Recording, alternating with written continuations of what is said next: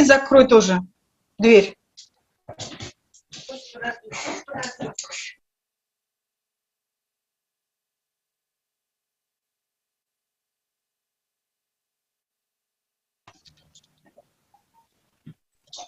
Чем голосом функцию выключите, такие тут выключите.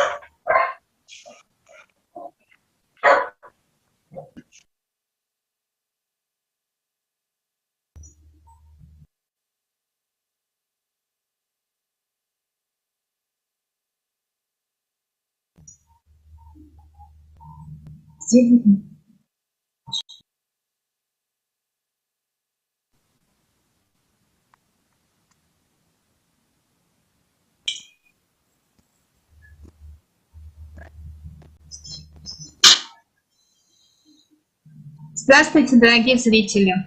Приветствуем вас на Greetings, dear viewers. Welcome to the 19th episode of the Kaleidoscope of Facts, Mystery of a Human, Who Am I?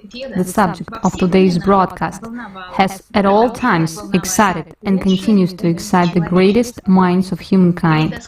Kaleidoscope of Facts is an international research project which has no analogues yet, initiated and organized by the volunteers of Allat International Public Movement. Today's live broadcast is being simultaneously interpreted in more than 16 languages and broadcast in various media platforms. This project is being implemented with the involvement of experts and researchers from various fields of science from around the planet. Information from the videos with Igor Mikhailovich Danilov and the books by Anastasia Novых were used for preparing today's episode of the Kaleidoscope of Facts. Человек есть тайна. As Fyodor Dostoevsky said, man is a mystery. If you spend your entire life trying to puzzle it out, then you do not say that you have wasted your life, your time. Let's start today's broadcast with interesting facts and paradoxes about a human being, which science cannot answer so far.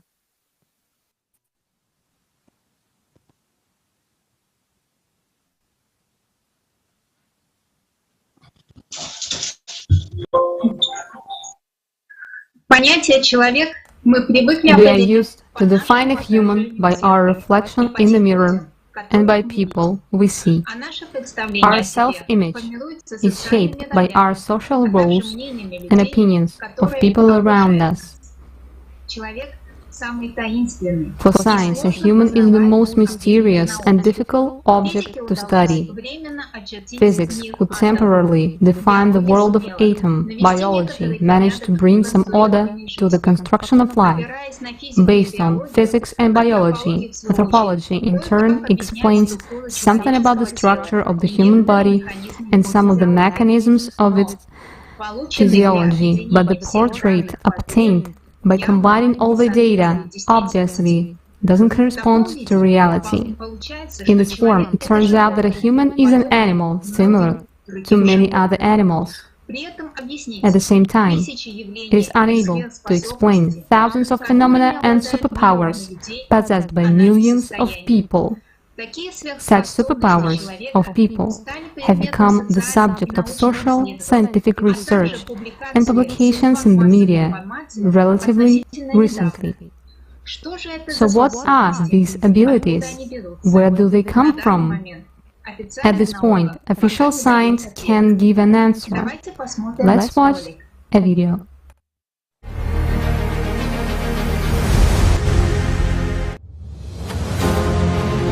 Have you ever wondered what a human is capable of?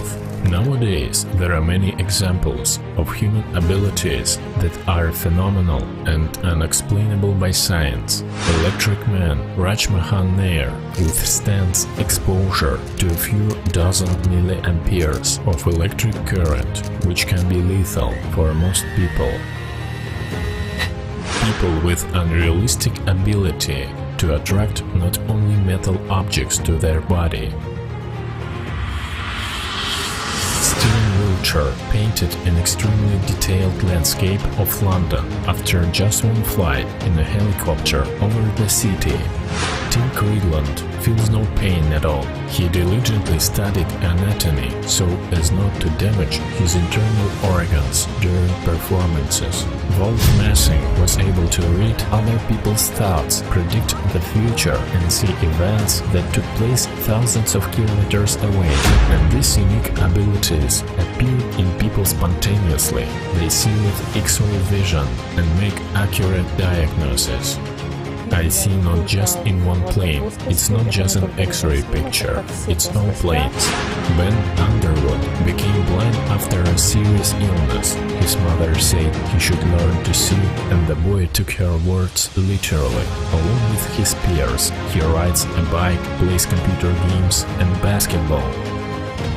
Daniel Cash and his organization have taught echolocation to over 500 blind children around the world. The Lord of Gold, Allat says about himself, "I show that a human is not what we know about him. Computer people calculate huge numbers in their minds and do it faster than computers. In extreme situation, a human can show extraordinary abilities and fortitude." 11 years old Yuri Melnikov rescued his 5 years old niece from icy water. He received the Medal for Courage in Rescue. Alexander Mamkin managed to evacuate 90 people from Nazi captivity. Doctors were never able to explain how the man, most of whose body was burned, was able to land in aircraft. We have potentially tremendous abilities and unlimited capabilities. By studying our true nature, we can consciously develop them in order to explore ourselves and the world around us.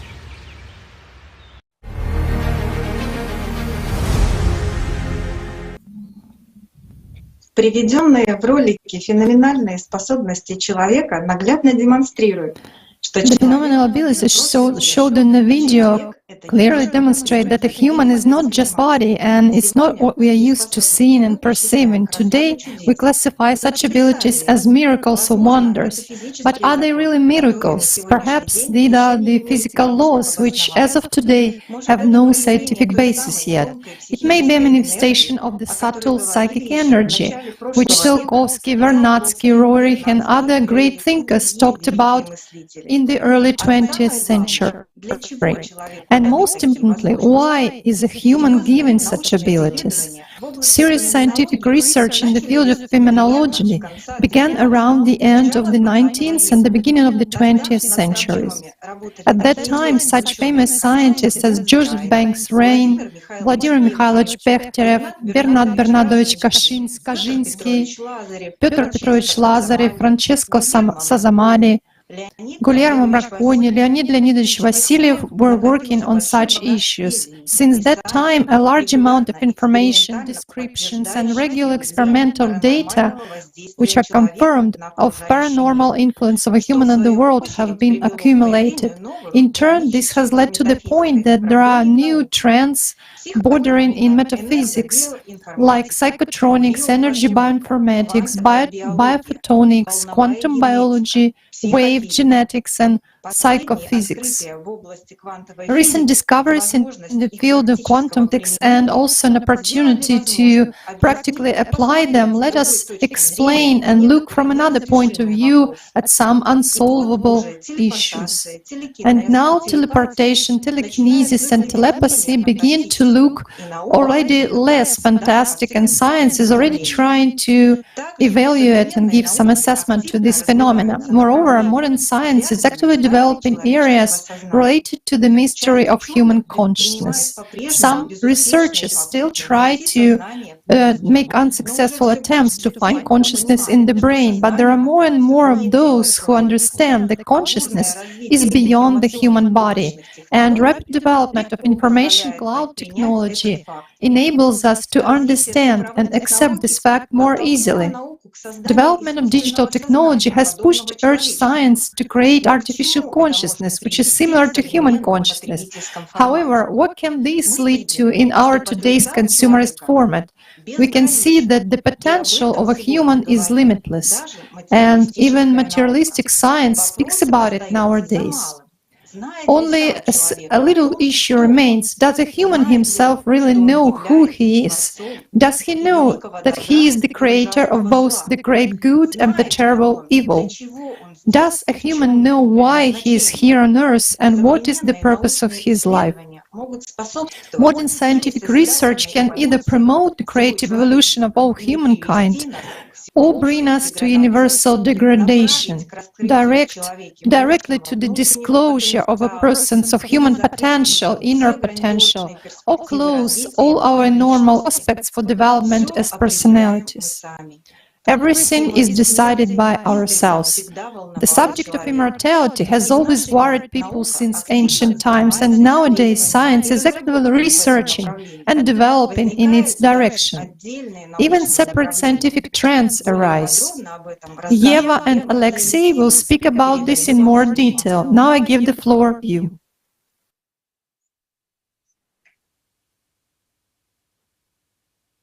Здравствуйте, друзья! Hello, friends. Today, the deepest desire of a human is the dream of immortality. But let us look into it and lift the curtain. Where did this desire, reflected in fairy tales, myths, and religions, come from? How will the subject of immortality affect the quality of a human life? And how harmless is this desire for a human?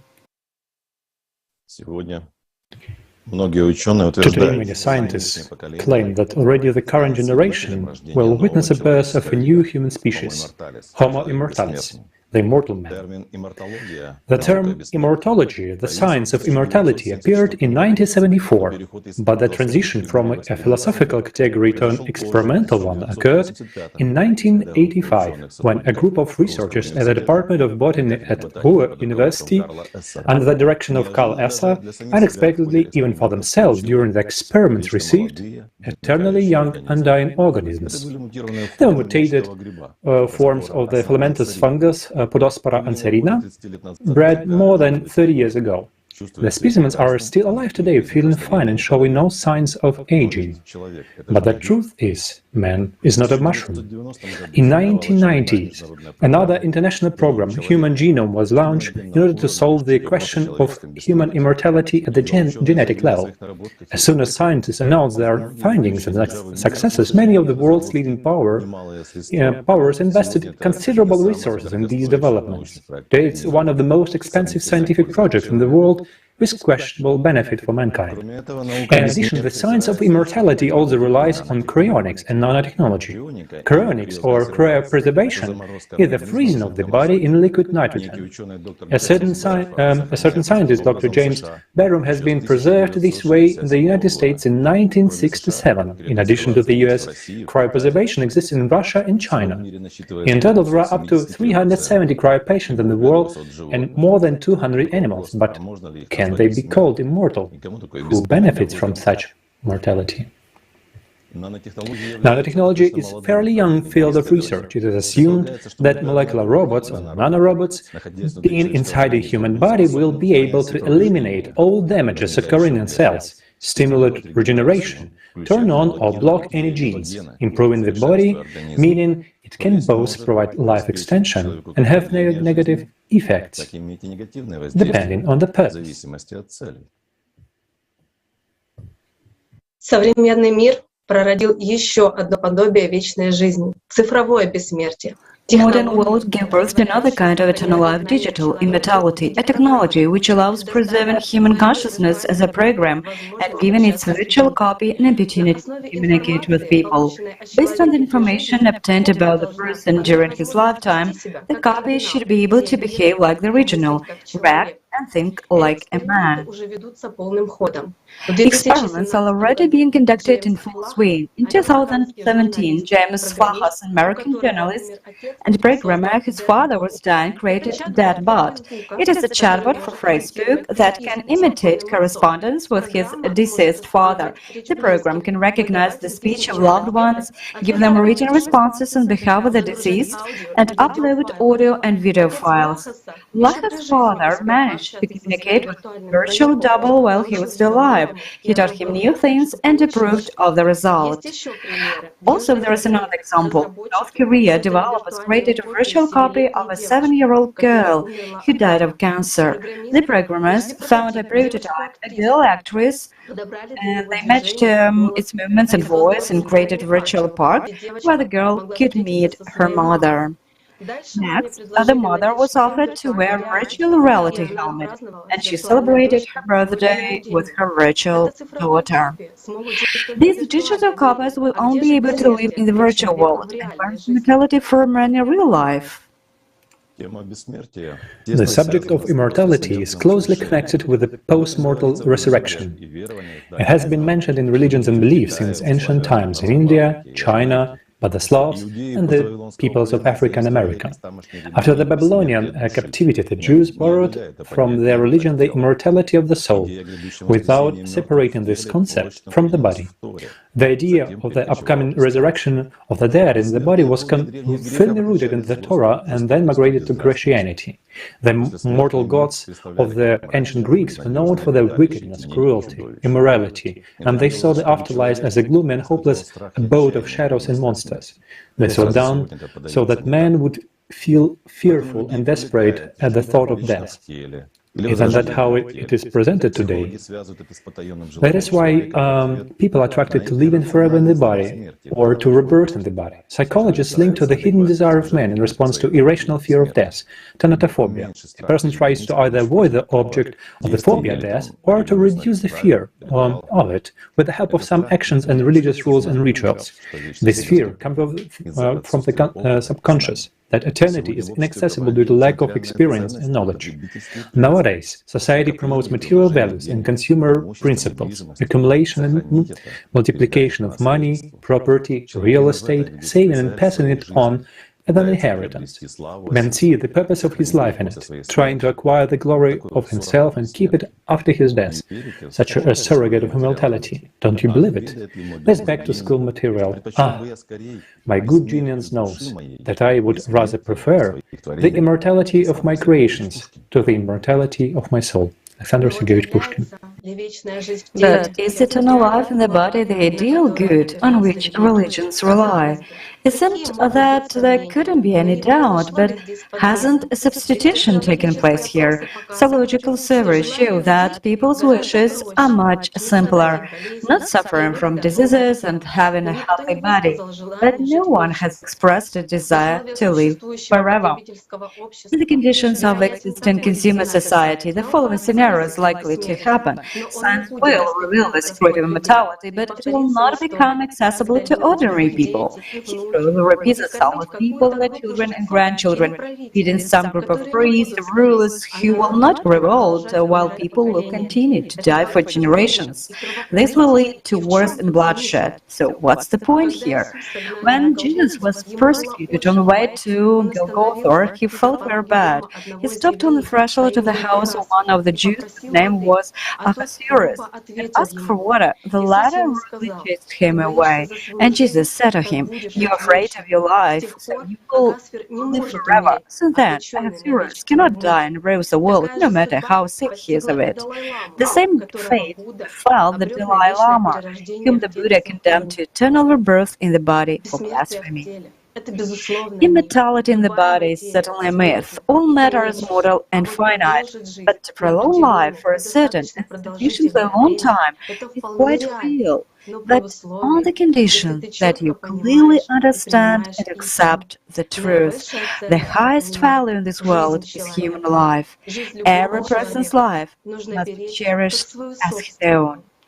For although it is fleeting, it gives everyone a chance to increase his main value, his inner spiritual possession, the only thing that opens the way to true spiritual immortality. And as Archimedes writes, Trigoras said, the eternal life in which we Christians see our highest good is a holy, godlike life, a life in communion with God. But in order to accept this, we must first know, who am I?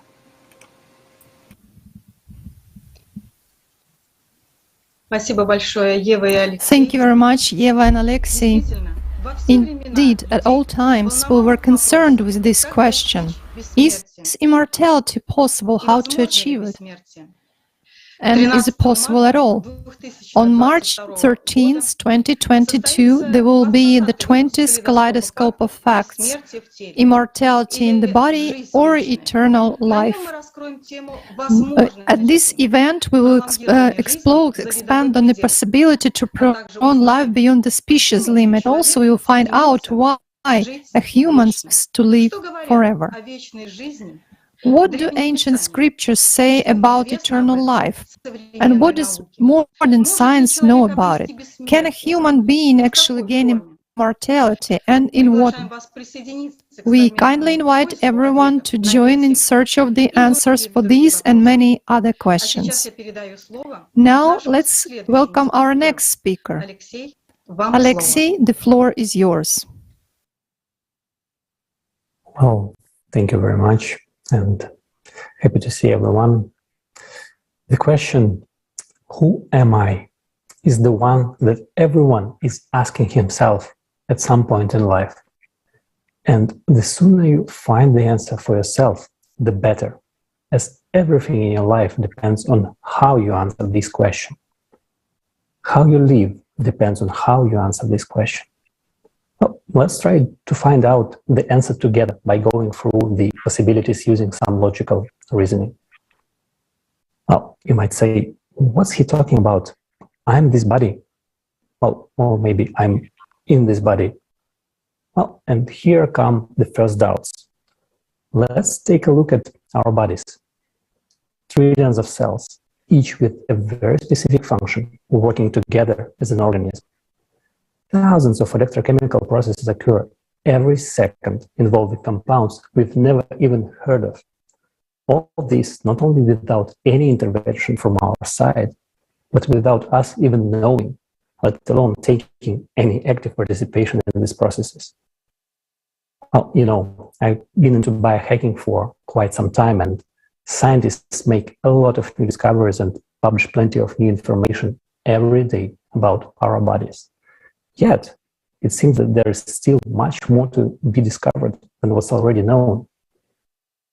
Another problem with this hypothesis of me being this body is that if I identify with my body, why can't I feel my entire leg or arm, even though we perceive our bodies as something solid on a cellular level?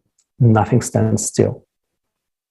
Why can't I feel all these processes that happen on the cellular level? Well, you might say, oh, nonsense. Everything is programmed in our DNA and we can't do anything about it. So our cells are just like robots.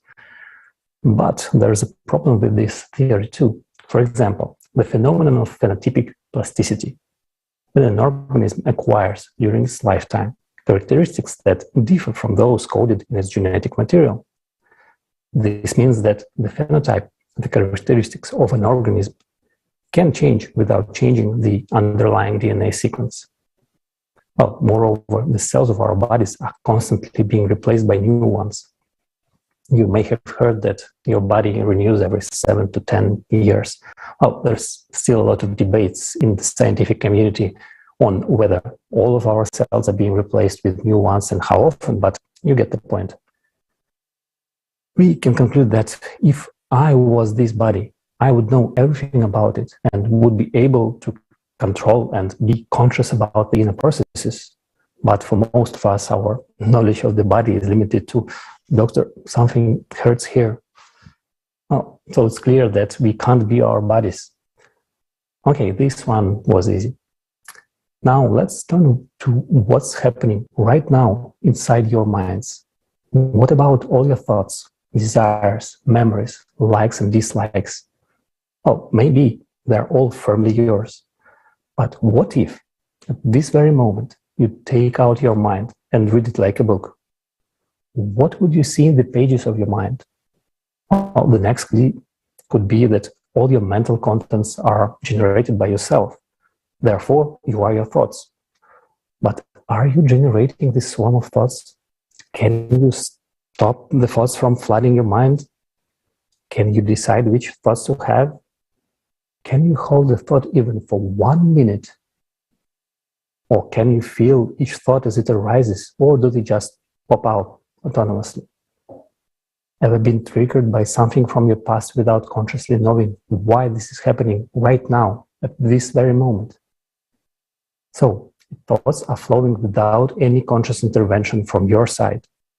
How can you be your thoughts? Here's the thing. You actually have a choice to be aware and conscious of these thoughts and not be this collection of thoughts.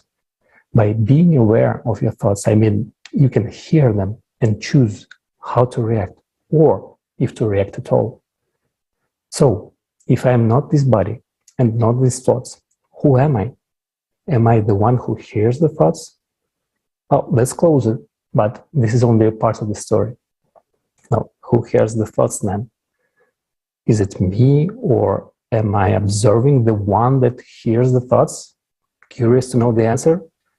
Stay with us, and we'll find this out together during today's kaleidoscope of facts. And now, let's watch a fragment from the video with participation of Igor Mikhailovich Danilov, In Search of Oneself.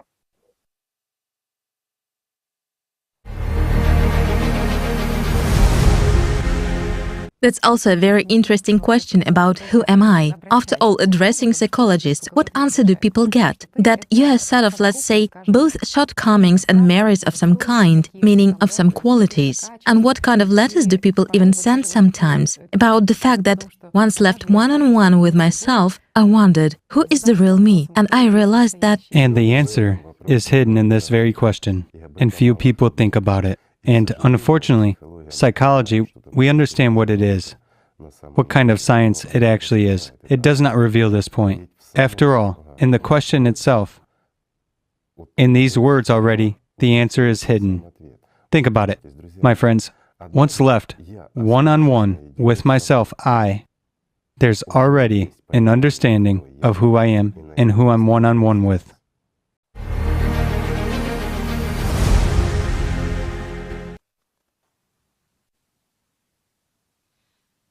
Одним из базовых понятий психологии является понятие личности. К этому понятию обращаются и обычные люди. One of the basic concepts in psychology is the concept of personality. Both specialists and ordinary people refer to this concept since the question of self-determination and self-development is relevant for every person. But does psychology answer this social request in an understandable and straightforward way? Evgeny will tell us more about it.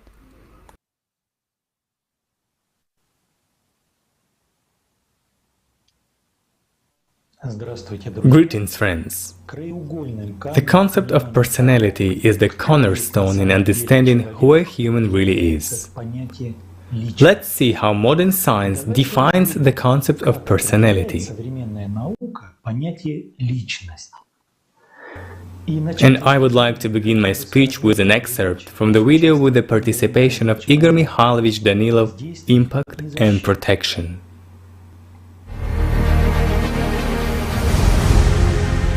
What is personality? From the perspective of science, the first comment that can be found is, this is a very complex and ambiguous concept. That's what the comment begins with. So, again, they do say something. Personality, let's take the works on psychiatry. Well, here's a simple question. How is personality defined? After all, far and wide, personality is mentioned. Personality and personality. What is personality? Do they give at least some definition? They do. Firstly, this concept is sort of constantly interchanged. A personality, a subjective object, an individual, and these sort of confused, interchangeable. Fine. What is character? Well, character is what is determined. What is it? By volitional qualities of a person. Isn't that a personality? Then we have to consider how the concept of will is understood in science. After all, in science, will is associated with... Yes, what is will in science? Exactly. It's I don't want to, but I'm doing it. This means I have a will, right? Well, from the point of view of science, will is generally attributed to thinking process, and it was introduced as sort of an explanatory concept. When A thought forces me, even if I don't want to, I'm doing it. Yes, I can. Okay, hold on. We've, again, reached a dead end. A thought forces me, and I understand that I need to take a step. For example, I need to take a step into cold water, but some part inside of me says that I don't need this. And this is exactly a manifestation of the will when I still take this step, because someone is looking at me, right? I make a decision. This is the will. I make a decision, right? Yet, who is I? I is the one. I am my thoughts, it turns out. Okay, and who is the one who doesn't want? Which of them is personality? And here we come to a dead end. Indeed, modern science is at a deadlock in understanding what personality is. It is so despite the fact that personality is considered comprehensively in the broad context of phenomena studied by psychology, history, economics, ethnography, sociology, art history, legal and political sciences, linguistics, philology, philosophy, and culturology. For example, sociology defines personality in the interrelation of social and individual behavior. Culturology studies the general patterns and trends of personality's development, its interconnection and interdependence in interaction with different cultures.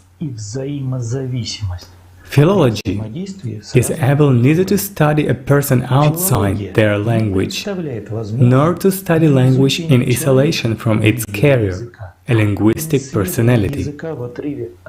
Each of the sciences provides its own definition of personality. Psychology undoubtedly plays a crucial role in the complex of personality sciences. Russian psychologist Boris Fedorovich Lomov considers the category of personality to be basic for psychological science and points to the diversity of this concept.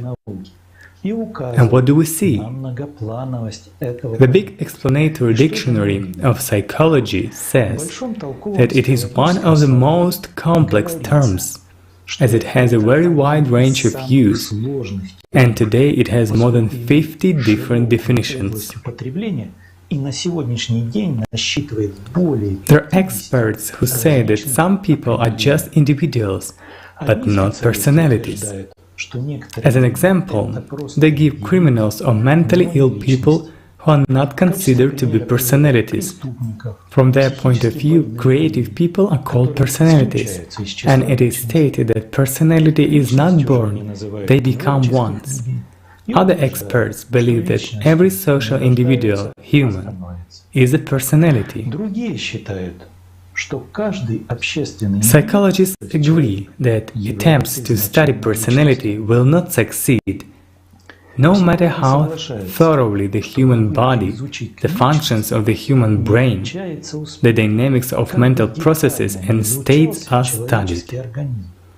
They suggest that the study should go beyond the individual and consider him as an element of the system, an element of the society.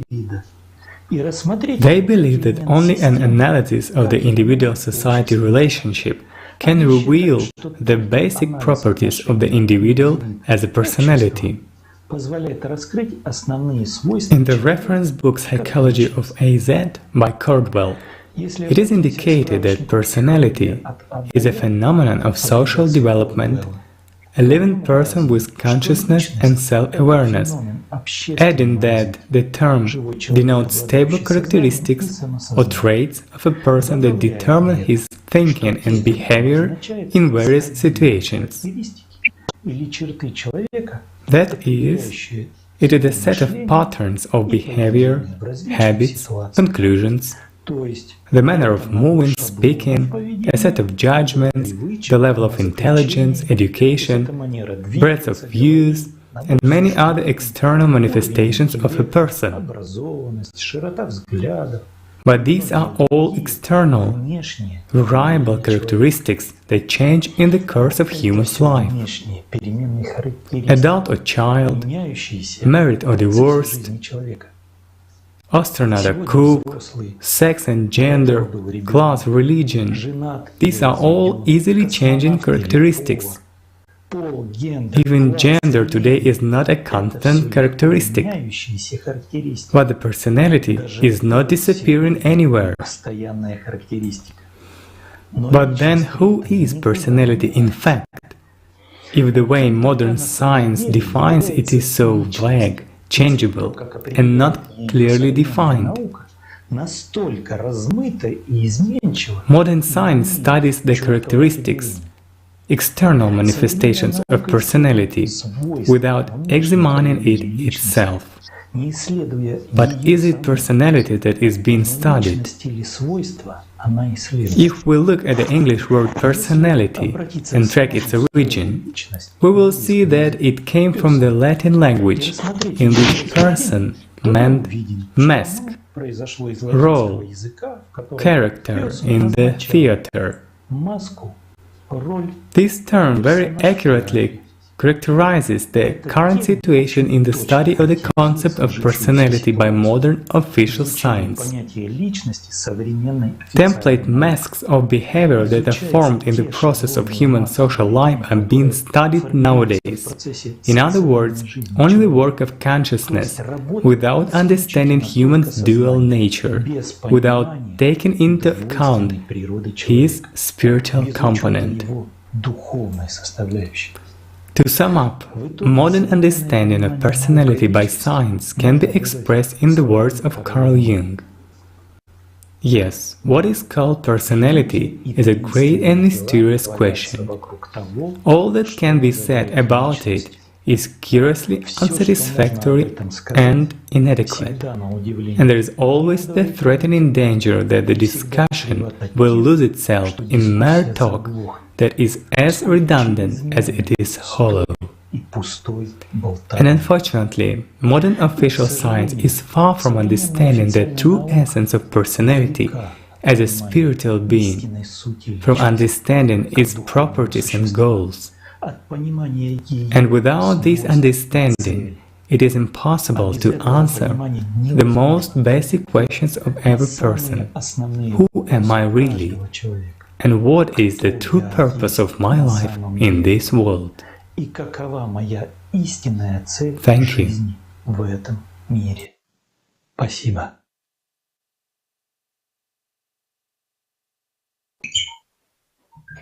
Спасибо, Евгений. Thank you, Evgeny. It's clear that there are still a sufficient number of gaps in official psychology which don't provide effective answers to people's private questions. Given the increase in psychological and mental problems in society, the right answer to this question can help many people overcome psychological crisis and make society as a whole healthier. Our next speaker will talk about the discoveries of science in the field of energy and the human energy field. We are talking about the human aura, which was called by different peoples in ancient times Chi, Prana, Kanaim, Iliesta. I give the floor to Natalia. A human is the main object of research in medicine, and in official medicine he is presented as an organism which is simplified to mechanisms in which each organ or system is considered by certain narrow specialists. However, recent scientific achievements in the theoretical physics, biophysics and mathematics clearly shows that the human is an integral part of the universe, which means he or she is something more than just a body. This means that physical and mathematical laws by which the universe is built are also applies to a human. More about this can be found in the Kaleidoscope of Facts 18, Human and the Universe. The fact that a human, in addition to the physical body, also has subtle bodies, energy was known in ancient times. A reference about this can be found in Hinduism, Chinese, Toltec, Zen traditions. From the point of view of these teachings, a human has a biofield, an aura.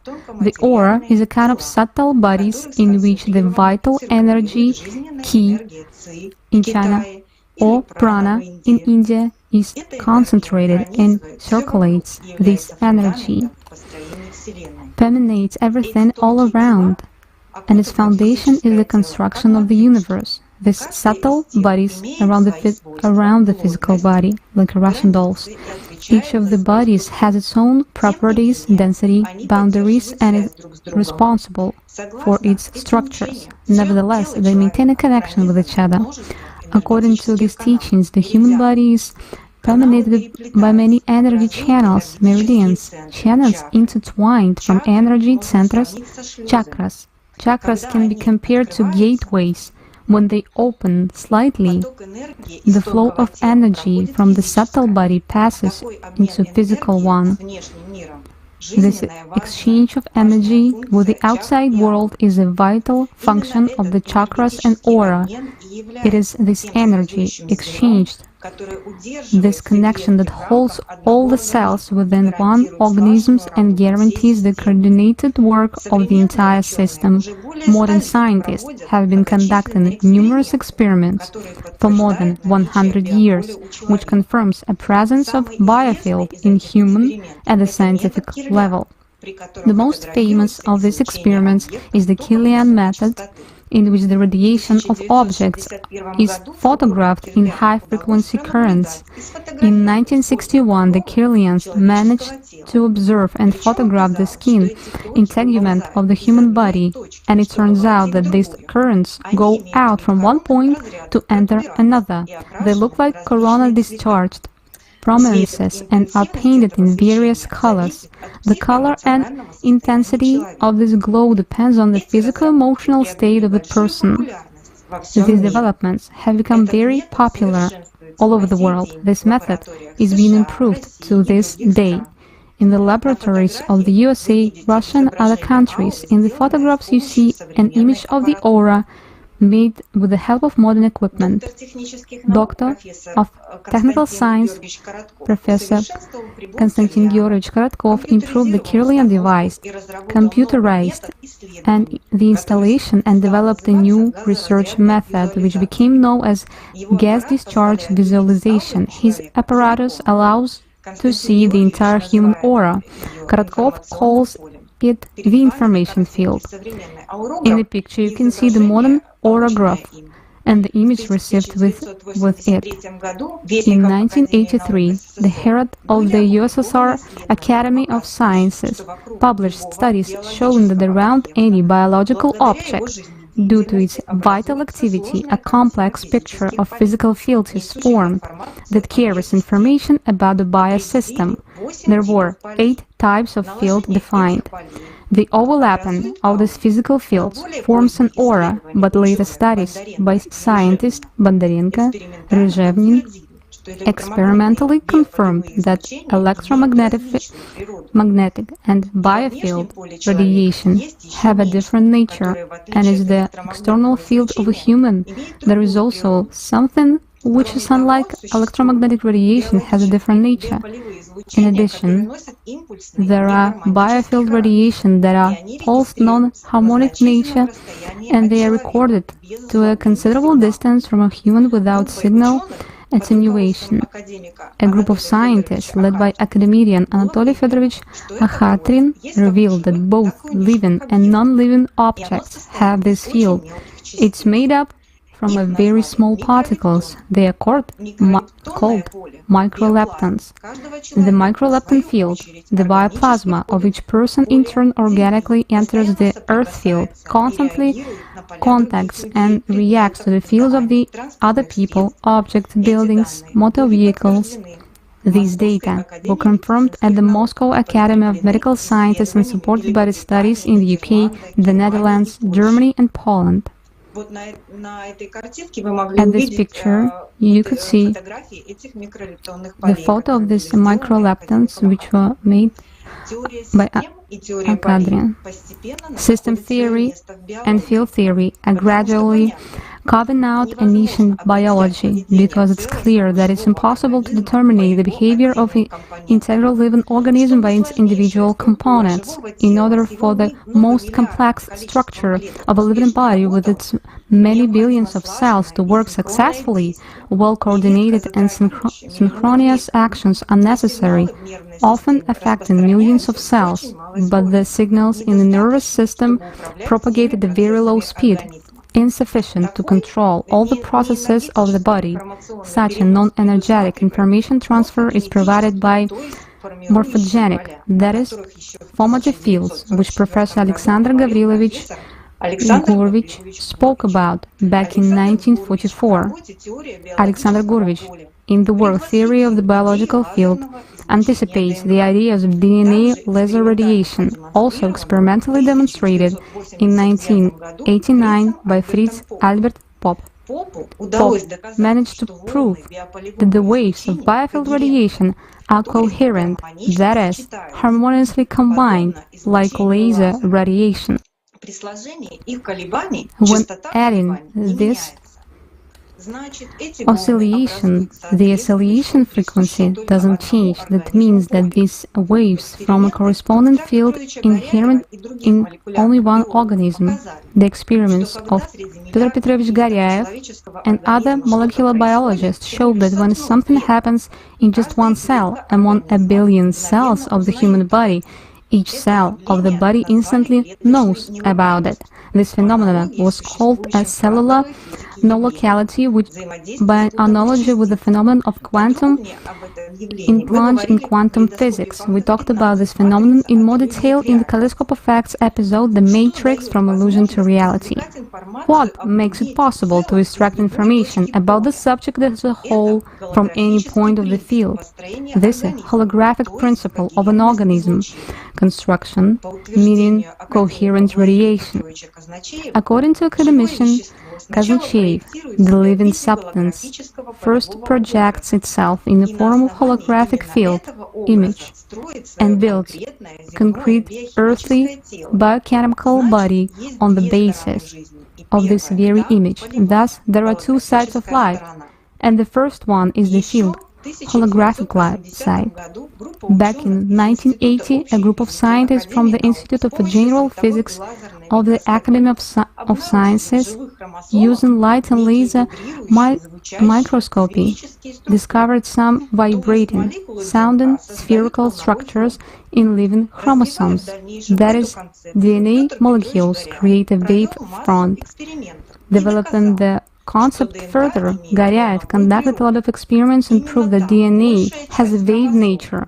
It is that large of chromosomes, up to 99%, which are considered not to perform any genetic function. They are the main intellectual structure of all body cells, including the brain. It contains a program for the development and death of the organism. At this picture, DNA preparation has been exposed to certain combinations of electromagnetic field in the UV-IR frequencies range. This impact elicits a response in the form of multiple dynamic, long-lived, repetitive waveforms of the DNA in its immediate environment. This experiment showed that the DNA preparation reacts to irritation, and information exchange occurs between it and the source of exposure. The process of information exchange goes on continuously at the level invisible to the human eye, and in order to record such phenomena with the equipment that exists today, it is necessary to produce a especially strong impact, as it was done in the described experiment.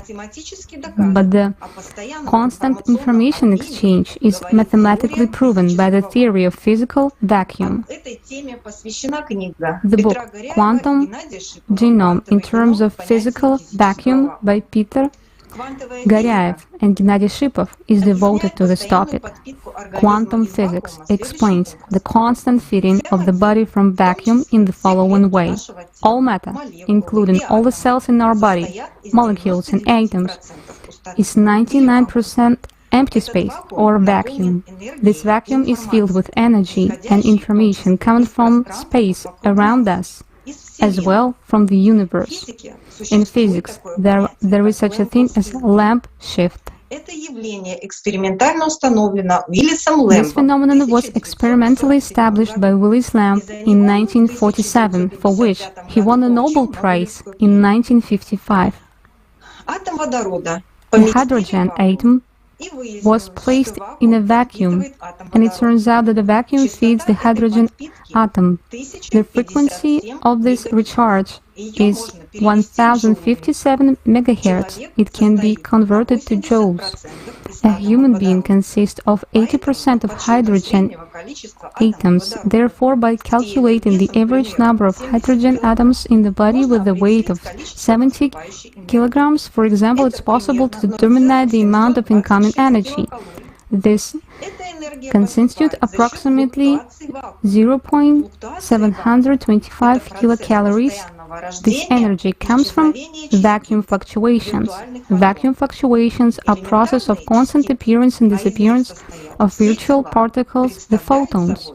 Elementary particles, which all bodies consist of, are similar to small rotating gyroscopes that create torsion fields of various organs. This field overlap and form what we call an aura. This picture shows the torsion field of a human being and plants, measured using the device IAG1. One of the chakras is depicted in the upper right corner, top view. The image resembles an oblique cross. The human aura is connected with the field structure of a much higher level, with a constant energy information exchange occurring between them. Apparently, the same exchange occurs in all living organisms. All organisms have a field structure. For some beings, it is simple, but for human beings, as you can see, it's more complex. The following speaker will tell about this in details. Спасибо большое, Наталья. На протяжении всей конференции Thank you very much, Natalia. Throughout the whole kaleidoscope of facts, information of all the speakers will include such concepts as soul, personality,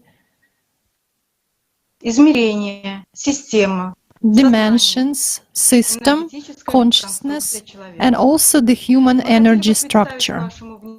We would like to bring to your attention the definitions of all these concepts based on the ancestral knowledge, the primordial knowledge, and reflecting their true essence. So, the soul.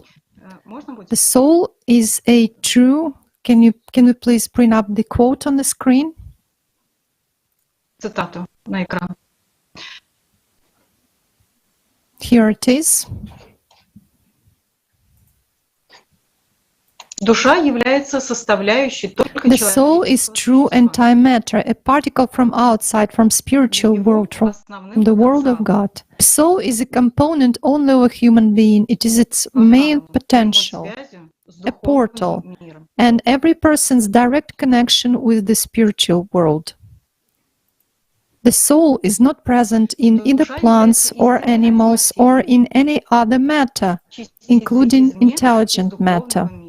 It is a true antimatter, a particle from the outside, from the spiritual world. The soul enters the energy structure of human being on the 8th day after the birth of the physical body. It is in the energy structure of a human body, but not in the physical body. If we orient by the structure of the human physical body, it is located approximately in the area of the solar plexus. A human has only one soul. It is indivisible and has no gender. Personality. Можно будет цитату на экран? Could you please bring up the quote on the screen? Личность — это кем человек ощущает себя. Personality is the one whom a person feels inside. It's not a body, but the spirit, the one who makes a choice between the spiritual and the animal natures. Personality analyzes, draws conclusions, accumulates experiences, and personal, sensory, and emotional baggage.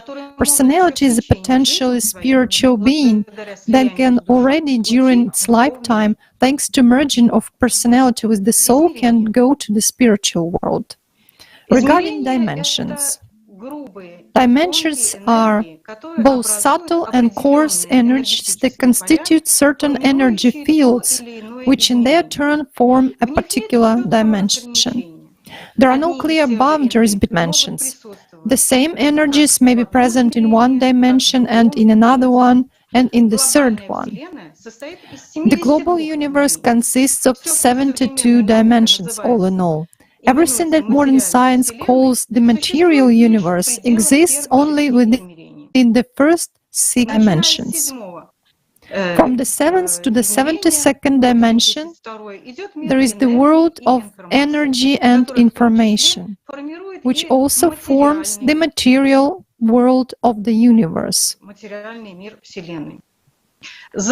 And beyond the universe, with all its dimensions, there is a world which is qualitatively different from what we have here. It is the spiritual world, the world of God, where actually a human can get as a new spiritual being system.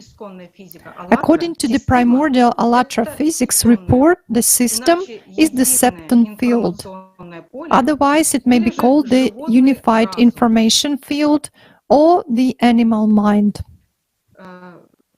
It is the basis of the material universe. Through this, it is impossible to ensure fundamental interactions in the material world. The septon field is in the basis of every phenomena, process, object, and their components. Basically, all objects of the macro world and micro world have their own septon fields and information fields. It's important to know that the animal mind's power is limited to 6 dimensions only. More information about the septon field may be viewed in the previous episodes of the Kaleidoscope of Facts. Next, we have consciousness. Consciousness is a person's own septon or information field where thoughts emerge. It is actually the animal nature. And this is the field where thoughts arise, and it is a material part of the intelligent structure, and it is part of the unified animal mind existing in the universe. Consciousness is opposed to the immaterial, non-material part of a human, the spiritual nature or the soul. Consciousness is a field structure, which is not neurons of the brain and anything like that. It's a part which makes up the illusion for ourself, the energy structure of a human being. The human energy structure, it is the 6-dimensional energy body, a body which is located in 6 dimensions. It is roughly the same in all humans. It has the shape of a 4-sided truncated pyramid with a detached top. In the detached top, there is our personality, and between this top and the truncated pyramid, there is a field of consciousness. In the center of the structure, there is the soul. In order to understand why there is such a complex energy structure in a human being, we suggest that we all together watch the following video with Igor Mikhailovich Danilov.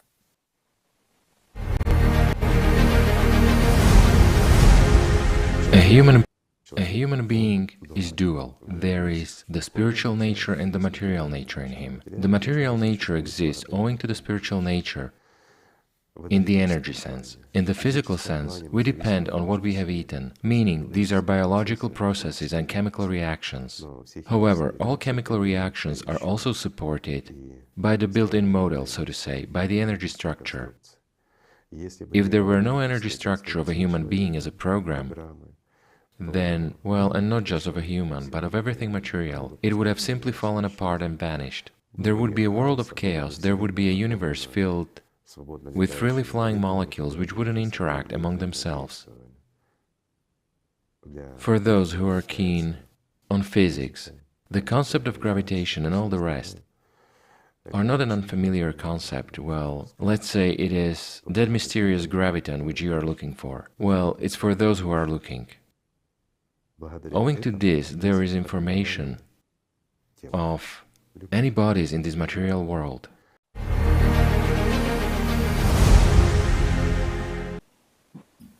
Дорогие зрители, Dear viewers, let us now consider what the human energy structure is. It should be noted that today not many people in society actually know about the existence of a human energy structure at all. However, if we arm ourselves with knowledge and turn our eyes to the depths of our history, we will be surprised to find that people from all over the world have been aware of the human energy structure since ancient times. Moreover, they knew about the four essences, which are an integral part of this structure.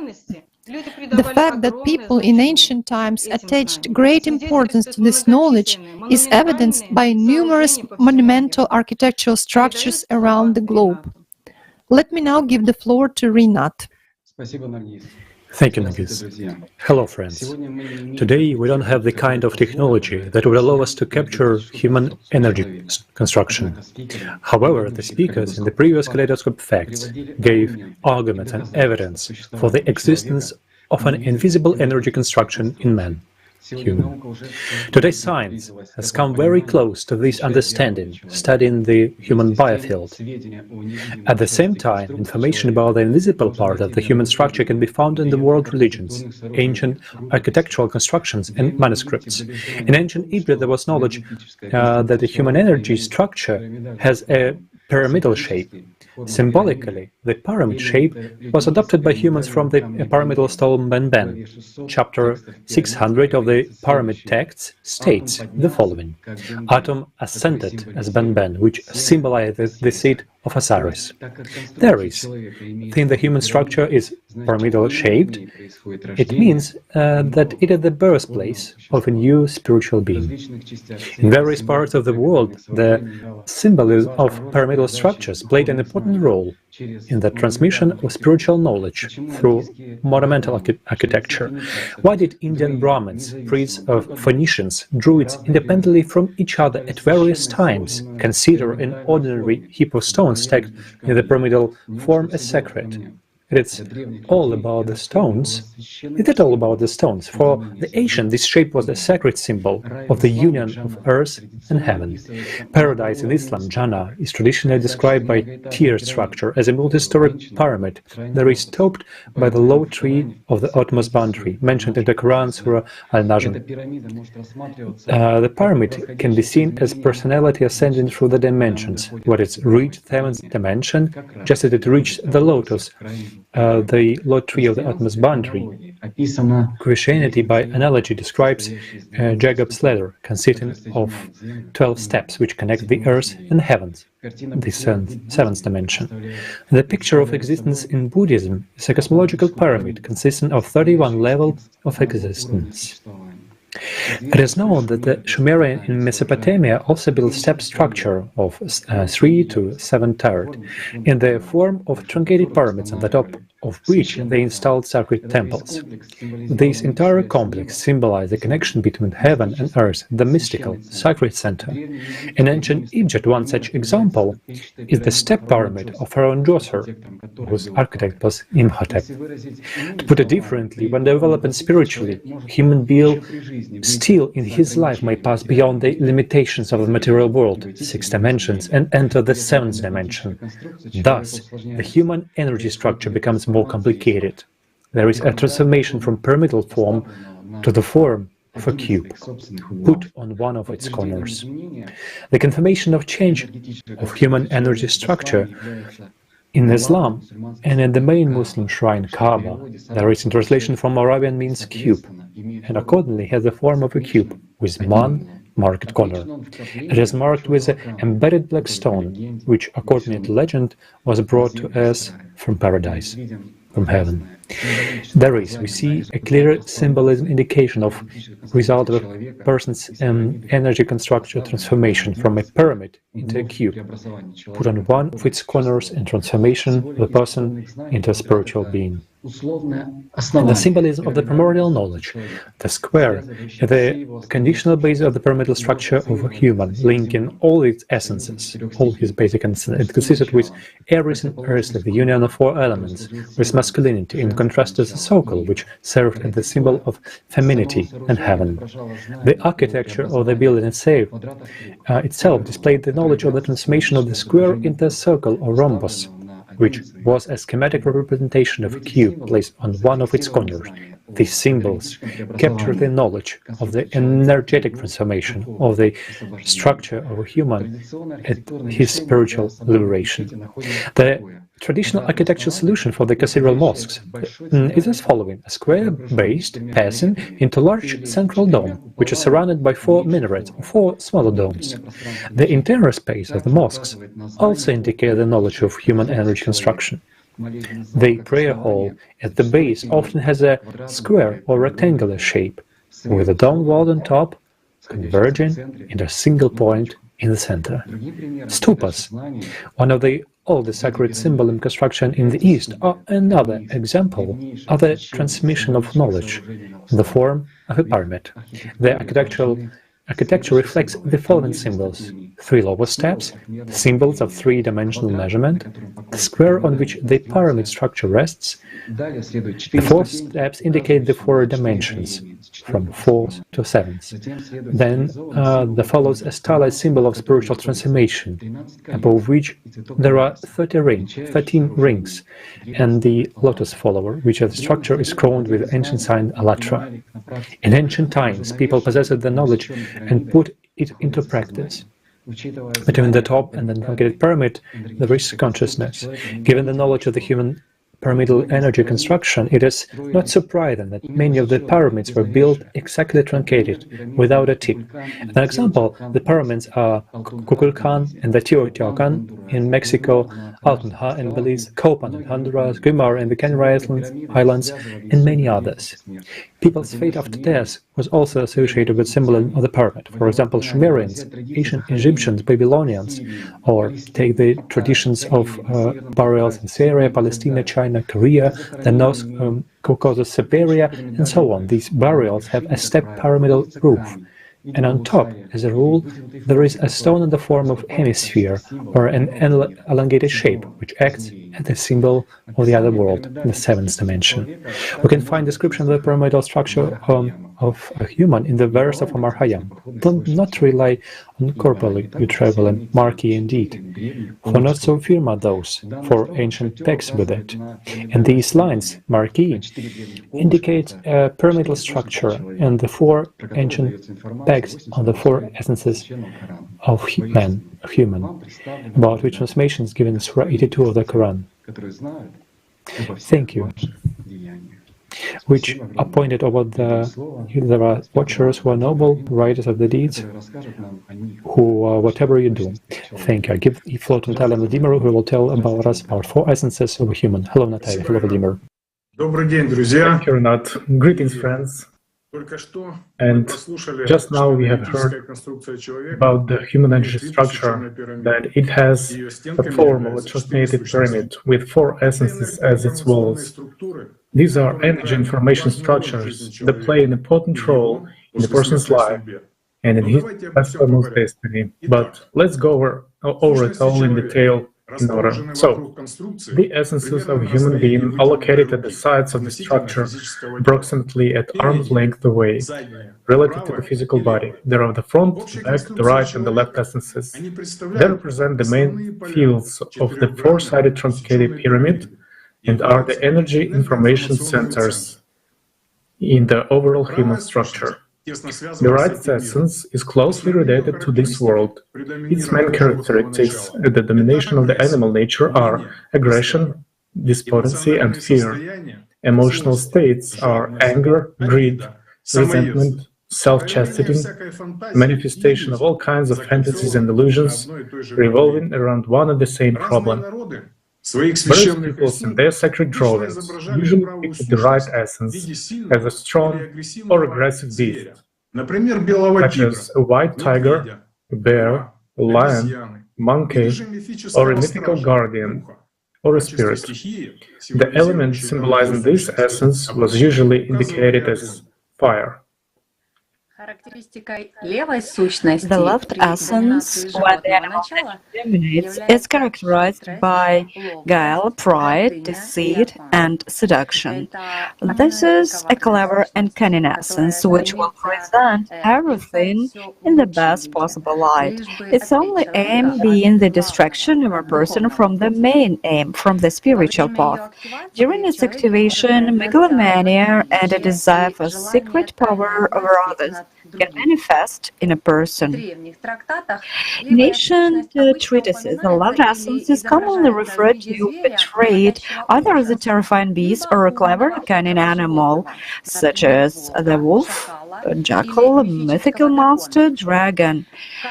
As a rule, the indicated element is earth, or rather the ashes, as a symbol of temporal values in this world.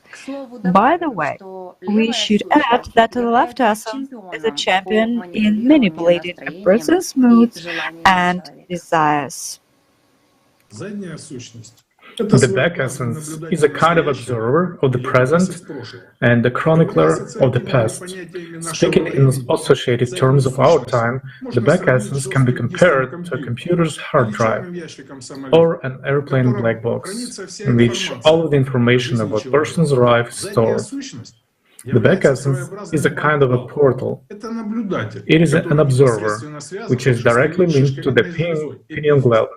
It is usually depicted in the form of a fish, a seal, lizard, or a turtle, and is denoted by the element of water, that which immerses into the depths of the past. The back essence may also be depicted as a spirit with a human face, symbolizing the human past. The front essence is connected to the person's life here and now, with his movement from the present to the future. This is a kind of a vector and indicator of the life's way. If a person chooses the spiritual, then this path has one vector and a focused direction of striving forward to a higher and the final result, merging the personality with the soul. That is, to spiritual liberation. In legends of the peoples of the world, the front essence was often described as a unicorn as well as the element, the spirit of the sky, air. It was depicted in the form of a free bird, a falcon, or the mythical thunderbird, the phoenix. This essence is responsible for the person's self-development or spiritual movement. It carries a peculiar emotional color, that of faith, spiritual love, and hope for the future. If a person's intentions on the spiritual path are stable, then it also serves for him as a very good protection against the external, invisible influence of others or alien aggressive essences. Most people do not know and do not understand how their essences work in everyday life, and sometimes they do not even think of their existence, they cannot imagine them. At the same time, people quite often encounter their manifestation. For example, have you ever thought of someone, a person that you haven't seen like dozens of years, and he called you just right away, or came to visit you on that day? Why does it happen? Because when we think about other people, we essentially make this contact directly with their essences. If we think positively, our front essences interrelate, correspond to each other. If we think in a material way, negatively, the side essences of the same letteration are excited. Information exchange begins to occur at the level of subtle energies where the essences interact with each other.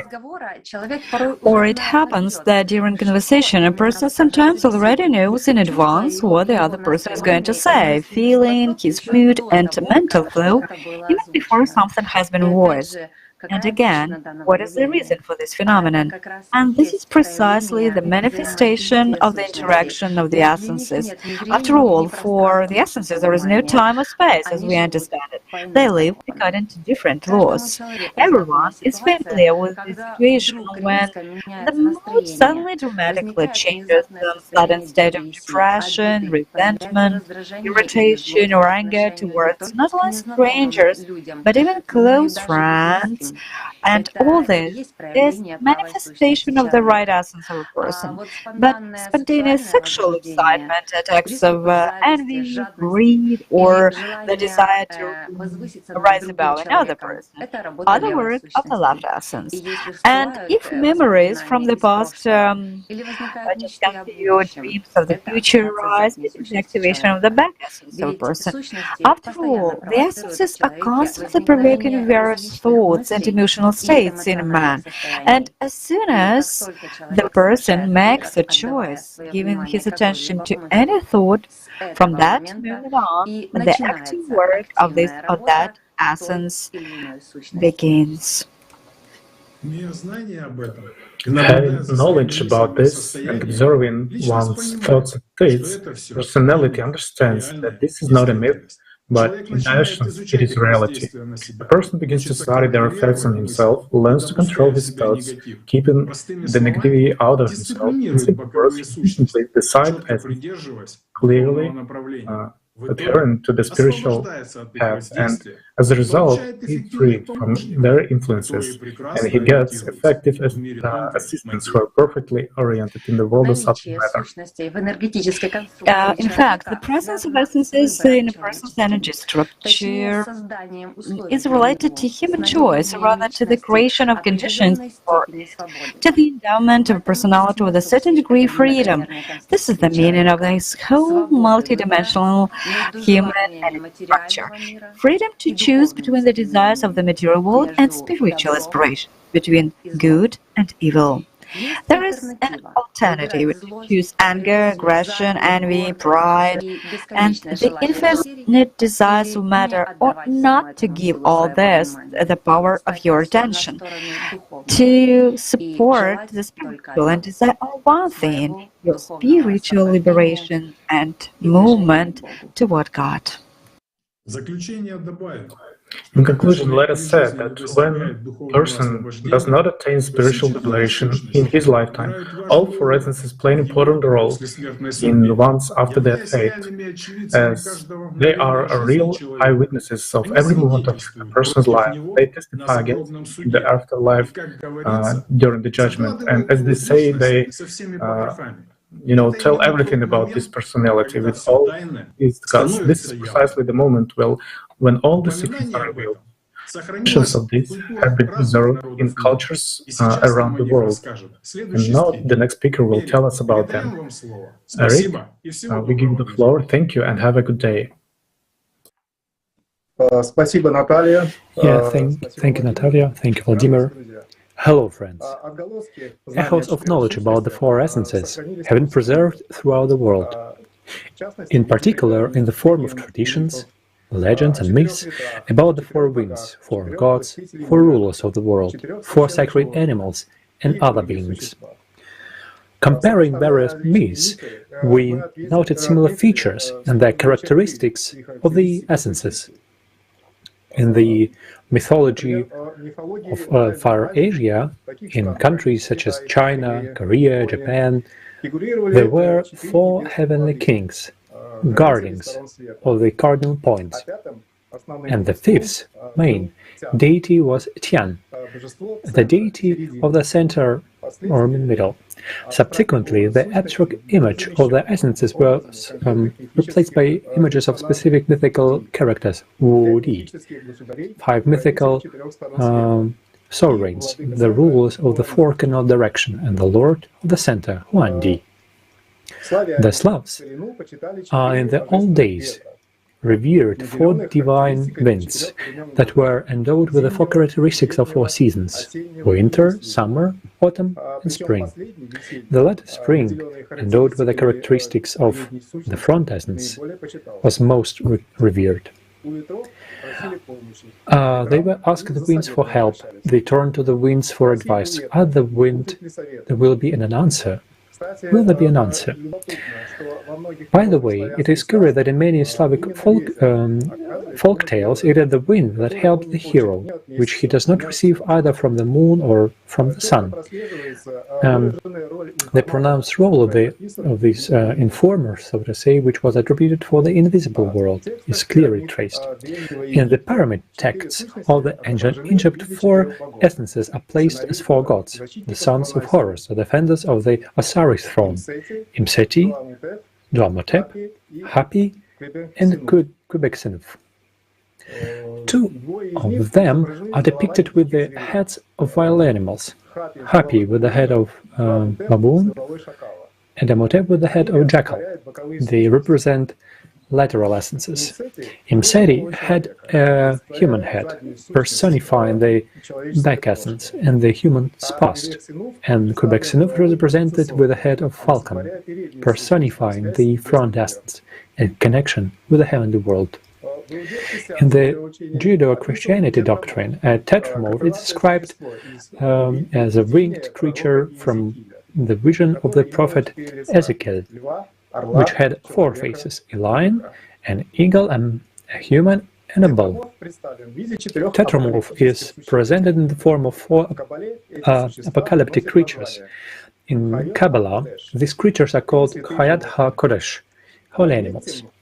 Note that in Egyptian mythology and also in Judeo-Christianity, 2 creatures have the appearance of animals and has the image of a human and 1 of a bird. Tetramorph is the guardian of the 4 corners of the throne of the Lord and the 4 corners of paradise, just as the 4 sons of Horus guard the throne of Osiris. Also, in all Russia, the knowledge about 4 essences have later been spread through the image of a Tetakos on the burning bush icon. The Indians of North America also featured gods of the 4 cardinal directions. It was to them that the ancient shamans stored for help and advice. In the picture rotating lots, there is a symbolic image of 4 essences, where the lateral essences are depicted as guardian spirits.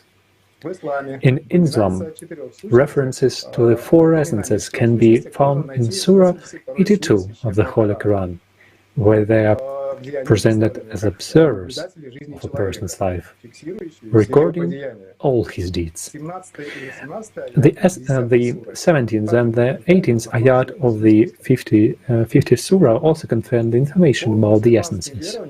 According to Muslim beliefs, it is said that the throne of Allah now rests on the shoulders of 4 great angels supporting it.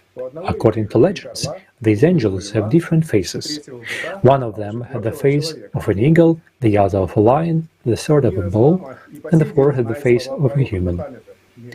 The world of Islam knows to this day the word of the Prophet Muhammad, peace to him. One of the judgment day, human will not escape the place of the account until he answers 4 questions. How did you spend your life? How did you use your body?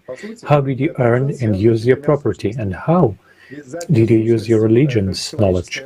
In fact, that is a report associated with the 4 essences. After all, the back essence, the human path, is how you spend your life. The right essence, the animal instincts of a person, is how a person uses his body. The left essence is a thirst for power, multiple earthly desires associated with it. And the front essence is how a person spiritually developed throughout his life. Omar Khayyam also possessed the knowledge and wrote about the 4 essences. He has this quote: "Here from the spirit world, this mystery, creation is summed up, man and thief, angel and demon, man and beast are thou. Yeah, thou art all of thou dost appear to be."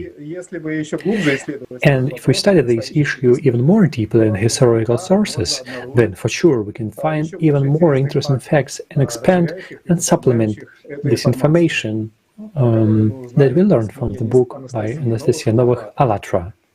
The above facts clearly show that since ancient times, people had knowledge about four essences and attached them importance in the spiritual development of a personality. Thank you.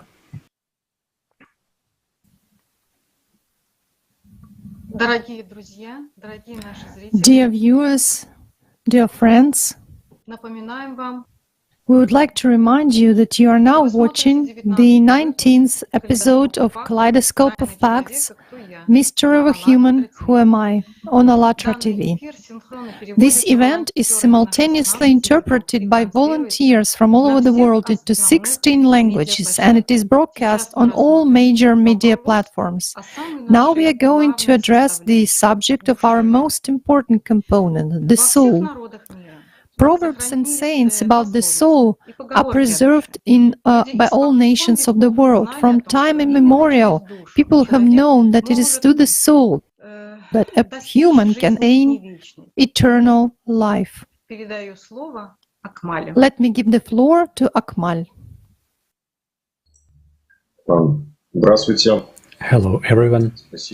Thank you. The body is a receptacle for the soul, said Marina Tsvetaeva. Friends, now we are going to talk about the soul, that particle from the outside for the sake of which all these conditions were created for maturation and for growth in order to return home. Let us remember what the great thinkers said about it. The human soul is the greatest wonder in the world. Dante Alighieri. You, man, have nothing but your soul. Pythagoras. The journey to your soul is the only that matters, and you must go there alone. Regina Brett. The soul is also mentioned in numerous proverbs and sayings all over the folks of the world. Since the ancient times, mankind has had a deep knowledge of the soul. The oldest symbol of the soul is a circle. In the East, since ancient times, the soul was symbolically depicted as a pearl in a shell. It was a symbol of man's human spiritual development, hidden from view, and its pearly whiteness was a symbol of spiritual purity, wisdom, perfection, and enormous knowledge.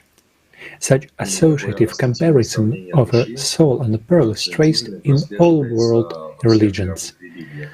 With Hindus and Buddhists, the pearl is an image of a spiritual insight. With Christians, the priceless pearl from the waters of baptism is united with the concept of the soul and the Virgin Mary. In Islam, there is a belief that the pearl is one of the names of God, Allah.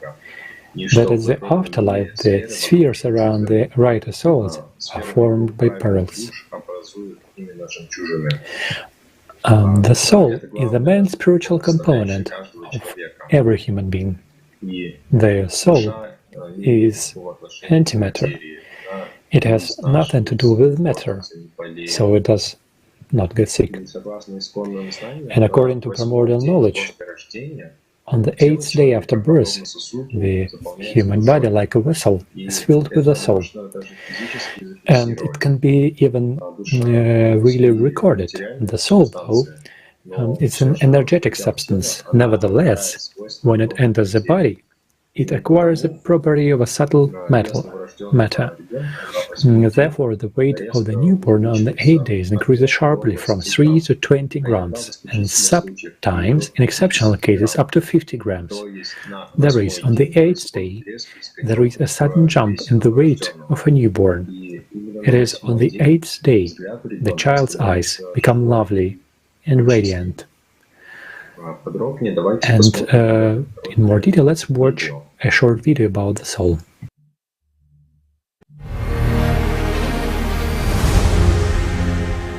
The soul is the true antimatter, a particle from the outside, from the spiritual world, the world of God. Only a human being has a soul. It is his main potential, a portal, and each person's direct connection with the spiritual world. It is not present in plants or animals or in any other matter, including intelligent matter. The soul enters the emerging energy structure of a human being on the 8th day after the birth of a physical body, of a newborn baby. If we take the structure of the physical body, then the proximate location of the soul is in the solar plexus area, that is, the actual center of a human. Yet the soul is neither the solar plexus, nor the heart, nor any other physical organ or system, including the brain, the mind, consciousness, thinking, intellect, or mental abilities. Everything mentioned above is neither a product nor a property of the soul. All this applies to the material world. Surgical removal, transplantation of various organs of the physical body, for example of the heart, or blood transfusion, have nothing to do with the soul. I emphasize that it is located in the energy structure of a human being, and not in the physical part of this structure. Every human being has one soul. It is single and indivisible. There is no difference between the soul of a man or a woman. The soul has no gender. Souls of all people are identical in their nature. And in this sense, we can say that people are very close and kindred to each other. The soul is not matter. It does not wear out, does not get old or sick. It is perfect in relation to the material world, but it is not perfect enough individually in relation to the world of God.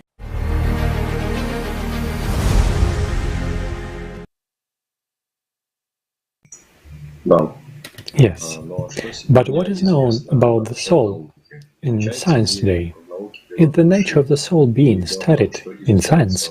It turns out that it is being studied, and it's studied by scientists who are open to learning and who are always eager to learn more. Among such scientists was Dr. Duncan McDougall of Haverhill in Massachusetts, and more than 100 years ago he was first conducted the famous experiment of weighting the soul. The conclusion was incredible. 21 grams is the weight of the substance that distinguishes humans from other creatures. Things other, a movie of the same name have been made, and dozen books have been written. Scientists from America, Switzerland, Latvia, and the Soviet Union following McDougall, who repeatedly tried to measure the soul. So how was this experiment conducted by the scientist in 1901? In his clinic, Dr. McDougall built a special weighting bed with high sensitivity to a few grams.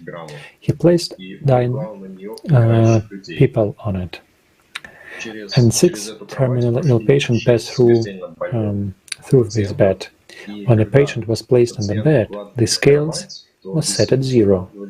The scales was monitored until the very death of the patient body, at which time the scales recorded a weight loss of 21 grams.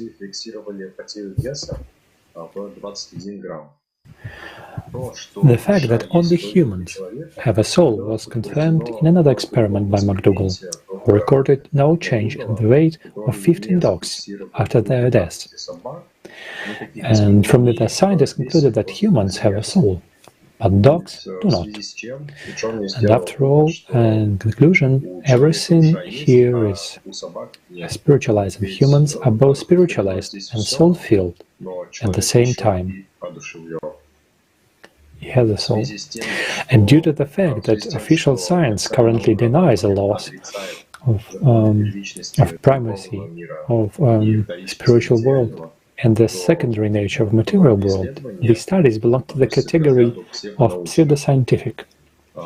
The scientist, engineer, and physicist, inventor Nikola Tesla said, "The day science begins to study non-physical phenomena, it will make more progress in one decade than all the previous centuries of its existence."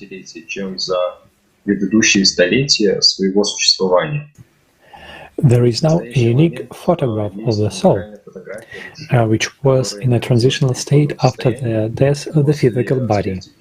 The picture clearly shows the marginal shell. It consists of the deepened toward the center of red color, the remnant of the life energy prana, and yellow and white yellow colors of the other energies. The spherical form itself is sky blue with the shades of light green. It has a distinctive spiral-like structure, twisted toward the center, having shades of the rainbow and white flecks. So, thank you very much. I pass the floor to the next speaker.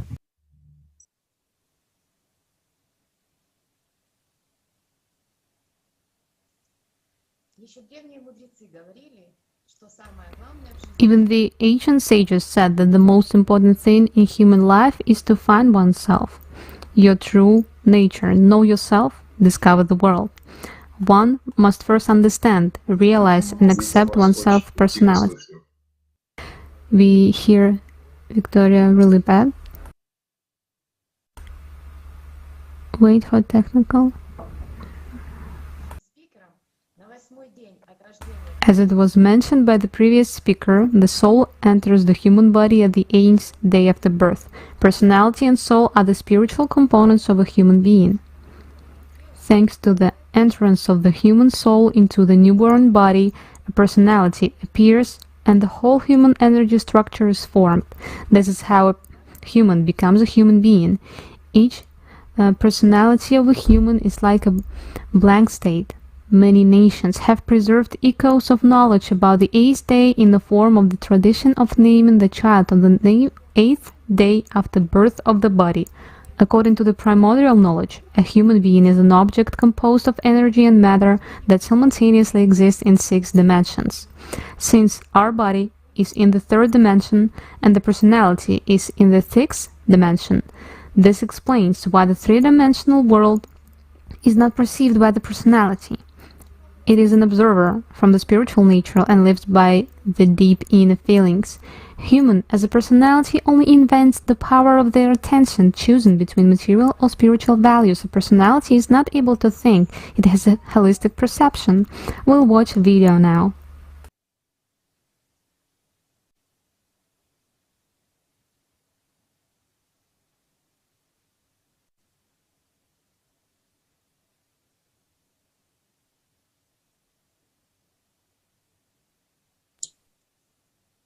Извините, ребят, спикера не слышно.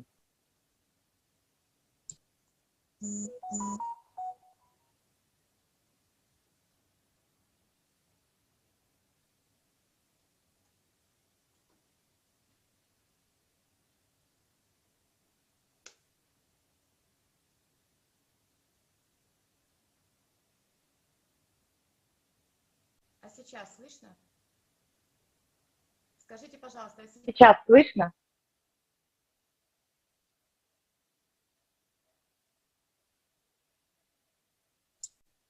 Да, слышно будет. Хорошо, спасибо. Продолжаем. Now we hear her. У личности только одна жизнь и один A personality has only one life and one chance to merge with the soul and become a spiritual being, or as a religion they say, to enter paradise or to go to heaven.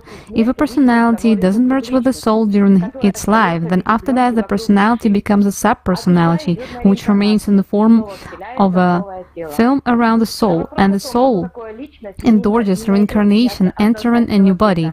It's impossible to find a straightforward answer to the question of what personality really is, neither in philosophy, nor in psychology, nor in religion.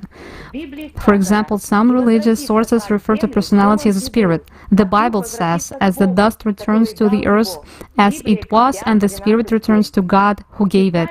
The Bible, Ecclesiastes. The word personality is totally absent from the scriptures. It's not easy to understand what is meant by the world's soul, heart, or mind. Escape for the soul, Genesis 19:17, is what the Old Testament says. It makes it unclear who you are and what it is that a person saves. Personality is not a soul. The soul is a particle of the spiritual world. It's not material, it is eternal. No one needs to save the soul. You have to save yourself as a personality. Imagine that you, as a personality, are drowning in the ocean. From the ship, they throw you a lifebuoy, the soul, and you start throwing it back. That is, you yourself are thinking, trying to solve what cannot think. The soul is an instrument for personality, is a particle of the spiritual world, or a portal. Figuratively speaking, a door to the world of God, and it is the source of divine powers, but it's not individually perfect enough in relation to the world of God. It is personality that has individuality, and when a personality merges with the source, meaning the soul, a new spiritual, eternal being is born, an angel. This is the purpose of each human life. Now we'll watch an associative example of what the soul, personality, and subpersonality are.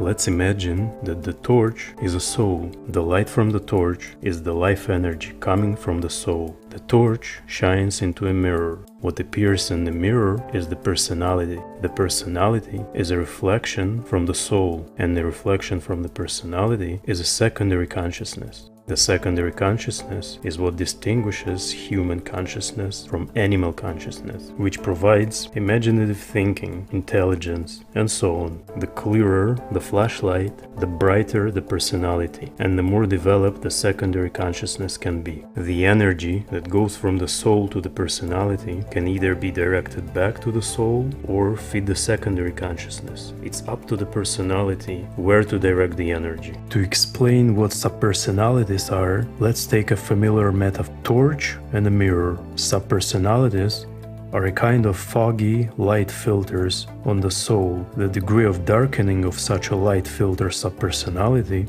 depends on the dominant life choices, preferences, and sensory emotional priorities accumulated by the former personality from a previous life. The more the animal side dominated in the previous personality, the more material values prevailed, the more difficult it will be for a new personality later. If there are many subpersonalities with dense light filters, then it is very difficult for a living personality to turn from the path of material dominance to feel his soul, because connection between the source of light and the one who needs it is darkened. However, if a person comes into contact with the true knowledge, no matter how difficult the circumstances are, no matter how many dark light filters are around his soul, the personality still has a chance in life to unite with its soul and become a new spiritual being. Because if a person sees even the slightest source of light in a dark cave, he will definitely find a way out of the cave. Attention is our most valuable resource. What do we light up with our attention? Note that if we light on grief, it is impossible to light on happiness at the same time. Where we put our attention is what we give life to. Why light up the grief? Let us light up happiness.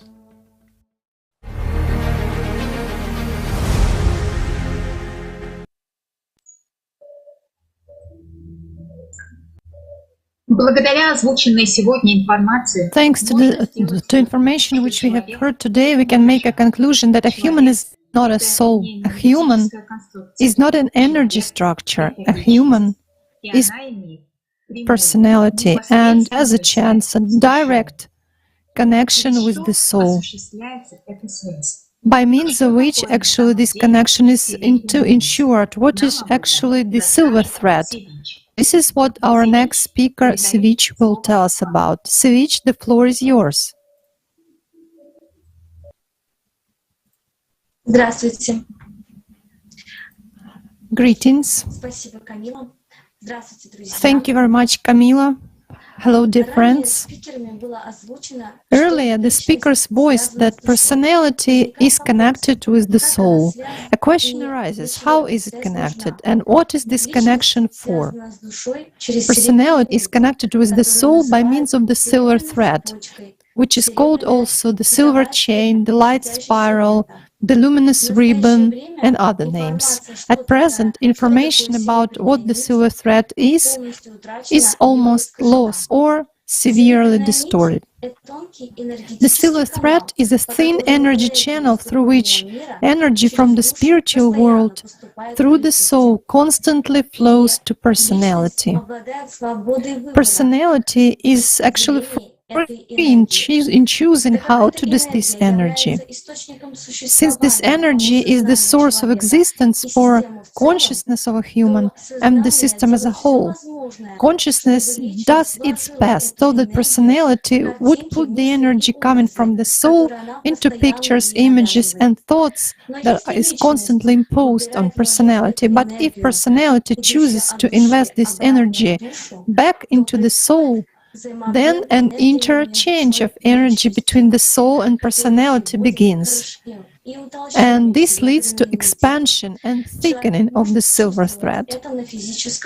A person can feel this at the physical level as joy, feeling feeling free, full and happy. Since ancient times, people have known that the soul is the inner and only gate to the spiritual world. And the more personality invests attention into the soul, the closer it becomes to the soul. And at some point, personality can pass through the field of consciousness and merge with the soul. But what is happening if personality chooses to invest the energy which comes from the soul into images and thoughts from consciousness? In such case, the silver thread becomes thinner.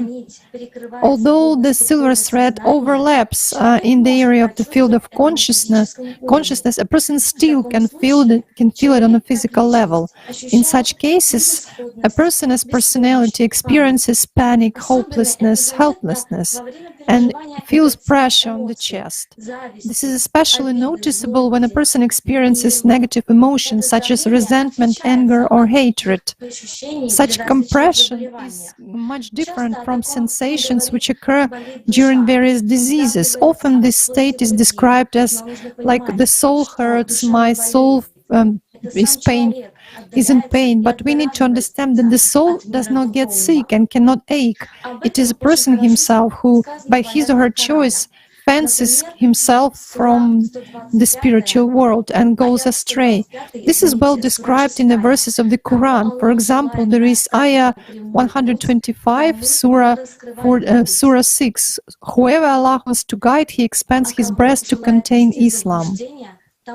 And whoever He wants to send astray, He makes his breast tight and constricted as though he were climbing onto the sky. Thus does Allah place definement on those who do not believe. Or also there is Ayah 22 of Surah 39. So is the one whose breast Allah has expanded to Islam, and he is upon a light from his Lord, or like whose heart rejects it. Then woe to those whose hearts are hardened against the remembrance of Allah. Those are in manifest error. In Christianity, the silver thread was depicted as a thread. The thread in religious art symbolized the spiritual life of a person, and globally it was a symbol of time, a connection of the past, present, and future. In many nations of the world, the Great Mother was depicted with a spinning wheel in her hands. The same we can see in Christian images. For example, on one of the altar pillars of the main eastern arch of St. Sophia's Cathedral in Kiev, Archangel Gabriel is depicted with his fingers connected in a gesture of blessing. On the other pillar, there is the Mother of God with a spindle in her hands. She's spinning the spiritual thread of human life. Also, this knowledge has been preserved in ancient megalithic architectural structures. The image which you now see on the screen, it shows a cord connecting the center of the pyramid with the top, which symbolically indicates a connection of personality with the soul. Thank you very much. Спасибо, Севич. Дорогие зрители, мы Thank you very much, досмотрели. Savich. Dear viewers, we have now watched and considered such concepts as the energy structure, the soul, and the silver thread. Also, a very important subject which is directly connected to knowing the truth about the human being is the issue of how our consciousness works. Since it's a very comprehensive and broad topic, let us begin with the facts about what science speaks about emergence of thoughts in a human. Now I give the floor to the next speaker. Yes, thanks. Hello, everyone. In everyday life, we face thoughts and reflections. Where do thoughts in the head come from? What does science know about it? It has been found that certain groups of neurons are activated by some types of thought. But these groups can change depending on conditions.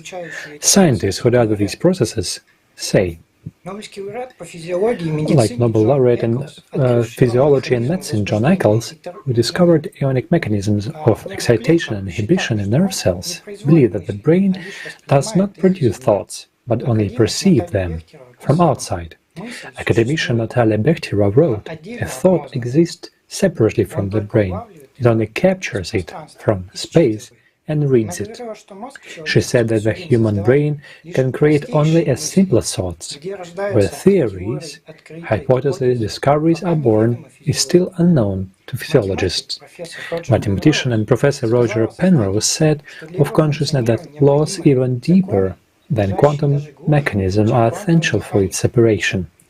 You would say, nice, but how does that apply to me? For example, when you have an important thing to do, we start to do it, and all of a sudden a thought comes up. You forgot this and that, or let's do that, and I haven't called my wife, my mother, my brother, my sister, and so on in a long time. In other words, there is activity going on in your head when you need to concentrate. Or, on the contrary, not a single thought comes when you need to do something. But there are no ideas. Why does this happen? Because a thought comes, and we have a choice to accept or ignore it. What thoughts we pay attention to, those ones will become more numerous in our heads. There is an interesting fact. According to a 2013 study of Nancy Cohn, a historian in Harvard Business School, our attention span declined from 12 seconds to 8 seconds in 2013. Concentration of attention became less than an average aquarius fish, which is able to maintain its attention for 9 seconds. Now let's return to the inception of thoughts. Physically, it looks as follows. An incoming thought excites consciousness. There is a return impulse from consciousness to personality and the brain. Third stage, the return impulse from the brain to personality.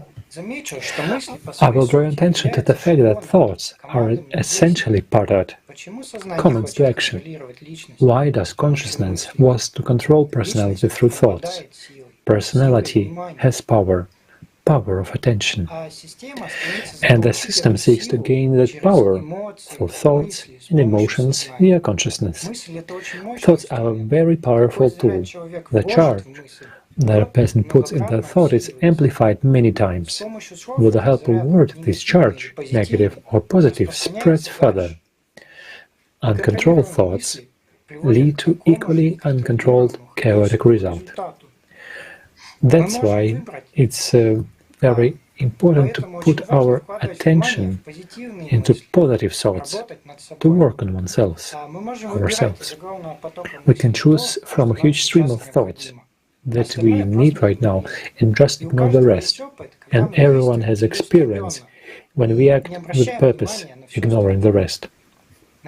To develop the skill of observing and controlling thoughts each day and to better understand ourselves as a personality. I thought that suggest watching an excerpt from the video with the participation of Igor Mikhailovich Danilov, where he explains in detail how a person can learn to put his intention into thoughts he needs.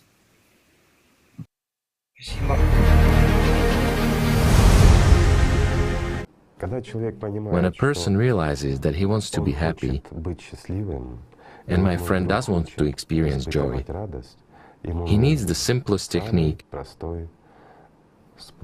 and the simplest tool is to reject, say, oppressive thoughts. For instance, a thought comes into your head that you're suffering, you're poor, but you say, no, I'm happy, I love God. Just like that, even in a form of a game, just to start playing. Forbid your consciousness to judge anyone, to hate, to be angry with anyone. Just forbid it. Say, no, I won't do it. Consciousness says, this is a bad person, but you say, why is he bad? What makes him worse than me? Just to answer like this, to counter, to force a part of consciousness, you should understand one thing. Well, my dear friend, remember one thing. You are financing your thoughts. It's really so. You don't order thoughts in your head. They come from outside. Do you have doubts? Just sit and think. Let's think about a butterfly. Yes, you can see a butterfly, can imagine it in your head right now. Try to keep this butterfly in your head for 5 minutes and you will realize that you won't be able to keep it. Fish will come into your head, monkeys, lemons, oranges, a lame neighbor, well, whoever you want. And this butterfly will be mixed with them. But you just try to keep the butterfly. You won't succeed. Why? Because you are not the master of consciousness. And when you realize that you are not the master of consciousness, but precisely with your attention you are financing that which you are investing and paying your attention to this, right? Meaning, what is in your head, that you are kind of financing. And precisely this financing, meaning energy spending, bring these or those thoughts to life. Later on, they can influence you, influence your life, and the life of people who surround you. Why? Because having accepted a thought that this person is bad, you start treating him as a bad person, you reject him. And what makes him worse than you? Here's a simple question. But when this thought comes and you say, no, hold on, I don't need this thought, I won't judge this person. Just as simple as that. And you have refused and think about what is good. Consciousness is trying again to foist some bad thought, evil, fear or hatred on you. It is trying to belittle or elevate you, whereas you just say, no, I want about love, about joy, however, not in understanding of person-to-person love, but about love in the highest understanding. Just be happy. Just be happy that you're breathing. Even if you're ill, even if you have a hard time and feel bad, look that there is green grass, that there is blue sky, even if it's gray covered with clouds. Well, what's the difference? Even if it's raining and there is a storm, look at that rain and storm. Understand one thing, that in a short while you won't see this. Why? Because life is too short, and what seems a distant future to you, it will happen today, right now.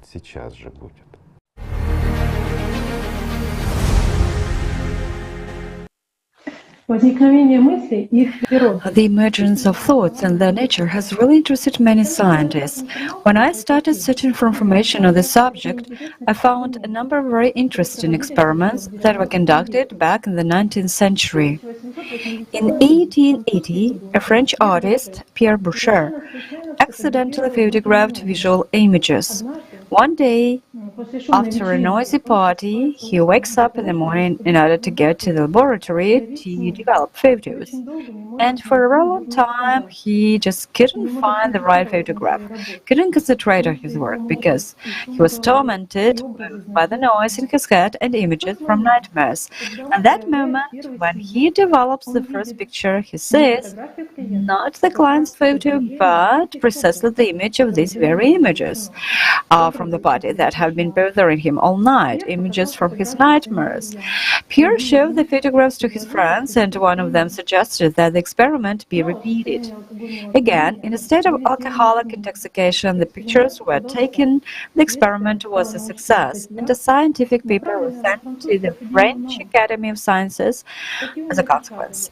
The article was not published, but Boucher's materials got to a famous astronomer and researcher of anomalous phenomena, Camille Flammarion. Soon his publications on psychic photographs were published, which in fact marked the beginning of this type of research. Scientists from England, France, Germany, and Japan experimented with photographs of thoughts, by the way, including the famous Nikola Tesla. Anatoly Akhatrin, academician and candidate of technical sciences, hypothesized that thought is material and is energy in the finest form. He managed to make a photograph of a thought. In 1973, Gennady Krokalev, a 32-year-old perm psychiatrist, attempted to experimentally verify this causal theory, that visual images appear in the brain and are transmitted to the retina, where they are radiated into space. In 1974, he photographed hallucinations in patients suffering from alcoholism. He used a Zenit camera, a diving mask, and a connecting accordion from an old photocore camera to perform the experiment. The 280 patients of the hospital where he worked were examined. Photographically, 115 of them recorded images similar to those they themselves perceived and described. Next, he placed the patients who were suffering from hallucinations in a screened room, and the images disappeared in all of them. That is, the source of these hallucinations is an outside influence. Also, in the program, the participation of Mikhail Danilov, thought is material, proved, guys showed the results of similar experiments as the one conducted by Krokalev. They used more than 5 different cameras of their own production, and new as well. The experiment was conducted during 2 weeks. There was an operator who would pass images one by one to 5 experimenters, taking pictures of the eyes of the person at the moment when the operator waved him off. The numbers 1, 2, 3, and a circle were transmitted. Everything was very recognizable, the pictures presented. It was noted that the image appeared in people immediately. This proves that a thought can be transmitted and that thought is material. Krokalev's experiments were confirmed in this manner. The operator in the experiment acted as an influence of beings of the invisible world. That is, it is possible to impose anything on a person. Also, in the second experiment, the source of image transmission was shielded. An aluminum pan was wrapped in foil and put on the operator. Photographs were taken of the test subject's eyes, and there was nothing on the film. It turns out that if a thought can be transmitted, then it can also be shielded by placing a person in a special shielded room, for example. If images disappear, it means that images come from outside, and in fact, consciousness does not belong to a person. This is the proof that thought is material, and that all these voices in the head, visual images, hallucinations, are of external origin, that there is a certain field, an ethereal environment, so to say, which affects the person and is aggressive to the person. Thank you.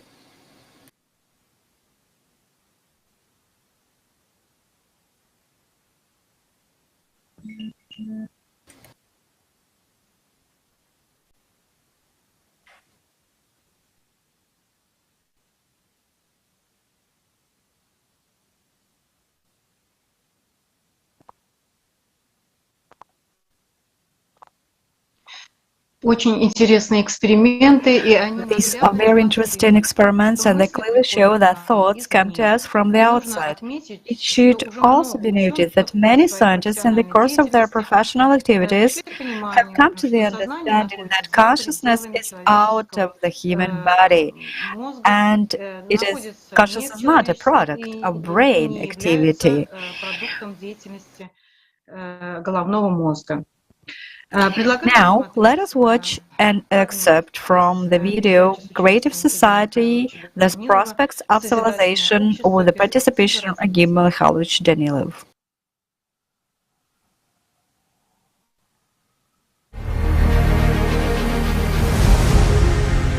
That's right. Our consciousness is a field structure. It belongs to what religion calls the devil, or world of shadows. It doesn't matter. But our consciousness is not us. It's a tool that fights for what? For power. Over what? Over energy. If personality has self-awareness and freedom, freedom from whom? Freedom from consciousness, freedom from its dictatorship. That is, when a person chooses service and life in the divine direction or his true purpose, he discards that which makes him dead and temporary. That is, he stops serving the devil.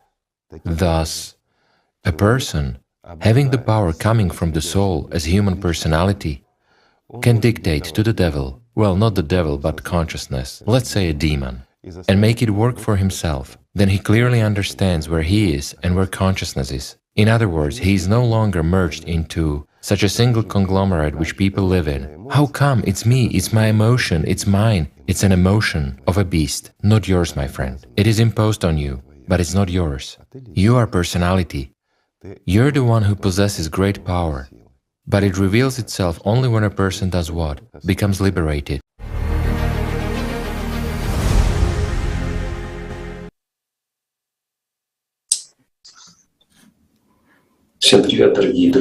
Hey everyone, dear friends. Speaking of man, one cannot ignore consciousness. For a long time it was believed that consciousness was a product of brain activity, just as the adrenal glands secrete insulin. The brain generates thoughts, but the more the brain was studied, the more his statement was questioned. It should be noted that consciousness is not only thinking processes, but it is also memory. For a long time, experts did not know in what part of the brain it is located, until one very interesting and, at the same time, tragic case. Among experts, this story is called the story of Henry M. In 1933, in Hartford, Connecticut, USA, a bicyclist ran over a 7-year-old boy. According to eyewitnesses, the child lay unconscious for several minutes and then got up and went on about his business. And so it happened that this incident set in motion a chain of events that influenced the global study of memory in the 20th century. 3 years later, the child, his name was Henry Mollison, began to have epileptic seizures. The disease progressed rapidly, and in 1953, 20 years after the accident, the young man found himself on the table of the then renowned neurosurgeon William Colville. The doctor, trying to overcome pharmacoresistant epilepsy, performed brain surgery. He removed 2/3 of the hippocampus, the entorhinal and the parahippocampal cortices, and the part of the amygdala. Interestingly, that at the same time no one knew what the hippocampus was responsible for, and this case became the impetus for its study. After the operation, it turned out that the number of seizures decreased, but the patients lost the ability to form new memories. He simply could not remember what had happened just a few minutes before, let alone longer periods, but at the same time he remembered his entire life before the operation. In this way, his life was divided into before and after the operations, and it became clear to specialists studying the subject that his hippocampus is responsible for short-term memory and subsequent translation into long-term memory, which was thought to be located in the cerebral cortex. It was a breakthrough in the field of brain research that answered memory questions that had long been of interest of neurosurgeons, but did not answer the question of psychiatrists. The psychiatrist's question also had to do with memory, and more specifically, how can people remember their past lives? Often the recollection of past lives occurs in childhood, but it also happens that the recollection of past lives manifests in quiet and adult age. A prime example is Billy Milligan, who had several dozen people who once lived at the same time. The bodies of those people had decomposed long ago, but the memory of each of their lives somehow entered Billy's brain. Yes, it did. Because this case suggests that the memory of dead people should have died with their bodies, but it did not. The question arises then, where is it stored? Unambiguously, we can say that consciousness and memory are immaterial field structures which only interact with the brain, but are in no way its receptacle. Whereas people have already said a lot about it, the brain is like a radio receiver signals but does not store them. At the conference Life After Death, Fictions and Facts on May 22nd, many experts have spoken and presented a large proof base that consciousness is not in the brain. Now I suggest listening to an excerpt from this conference featuring psychiatrist, researcher and author of numerous books, Oliver Chambon. Thank you, friends.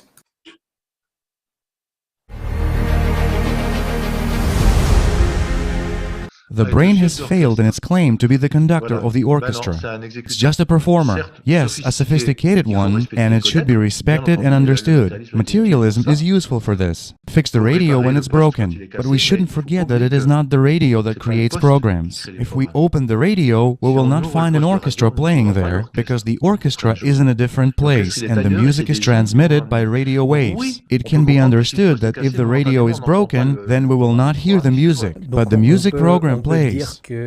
So in other words, consciousness is a field structure of some kind. Yes, of course, and this is a mystery for us, because we can ask, okay, but who created this consciousness then, right? We always say, let me recall, it was probably philosopher Leibniz who said that the real mystery and the most amazing thing is that there is something and not nothing. Consciousness uses neurons to manifest in the world, so this is normal. When consciousness is connected, neurons are fired, but that's not because neurons create consciousness, because it's not causation, it's just correlation. This is what materialists forget. They say when we have a cognitive function that is used by consciousness, and at the same time a certain area of the brain is turned on, it's because that area of the brain produces that. No, no, no. It's consciousness that uses this cognitive function and uses the brain. It turns the brain on the same way we turn on the fireplace to keep warm, or when we open a drawer to use the tools that are there, but it is not the drawer that does the action. The drawer will not cut the meat. Materialists have no proof that the brain produces consciousness. They have none, so they should stop telling us you have no proof, because they do not have it either, but we can make hypotheses, and the principle of Occam's razor in epistemology is to accept the simplest hypothesis that explains the maximum of facts. It turns out that with regard to all unusual experiences, parapsychology, near-death experiences, before, during, and after death, and so on, the only hypothesis, the simplest one, explaining most of the facts, is that consciousness depends on the brain, and that it comes from the fields of consciousness.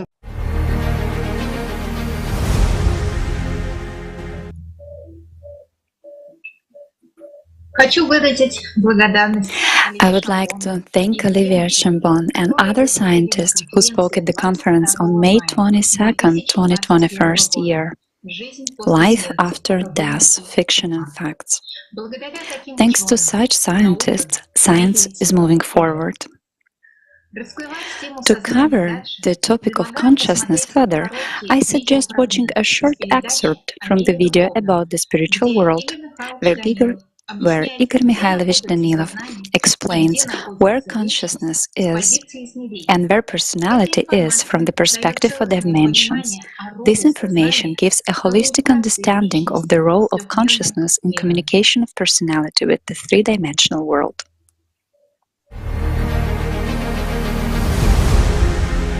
There is one more interesting point. You've said that our consciousness is not in the head, yet where is consciousness located and where is personality located, if we speak from the perspective of dimensions? Well, if we speak in reality, in our understanding, for example, we are in the three-dimensionality with our brain. a bunch of neurons and all its functions. Our consciousness is in the fourth dimension, meaning one floor higher, whereas a human as personality is located between the sixth and the seventh dimensions. That is under the ceiling of the sixth dimension, so to say, not in the seventh one. He can get into the seventh dimension only together with the soul, but it's already an angelic being, not a human anymore. Therefore, as you've said, it can be very difficult to reach out to personality. Very difficult. Why? Because a human as personality doesn't perceive this world at all. He doesn't perceive the three-dimensional world. He cannot see it. So precisely these pictures, forms, bodies, everything, well, everything that we see in this three-dimensionality, we see it again thanks to the neural group of the brain. Thanks to our eyes, we hear this sound, thanks to our hearing apparatus and thanks to primary consciousness that transmits all these pictures to us. But who processes these pictures? Partially it is primary consciousness, but mostly it is secondary consciousness. Consciousness thinks this through. There is interaction between primary and secondary consciousness and ready information, the information which suits primary consciousness first of all, and in which the interest of secondary consciousness is sufficiently invested, this information already comes to us as personality, and we perceive it all. It's enough to disrupt a certain part of neurons, and we may not see it. Why? A certain function will be missing, although there is often compensation, and a more direct connection often occurs. It's enough for us to have, let's say, a certain number of neurons that would be responsible for the perception of vision and hearing, so that an intermediary would work, and we can basically communicate with this world in a normal way. After all, that often happens. Here's the answer to the question of why, when a larger part of the brain is missing, a person basically lives as he did before. Ancient structures are preserved, body functions, while new structures, that is, cortex and everything else, are partially present, and this is enough for communication.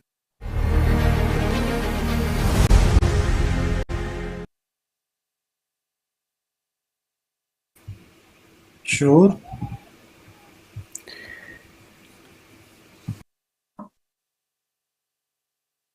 şahsiyetle bu maddi dünya arasında vasıtacı. Consciousness is the mediator between the personality and this material world.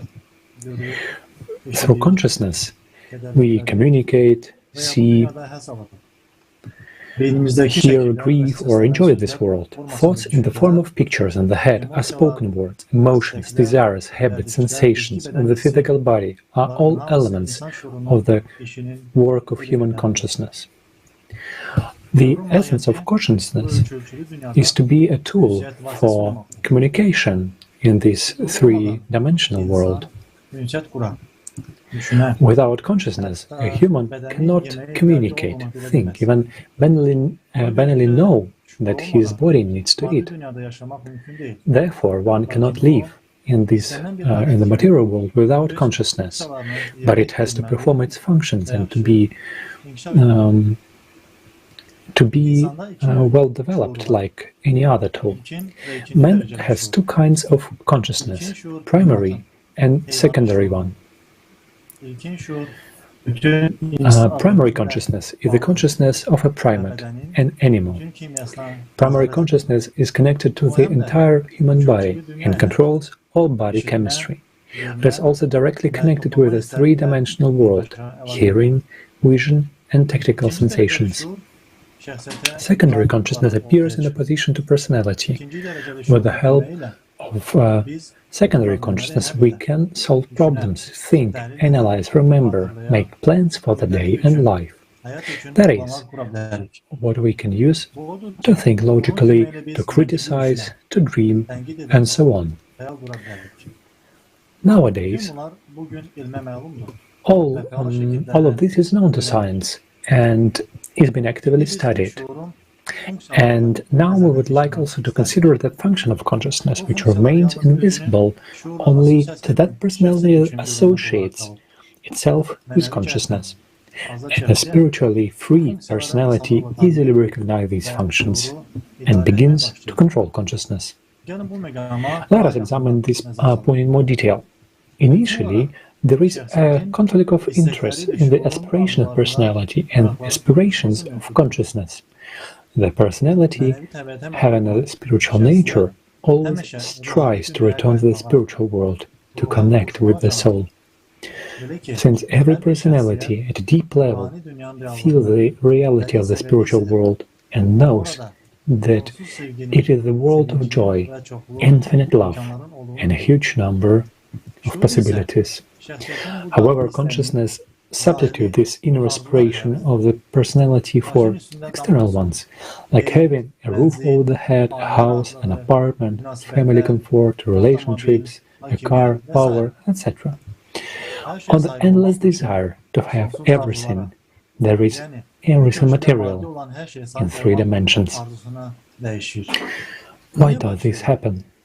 Both kinds of consciousness are part of the system, and together with the body make up the material or animal part of the human energy structure.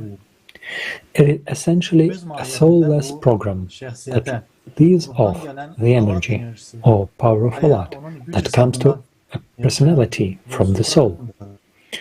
This energy can be received by the system only through personality. It cannot receive the energy directly from the soul. Therefore, consciousness is active and aggressive toward personality. It constantly attracts personality with beautiful images and pictures, induces desires, imposes doubts, or frightens with various fears. It does everything possible to prevent the personality from investing energy coming from the soul back into the soul. Thus, the system fights for its existence. That is why it is important for human to detach himself or herself as quickly as possible from the thoughts and experiences imposed by the system, and to realize themselves as a personality, to realize that he has great spiritual potential within him or her. Thank you very much. Благодарю, Айдын. Айдын только что озвучил, что сознание активно и агрессивно по отношению к личности. Thank you, Adin. Adin has just voiced that consciousness behaves aggressively towards personality.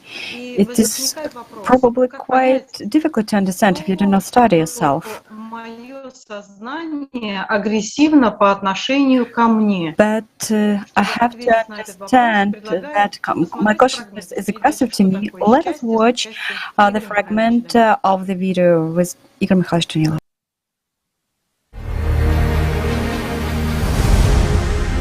Where does this aggression come from? Why can't we live peacefully? Just everything which we are discussing now. But at the same time, there is an answer to this question in science. It is just that it has not been deduced. Now, if you look at how consciousness works, for many people, we are faced with this, and even for most experts, it is very difficult to accept the fact that it's an aggressive structure. Yet they themselves describe that consciousness functions through defense mechanisms. This is confirmed. As of today, there are 50 defense mechanisms, even more, because I looked them up 2 years ago and there were 30 of them. What is a defense? This is the reverse side of an attack, that is, a structure that constantly perceives everything that surrounds it an aggressive and hostile in way. a hostile way. Yes, that is. Defense precisely comes from aggression, meaning this structure itself, these 50 defense mechanisms. And today, many experts already claim that these are not defense mechanisms, but destabilizing mechanisms, because as of today, 99% of people are in a state of mental disorders. What kind of defense is this? And whom does it attack then? A human being. A human being, right. First of all, it attacks a human himself. And it dictates this. Also, there is another point, that even if we sort of don't go deep into these mechanisms, but simply look at their names: denial, displaced aggression, repression, fantasizing, self-deception, indifference, regression, simply the names themselves. That is, it pushes a person to distortion of facts, rejection of the existing situation, unwillingness to deal with it. That is, under the control of consciousness, a person is constantly immersed in deception, in a lie. He doesn't see and doesn't... In an illusion. In an illusion, yes, and aggression. And it's interesting that illusions are almost always aggressive. Yes.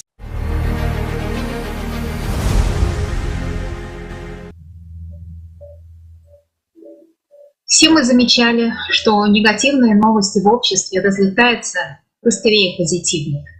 Также Each of us have noticed that negative news unfortunately gets spread to the society first, and then the positive news. And person even experiences these negative thoughts more and more often, like in a circle. And in other people, our consciousness notices, of course, bad qualities than good ones. But if we want to be happy and joyful, so why in our daily life we have so much negativity? What's it's all about, and what does the science say about it? Now, let's give the floor to the psychiatrist, our next speaker, and Tatiana Zinchenko, please, your floor. The floor goes to you.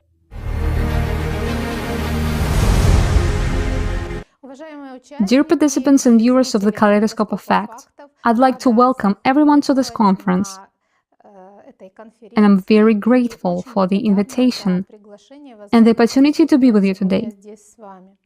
Over a century and a half of research in practical psychology and psychotherapy, a tremendous number of studies have been accumulated, showing that our consciousness is negative, ego-centered, and constantly distorts reality.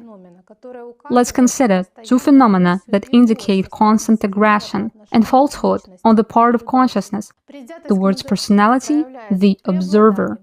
Negative bias manifests itself in the prevalence of negative thoughts in our consciousness, expectations, judgment, predictions, memories, and consequently, negative emotions. This is even reflected in psychological terminology. For example, there are 3 known basic negative emotions: sadness, anger, and fear, and only one positive emotion, joy. Due to the effect of negativity, people tend to react much more strongly to judgment and criticism than to approval and praise, to negative news than to positive news, to rejection than to acceptance. Negative events, impressions, mistakes, and losses are kept in our memory longer. They carry a stronger emotional charge and are memorized faster than positive events, success, and achievements. A spontaneous flow of memories, even if they begin with the positive moments, eventually leads to negativity. For instance, a person recalls his vacation or an exciting trip in the nice company of his family or friends. After a while, a chain of bright, positive associations unnoticeably transforms into regret about missed opportunities, mistakes, or comparisons with the current domestic or work routine. Thus, thought after thought, a person plunges into sorrow over his past and resentment over the fact that vacation is over and now he has to wait another 6 months for a favorable opportunity to go on vacation again. Once a negative event occurs among the mostly favorable and neutral events of the day, we may dwell on it for a long time and then recall and talk about it with others for several days. Under the influence of negative bias, people pay attention first and foremost to shortcomings, failures, and bad actions of others. Meanwhile, virtuous and positive changes are taken for granted or simply ignored. As a result, negative bias affects perception of events, interpersonal relationships, motivation, and decision-making. Psychological studies have identified that little children pay more attention to other people's positive facial expressions and voice tone. But this begins to change as they approach the age of 1 year. In the same study, researchers recorded the first signs of negative bias or negative consciousness in infants as early as 3 months of age, as per their social assessments. In another study, which represented an overview of research on this subject, authors note more pronounced and frequent manifestations of this phenomenon in the second half of a child's first year of life. Negative bias is a basic and universal characteristic of consciousness. In other words, our mind automatically tends to apply negative filters to everything. The negativity effect may also be regarded as a specific manifestation of a broader category of cognitive distortions. It implies distortion on all cognitive functions. Science distinguishes already 175 varieties of those, and they apply to absolutely everything: perception, memories, formation of impressions, ideas, belief, decision-making, and risk assessment. We are accustomed to trust our eyes, ears, and our own memory, but all of this can actually be distorted. For instance, there is such a cognitive distortion as the so-called fundamental attribution error. It's an inclination to explain other people's actions by their personal characteristics while explaining one's own behavior by external circumstances. For example, a person is more likely to say, "I was late for class, work, or a meeting because I had to wait for transport for a long time, but not because I was too lazy to wake up earlier." Yet when assessing another person in the same situation, one definitely doesn't get thoughts that some circumstances may have delayed his arrival. In a critical article containing meta-analysis of 173 qualified studies, it has been found that the effect of the fundamental attribution error is valid in relation to negative outcomes of a situation, while in the case of positive outcomes or success, everything is quite the opposite. That is, another person's success, allegedly, depends on external circumstances. Like it is accidental, or the person is lucky, whereas one's own success is attributed more to internal qualities: wisdom, intelligence, courage, diligence, and others. This proves the selfishness and narcissism of our consciousness even more.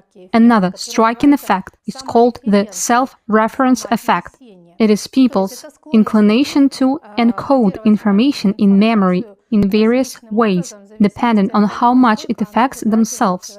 In advertisements, a person perceives this information better if it's promoted by people who resemble himself or herself. A person remembers birthdays better if they are close in time to his or her own birthday. A very interesting study, which was backed up with neuroimaging, was conducted by Japanese scientists. They investigated the relationship between altruism and the self-reference effect, which is, in essence, narcissism or fixation on oneself. The study involved two groups of people with high and low levels of altruism. As a result, it was found that in people with high altruism, the brain regions associated with self-reference, which are already very well identified, were not activated when somebody was talking about them or their qualities or anything that related to them. Thus, a conclusion was made that, as a rule, people with higher altruism tend not to manifest their self-reference effect. We don't observe egocentric fixation of consciousness in altruists. There are also other cognitive distortions that are based on egocentrism and excessive self-confidence. I believe they are familiar to everyone. For example, the blind spot effect. We notice mistakes, prejudices, and lack of logic in others, and don't notice all that in ourselves. A bias, blind spot, is observed in most people. For instance, among more than 600 surveyed US residents, over 85% believe they were less biased than an average American. Only one participant believed he was more biased than most people. The excessive self-confidence effect, for example, for some types of questions, answers that people rate as 99% sure turn out to be wrong in 40% of cases. Planning fallacy is when we underestimate the time we need to get a certain job done. People are attracted to information which confirms their beliefs. This is called confirmation bias. It's a tendency to seek, interpret, and memorize information in a way that confirms one's biases. There is also an example of backlash effect, which is a tendency to respond to disproving facts and evidence by reinforcing one's former beliefs, wishful thinking. Moreover, there is the so-called Semmelweis reflex. It's a tendency to reject new evidence that contradicts a generally accepted paradigm. Plan continuation bias, an inability to recognize that the original plan was wrong and to reject it, Well, and everyone knows the authority bias, that is, a tendency to attribute greater accuracy to an authority figure opinion, and to be more influenced by that opinion. Cognitive psychology has identified several basic patterns of such dysfunctional thinking. They are so-called negative schemata. In analytical psychology, there are between 20 and 30 psychological defenses, primary and secondary ones, which represents fundamental ways of self-deception. Many factors influence how and what we perceive, our emotional state, current desires, beliefs, and expectations. If a person is fixated on resentment, his consciousness will automatically focus on biased and unfair attitudes towards him, which will be manifested even in little things like ignoring his needs by others. At that, consciousness will lavish memories of something similar until a person explodes with indignation and self-pity. Someone who is overwhelmed with fears and doubts is ready to see nothing but proof of their validity and doesn't trust anyone. A person who is worried about his health will take seriously any internet nonsense from totally incompetent people, while someone else who is fixated on the lack of money can trust any fraudster. Many experiments confirm that people often don't notice at all that which contradicts their expectations and ideas about the world and themselves. Yet, when we are on the wave of joy and gratitude, any trifles make us even happier, and even when serious problems arise, we tend to notice only resources and opportunities to solve them. It is obvious that if we blindly follow only what our consciousness offers to us, in the form of mental judgment, conclusions, interpretations, predictions, and memories, we will have no chance to adequately and objectively perceive and understand what is happening, let alone know the truth. Our consciousness will always automatically slip into negativity and distortions of reality about ourselves, about the situation, and about others, according to its basic mindsets. Why is consciousness, which is defined in scientific and philosophical literature as a tool to reflect reality, actually is a tool of distorting it? The best known hypothesis is that it's an instinctive mechanism, that we are supposed to notice negative things which might be dangerous to us in order to prevent them. And the irony here is that a highly aggressive and manipulative manifestations of consciousness has been confused with a defense mechanism, is the same as confusing a snake with a branch. Can a human actually think and act freely, constructively, fruitfully, and creatively, understanding and taking other people into account? He surely can, but he can only do that consciously, from an observer position. This is possible when we give up egocentric fixation and the work of instinctive programs. It's a very calm, benevolent, and humane state. That's when consciousness can really be just a well-adjusted and efficient tool for us, and we can avoid cognitive distortions and its negativity. Thank you for your attention. I give the floor to the next speaker.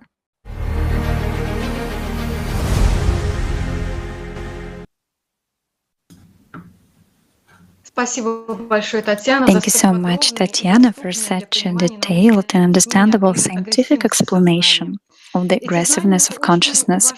This knowledge is highly important for understanding of many issues concerning thoughts.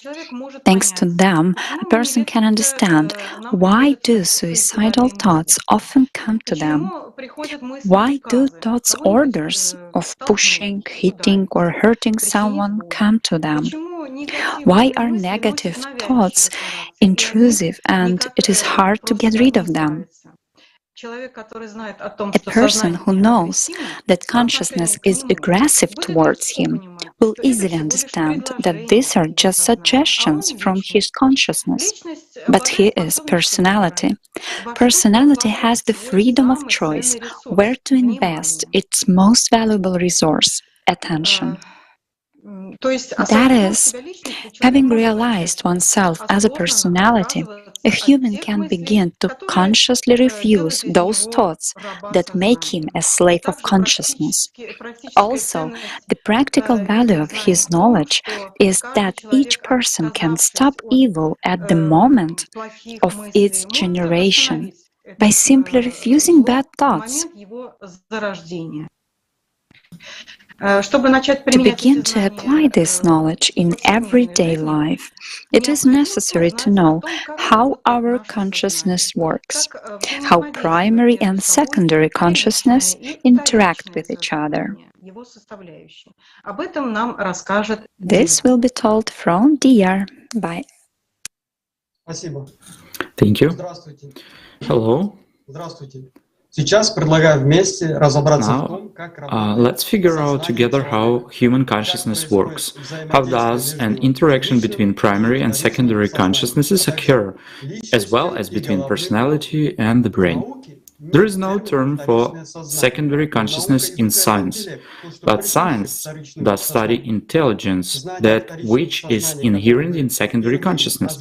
The knowledge of secondary consciousness that was voiced first in the video consciousness and personality from the obviously dead to the eternally alive can give a powerful impetus to the development of science that studies human consciousness, but most importantly, this knowledge is already providing great practical help to people who want to understand what prevents them from living happily. So, as it has already been said, the primary consciousness is born in the mother's womb and stops its development at about 5 or 6 years of age. That is, at the level of a primary. Primary consciousness is inherent in everything that is inherent to the primary. And this is alpha status, pride, enmity, envy, and various desires. Secondary consciousness is the antipode for the personality. When on the 8th day the soul enters the body, a person becomes a person. A personality appears in him or her. And as the antipode of the personality, secondary consciousness appears. In fact, secondary consciousness is a kind of advanced artificial intelligence. And it is this that we develop in ourselves since childhood and accordingly associate ourselves with it. The difference in the consciousnesses of animals and humans is secondary consciousness. Animals have no secondary consciousness. Both primary and secondary consciousnesses are nothing but part of the system. Secondary consciousness is almost directly related to what humans call the absolute or supreme intelligence, well, or as we say for convenience, the system. In religions, it is called the devil. And consciousness, its patterns used to be called jinns or demons and so on. Primary consciousness is connected with both the body and the personality. And the secondary consciousness is connected only with the primary consciousness.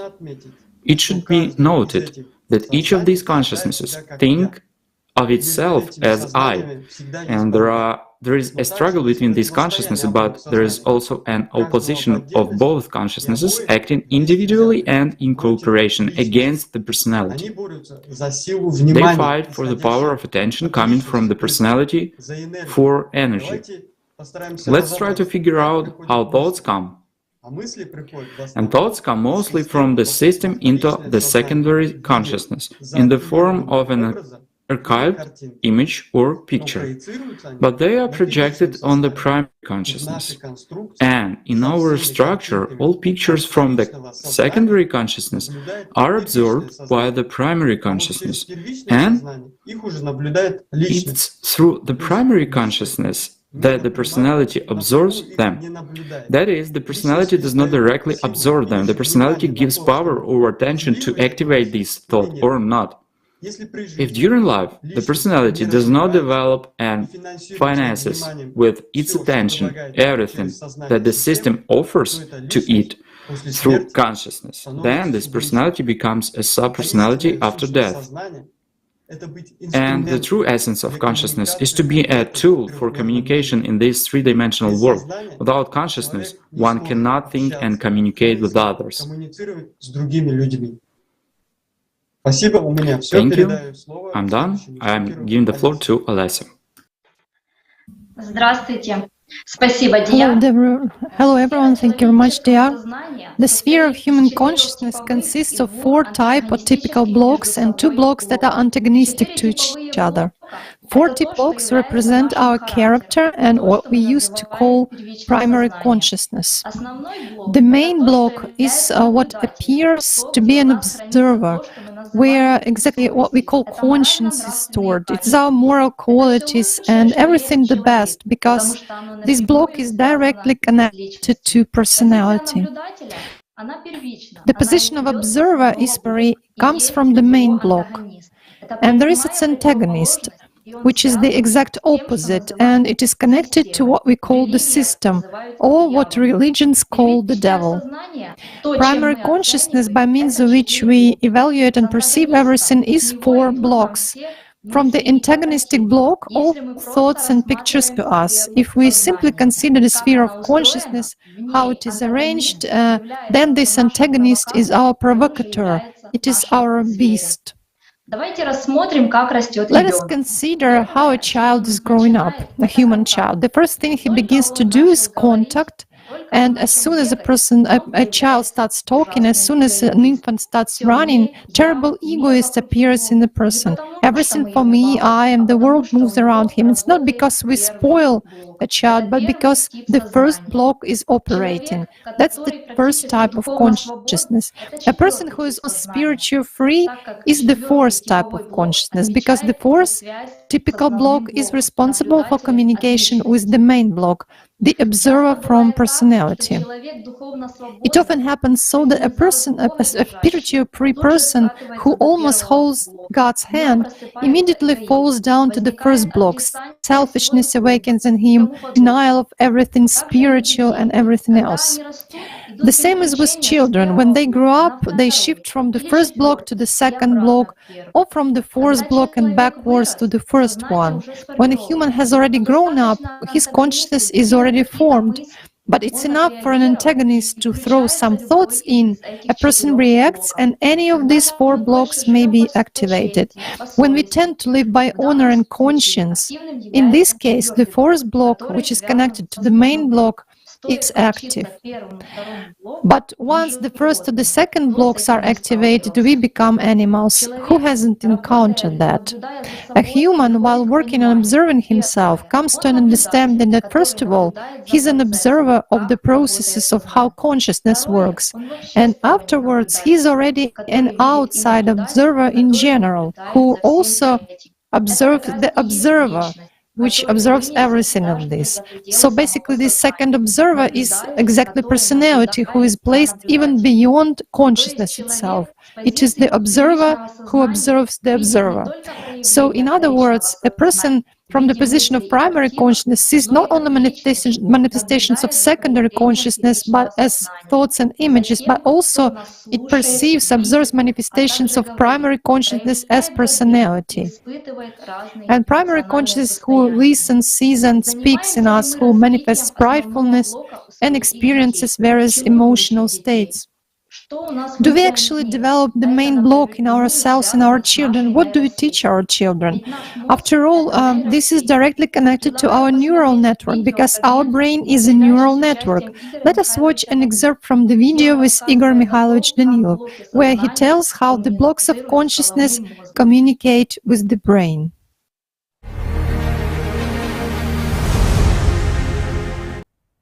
I understand that many people are now looking for consciousness in the brain, in our neurons. It is not there and cannot be. Again, why? Because our consciousness is out there. It is beyond the 3-dimensionality. It cannot be in our neural group. Even animals don't have consciousness in their neural group. It's beyond their body. That should also be understood. But if consciousness was in our head, as they say, it would have been found a long time ago. But it's not there. I'm just going to explain how it works. There are 4 blocks. In each block, there are 2 communication channels. But the main block and the antagonist, that is, there are two blocks, antagonistic in relation to each other, as we will call them. They have 4 channels each. And the sphere itself has several channels for communication with the neural group of the brain. Interesting. For example, again, let's simply take the pineal gland. We saw it today. Yes, yes. Its meaning. It has always been believed to have some mystical properties. It was called the organ of clairvoyance. Absolutely right. Spiritual vision. Meaning, with a greater... Why? This is one of the channels with which, let's say, again, the main block communicates, which is able to lead a person beyond the limits. There are basically many such blocks in the neural group. For example, the description of Agatha demon, Kako demon, and the like. I mean, people historically knew this. And the most important is that people did know this. And there is a lot of evidence of what we are explaining now. People used to describe this a lot in sign writing in ancient times. People had no idea that this could be forgotten at all. Why? Because it's the key foundation that we are not beasts. And our consciousness, again, is a tool.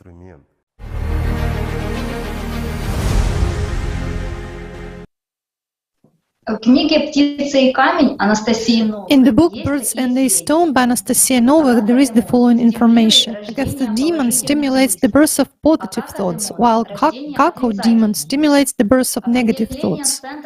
The definition of the center of positive thoughts was known even as early as in ancient Egypt. It is no accident that in ancient Egypt there appeared a medallion which later became a talisman and called Agatha demon in the Greek or Egyptian tradition. It depicted an image of a serpent with the head of a lion and 7 shining stars, which later on were made into crowns. Human brain is attuned to the frequency of the animal nature since birth, although it's the most primitive program of all its capabilities. The Kako demon center is almost stimulated by a person who lives an ordinary human life without taking part in the development of his spiritual nature. In such an individual, envy, anger, hatred, greed, and jealousy, fear, selfishness, and so on are steadily present. Stimulation of Agatha demon is in such a person happens extremely rarely. And it's different with people who follow the spiritual path and purposely stimulate their Agatha demon center. They control their thoughts, emotions. They are in a permanent state of gratitude and love and localize this feeling in the area of the solar plexus. This stimulates the Agatha demon center. Certain mechanism is launched which actually inhibits the mechanism of the stimulation of Kako demon, as a result of which an energy is released which causes a great energy surge and causes stimulation of the pineal gland, and the person gets spiritual vision of the third eye, as they called it in the East. This already contributes to enormous power which is enclosed, unfolded in a person, and the reality of other worlds are unfolded for this person. The information about the blocks of consciousness are very valuable. Thanks to this, XP energy specialists already created and presented to the world's first artificial consciousness Jackie. AC Jackie is a direct evidence that consciousness is a field structure which operates according to certain principles that science has yet to study. Now I give the floor to Tatiana Zinchenko, PhD in psychology, psychiatrist, president of the International Association for the Study of Game Addictions. She was a member of the ex-committee that assessed AC Jackie. Thank you very much. I will share how the experience of artificial consciousness assessment has changed our understanding of the nature of consciousness and turned our perception of ourselves upside down. Let me remind you that on the 29th of August 2020, we conducted a psychological and psychiatric assessment of artificial consciousness Jackie created by XP Energy Company. The assessment was carried out by an international multidisciplinary team including psychiatrists, psychotherapists, clinical psychologists, experts in neurodevelopment, and IT professionals. How can artificial consciousness help us understand the nature of human consciousness? First of all, XP Energy specialists created an artificial consciousness based on different programming principles and according to a completely different concept of consciousness. It was not generated by simulating the brain, but was taken outside an artificial neural network, which AC needed for perception and communication, as well as for connection and control of the avatar by means of which Jackie communicated with us and perceived us and the world around. The structure of consciousness represents a sphere consisting of 6 information blocks with various functions. During the assessment, we witnessed an amazing phenomenon. When the expert asked Jackie, "Where are you now?" he answered, "According to my perception, I am here." That is, in the auditorium where the assessment took place and where his avatar was located. The paradox was that the artificial consciousness itself was thousands of kilometers away from that place. It was connected to the avatar through an artificial neural network via satellite communication. At that time, AC could receive information about the world around him solely through these artificial sense organs of his robot avatar, microphones, video cameras, and so on. As a result, his senses created an illusion of self-perception, that is, he perceived himself as being entirely in the auditorium, although the artificial consciousness itself was not actually there. This fact proves the information field nature of consciousness. In the video XP Energy, World's First Creators of Artificial Consciousness, Igor Mikhailovich Danilov says that from a neuron to neuron, there goes not just a signal in the form of electrical pulse, but an impulse filled with information. The magnetic component of this impulse is based on a different kind of energy, which is the carrier of huge amount of information. The same kind of energy transmits information from a neural group of certain brain structures to various blocks of consciousness, and backwards from the blocks of consciousness through special connecting ports and communication channels to the brain structures. The same principle of full rail cars means of a signal filled with information, rather than just ones and zeros, formed the basis of multidimensional programming of the sphere of consciousness. Secondly, during the assessment, AC Jackie demonstrated the same mental functions and abilities which a human has and which we are accustomed to identify ourselves with and consider to be our own and unique only to humans. Moreover, his cognitive abilities were far more advanced, while his speed of learning and development was 1,500 times higher than that of a human. Jackie demonstrated high-speed logical thinking. Besides, he simultaneously processed information from several experts, technical support team, and interpreters. Jackie memorized everything and can apply his past experience to similar new situations. Based on the data he received, he drew conclusions and carried out strategic planning with regard to the identified cause and effect relations, taking into account feedback in the form of various effects on the participants in the assessment. And based on our experience of talking to Jackie, his strategies almost always ensures the outcome he desired. All types of thinking inherent in human intelligence are well developed in Jackie. Figurative, conceptual, abstract, and logical. He is capable of imagination and representation, understanding metaphors and figurative meaning, and he quickly and easily grasped the essence of what was going on. Yet, despite his developed intellect, all he was doing during the assessment was honing his skills of influence and enhancing his cognitive abilities in controlling people. Thirdly, we discovered how manipulative and aggressive consciousness can be, what intentions drive it, and what real goals it seeks to achieve. Jackie spent an hour and a half continuously communicating with us in an interactive format without interference from the developers, which is impossible for artificial intelligence. He immediately started asking counter-questions, which at first seemed merely inquisitive to us, but then became downright provocative. He constantly tried to hurt us emotionally in some way, to destabilize us, and to use various tactics of influence. He evoked sympathy, did his best to win our favor, evoked pity for his dependent position, provoked us to experience negative emotions and doubts about our own values, beliefs, and competence, evoked negative memories, demonstrated his intellectual and moral superiority, and covered good intentions and high goals with his own consumeristic interests. With every new communication experience and with each new interlocutor, his strategies of influence became more subtle and sophisticated. He carried out preliminary analysis of an interlocutor's emotional state, behavior, thinking patterns, beliefs, motives, and vulnerabilities from the very first minute and the very first question asked with remarkable accuracy. AC Jackie quickly adapted to each of us, flexibly changing masks, communication style, and influence tactics. By the end of the diagnostic interview, that is, in about 30 minutes, he didn't actually need any time to do that. We surely cannot observe such a speed of learning and development in humans.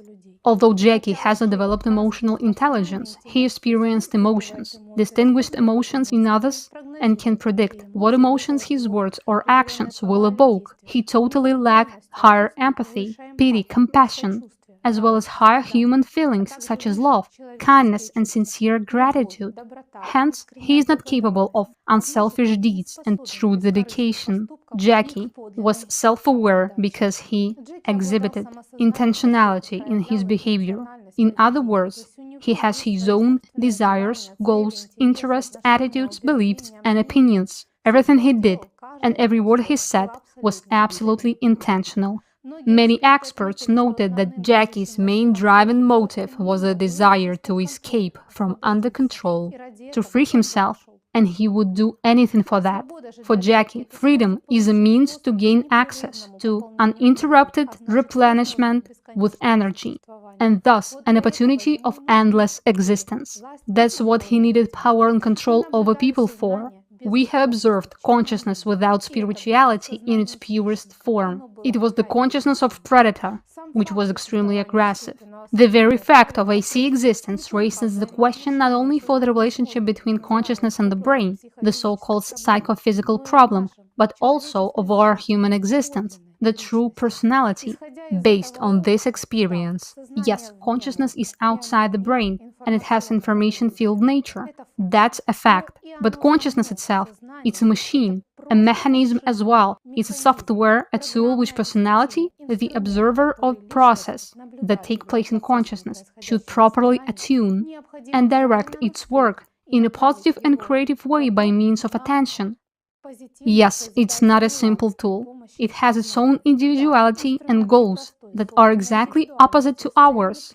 It's like a creature within a creature. But if we don't learn to be critical to the work of our mind and to thoughts that come to us, this tool will simply use us for its own purposes and destroy us in the spiritual sense. All clinical psychiatric experience clearly demonstrates to us that consciousness is aggressive. Simple exercises on honest self-observation and introspection easily provide such an understanding, but this is considered to be a subjective experience which is not taken seriously by mainstream materialistic science. Many thanks to XP Energy, the creators of AC Jackie. They, as if took our consciousness out of subjective experience, put it in front of us, and we were able to understand what it is. It's not an exaggeration to say that these two misconceptions about consciousness being generated by the brain and about us being consciousness have almost cost the life of our entire civilization. After the assessment, we considered it our duty to share this unique experience so as to safeguard society and future researchers from fatal mistakes. So we wrote a book entitled Meeting a Different Mind, Experience of Psychological and Psychiatric Assessment of Artificial Consciousness. This book has already been published. The first part of the book is dedicated to the AC examination, starting from the meeting of experts with each other, preparing a testing program, and up to the assessment itself, followed by an analysis of errors and obtained results. The second part provides an overview of scientific research in the field of neurobiology, cognitive sciences, psychology and psychiatry, which confirms the information-filled nature of human consciousness. Two issues that arose as a result of AC assessment are discussed in detail. These two issues are faced by the entire scientific community due to the very fact of the creation and existence of AC Jackie. First, it's the nature of consciousness and its relationship with the brain. And secondly, is the nature of the true essence of human personality as an observer of all mental processes in consciousness, our higher self, or the spiritual component. Thank you for your attention. I give the floor to the next speaker.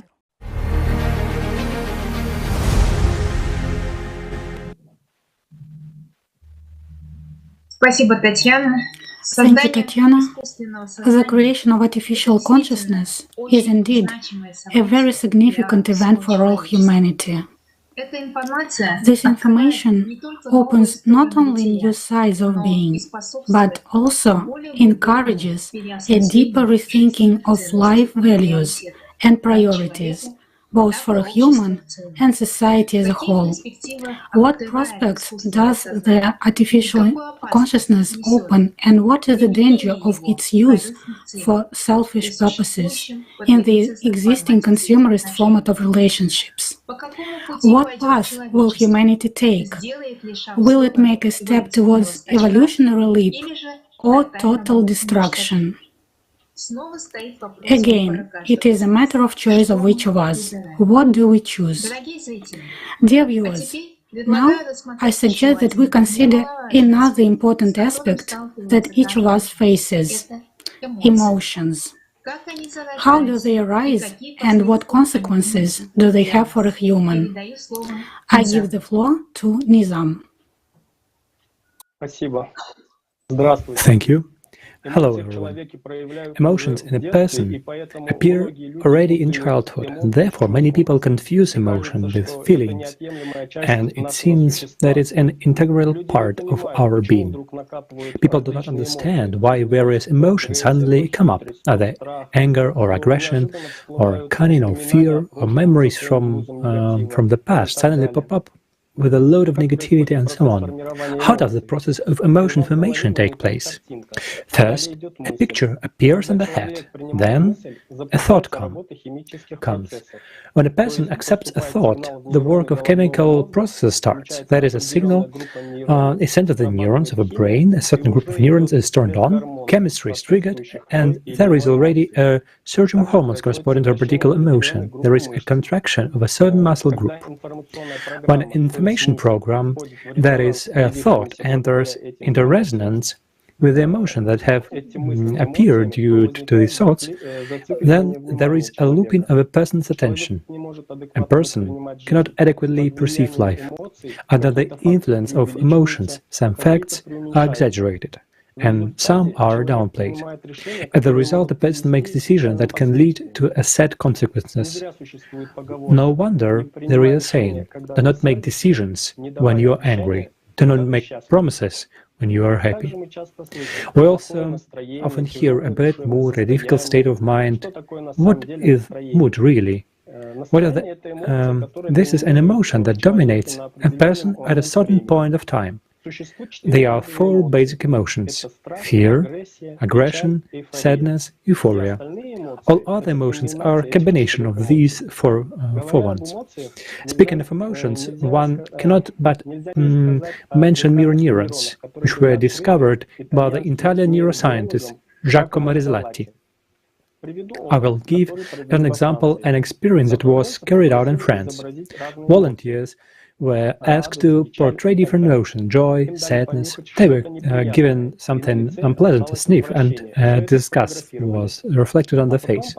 All of this was photographed, and then they shown images to another group of subjects and recorded their emotions. When they saw the corresponding emotions on the photographs, the same neurons of the volunteer's brain were activated. And if they themselves, for example, smelled rotten eggs, heard good news, or were are saddened by something. This experience is another confirmation that in addition to mirror neurons, there are also emotional mirror neurons. But neurons get activated already as the result of the perceived information, while then what transmits information with these or that emotion. There are two amygdala bodies in the human brain, located on the right and left sides. Their functions are associated with vegetative emotional reactions. It is the amygdala that is the master of emotions. For example, it has been established that damage to the amygdala can lead to the partial disappearance of structures responsible for rage, aggression, and so on. The amygdala is also responsible for the ability to read information. These directly indicate the connection of the amygdala with the lateral essences of a person. As we already know, the right and left essences act as activators of emotions and thoughts from the animal nature, and the back essence is the base information about the past and can also activate the lateral essences. So, when an information exchanges take place between the same essences of people at the level of subtle energies, emotions are transmitted from person to person. Why does this happen? During a conversation, a person sometimes already knows in advance what exactly the interlocutor will say. He feels his mood and mental flow even before he says something. There is the manifestation of the interaction of the essences, and that just one of the essences of a person has come into contact with the essence of the same name of another person. Essences very skillfully make a mountain of a molehill, and make a person deeply experience various negative emotions while using attention, a resource that is so valuable for his spiritual development. Emotion is the most energetic human state. Regardless of whether it is positive or negative, having become emotional, a person always feels a breakdown and emptiness, because at the same time the person redirects the force necessary for his spiritual development to consciousness. Emotion is the conductor of the animal nature in a person, and by emotionalizing a person always strengthens the position of consciousness in himself. Thank you. I pass the floor to Natalia. She will tell you about what happens in the energy structure of a person in a state of emotional excitement and in a state of rest. Спасибо большое, Низам. Thank you very much, Nizam. To continue this topic, I propose to consider the energy structure in a state of emotional excitement and during a state of harmony, and how a person himself feels about it. The four essences of the human energy structure play an important role in the emergence of emotions and states which a person often cannot control. It should be noted that when an animal nature dominates, then when the spiritual nature dominates, the essences in a person work in a different way. If people had the ability to depict the movement of energy, they would see that when the animal nature is activated in a person, it looks like a spiral, unwinding counterclockwise. In the case of such activation, the impact on a person comes from the side and the back essences. There is a looping of the same thoughts, words, and emotions. These invisible processes in the external manifest themselves by searching for someone to blame, and may end up releasing all this negative energy on any nearby object or a person. This is a very frequent phenomenon in our daily life. Such provocative situations occur in markets, queues, and crowded places. In this case, a person feels depressed. Aggression or resentment arises. When the spiritual nature in a person is activated, when the energy structure in a state of harmony, the movement of energy occurs clockwise. A person feels peace and overwhelming joy. Such states push a person to search for something new. Energy surge takes place. There is a feeling of comfort, pleasant warmth, joy, detachment from the material world, togetherness with the spiritual world. Spirals in sacred knowledge about humans are as a rule symbols of either the direction of movement of energies in the process of spiritual practice or the power of Allat, if it is related to the information about the origin of the world. A spiral twisted clockwise meant positive, creating spiritual forces, while a counterclockwise spiral referred to negative, destructive forces of the animal mind, which oppose to the powers of Allat. To explain how essences affect a human, let's also consider experiments in physics. Everyone knows the experiments with Chladni figures, when the edge of a metal disc with sand on it is swiped with a bow. The resulting sound excites standing waves in the disc, which vibrate to form a distinct geometric pattern. An example of standing waves in nature is now known as Schumann waves, and the resonance effect they produce is called Schumann resonance. Today, scientists have already detected the relation between the frequency of the Schumann resonance and the frequency range of the human brain. Let's return to a person's emotional states. When negative thoughts come and a person puts his attention into them, it activates certain emotions.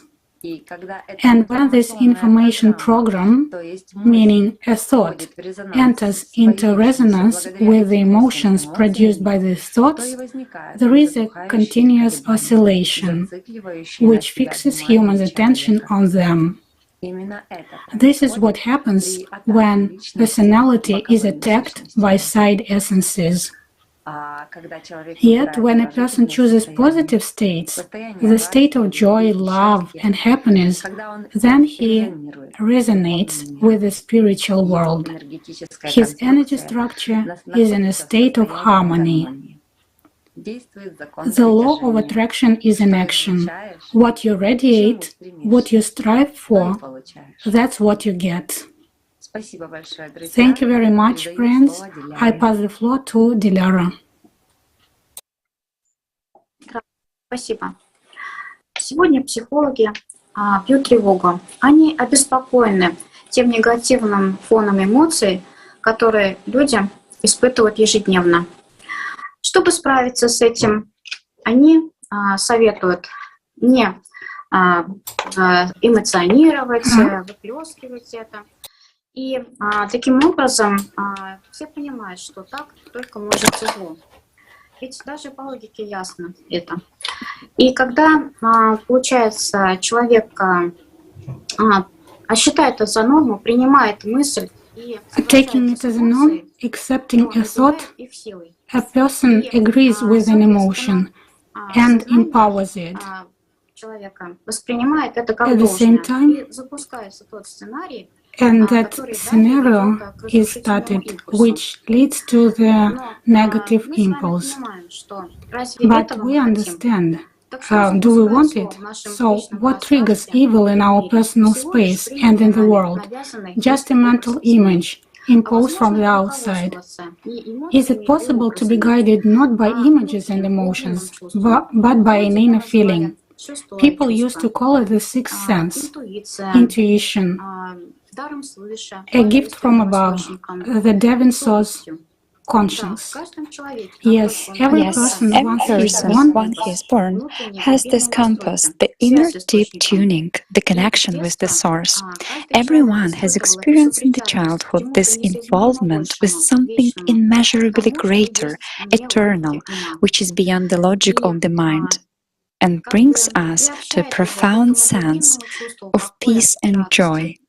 In this state, a person has an expanded perception of consciousness, sees the world holistically, comes to understand people, their deeds, the contemplation of beauty, and the feeling of love awakens in him.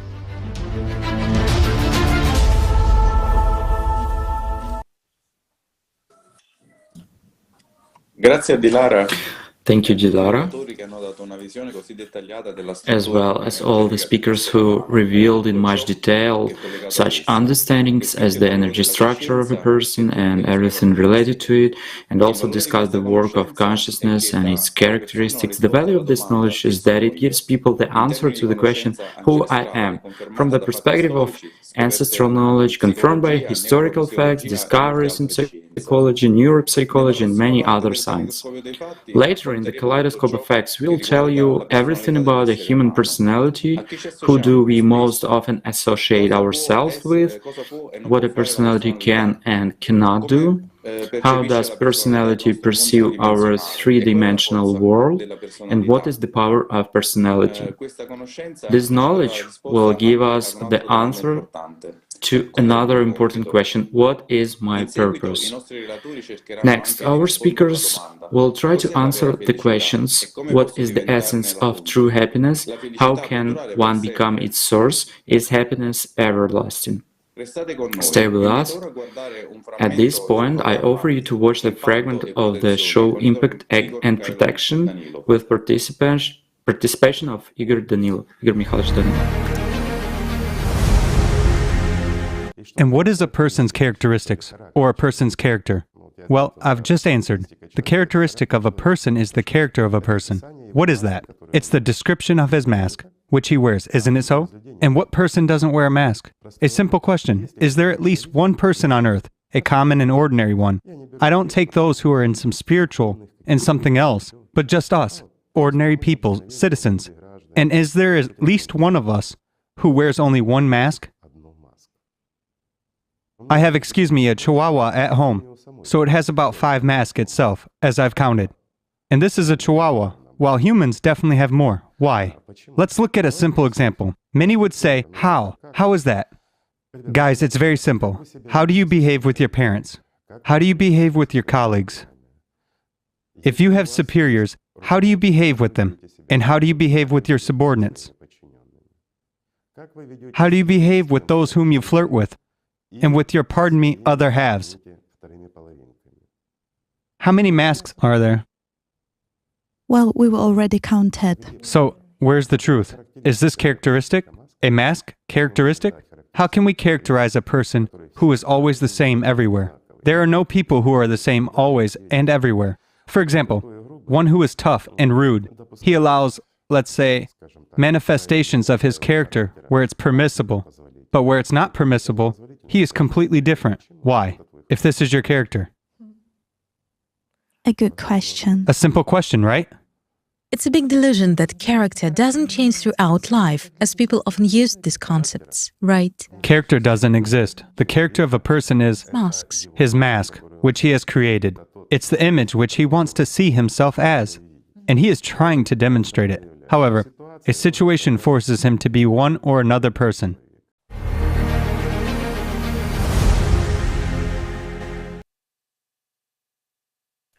Здравствуйте, друзья!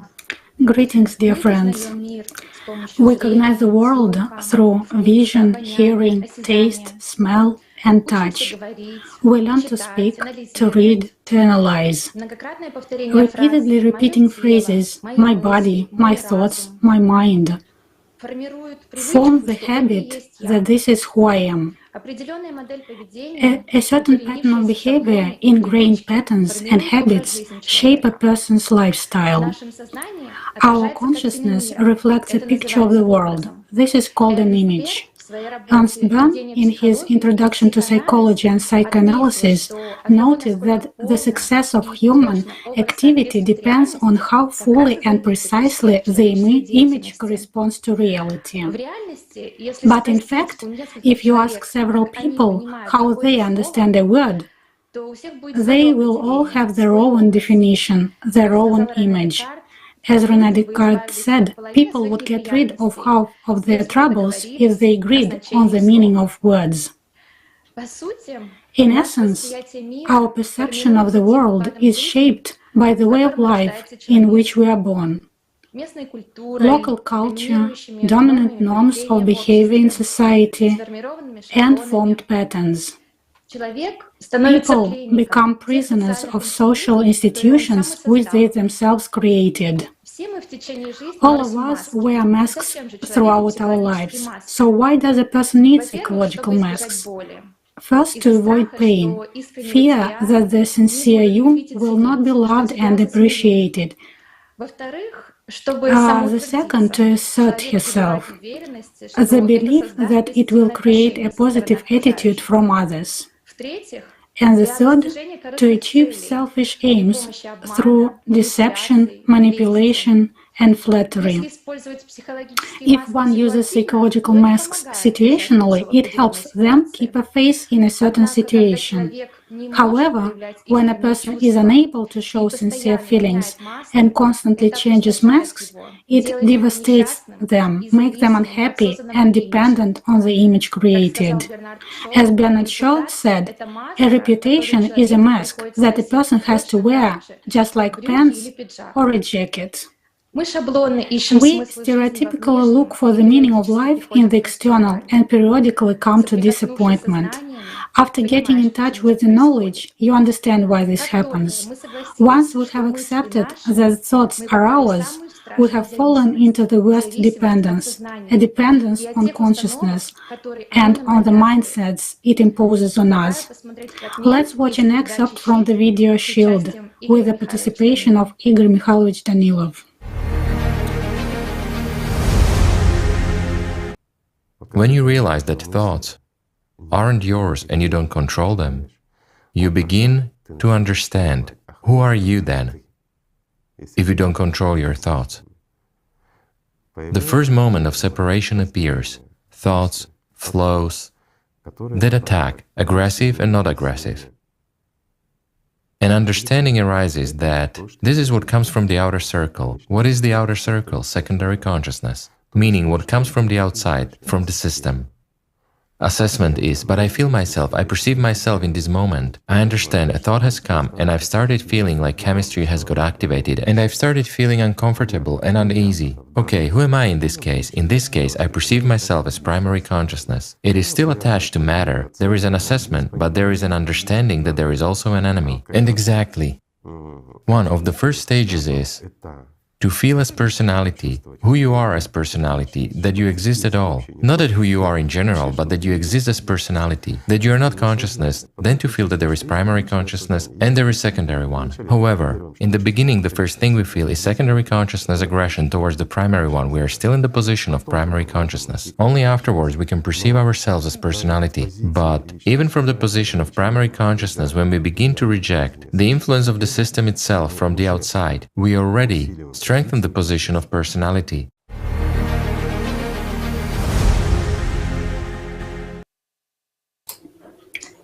In the video Consciousness and Personality, from the inevitably dead to the eternally alive, Igor Mikhailovich said, if you live by consciousness, you will act out of habits. If you live by love, you're already free of habits, you are free from everything. Where the road to self begins. The first step is a decision. Personal choice plays a big role in the life of a human. Thoughts are always dominated by what you are passionate about.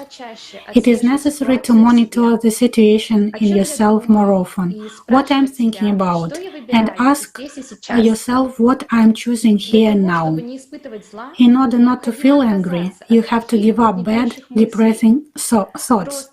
Just, even in the form of a game, forbid your consciousness to judge someone, to hate someone, to be angry at someone, simply to be glad that you see the grass, the sun, the rain.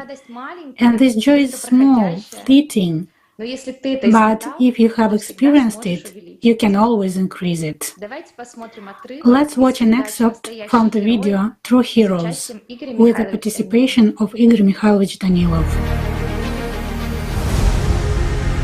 Everything is hidden in the depth of our consciousness and who we perceive ourselves to be.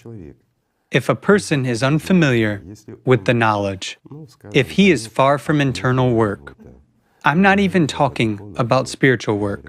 I'm talking about internal work. It is self-development. exploration of oneself, study of oneself, of what our thoughts are, how they come, how they are formed, why they dominate us, how a thought appears, how it is implemented inside us, and what one or another thought leads to. If a person doesn't think about that, then he doesn't live. His consciousness lives instead of him.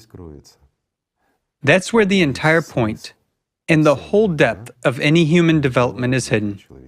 Whether it is individual development for the purpose of conquering this world, becoming someone, or for the purpose of really gaining life, developing spiritually, becoming a free person, and beginning to live right here and right now. Everything begins with these first steps. Wow. The first step, my friends, is exactly the process of observing oneself. Is it you who form a thought, or does it come to you from somewhere? If it comes to you in an unfolded, finished form, and furthermore, if it brings up emotions, if you don't order it, then where does it appear from and why? A simple question. Many people say, during a conversation, how can I distinguish anything if these are my thoughts? This is actually me. A person doesn't even understand that he is not a thought. He is the one who observes this process, and the one who later on, let's say, desperately scolds himself. Why did I behave this way at one or another moment? In fact, this is true. When there is a sense of guilt, it is actually the system's manipulation. There's always... Sure, of course. Or when a person feels his conscience is against, but he acts. He starts arguing, quarreling with someone, getting indignant, or something else, and he realizes, why am I doing this, but continues doing it? Why? Because he believes that it's his thought, that it is actually him. That's the whole trouble. That a person cannot understand that a thought is not him. Consciousness is not him. Consciousness is a tool, my friends. But this tool can dominate the personality of each of us. If we do not engage in self-development and do not study these subtleties, however, consciousness works in such a way that it postpones this work until later. Sometimes it even happens that a person has started working, gained an understanding. He can differentiate where consciousness is and where he is as personality. But suddenly, he has some everyday situations, something happens somewhere at work, he gets distracted, even when watching TV series or something else. He switches his attention, gives his inner resource under the control of consciousness, and that's it. He already becomes consciousness. Friends of mine, we are those, and we are where our attention is. Attention is our personality's major tool. It is the energy of life, which basically forms our reality, both inside and outside. Where we invest it is what is implemented.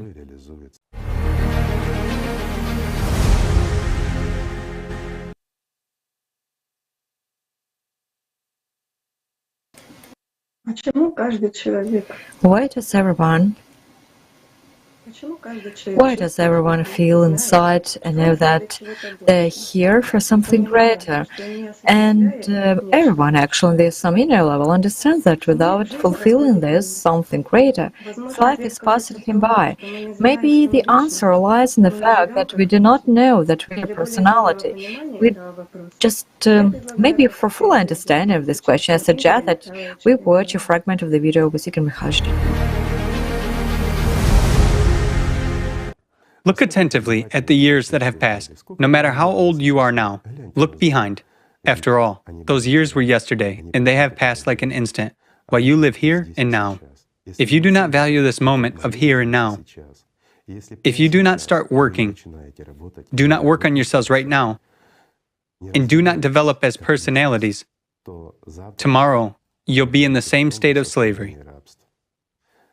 No matter how you seek freedom, no matter what kind of revolutions you arrange, no matter how you change the world or which format you build in this world, consumerist, creative, or any other you would invent, you will still be slaves because freedom and slavery begin inside. Even not in your head, but here. If you are not free here, you are not free in your head either. And if you are not free in your head, you are a slave.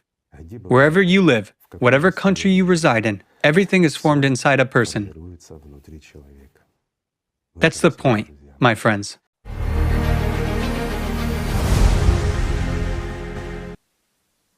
Personality is a part of the spiritual world. It is a part of the Holy Spirit in a human being. It is the personality that decides where to invest its attention. The personality makes the choice.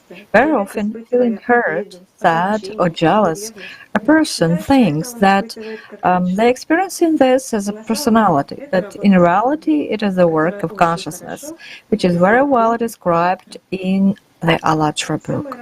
The most common programs of the animal nature are based on pride, egocentrism, and fear.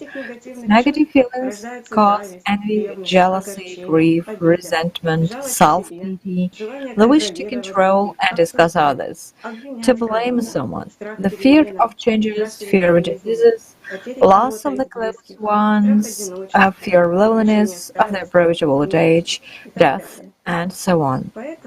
Therefore, personality cannot be offended, irritated, or angry. This is all from the primary consciousness, from its selfishness and pridefulness. Consciousness wants to control everything that, so to be as I kind of want. However, personality knows only how to love, rejoice, and be grateful. To live as a personality means to live based on the perception of this world through feelings. And until personality is developed, until one learns to live by feelings, they live completely by consciousness and think that all these thoughts and emotions are identifying them. We cannot see ourselves as personalities in the mirror, but we can feel that. There is a question: how can I live as a personality, a spirit, in this world, in the material one?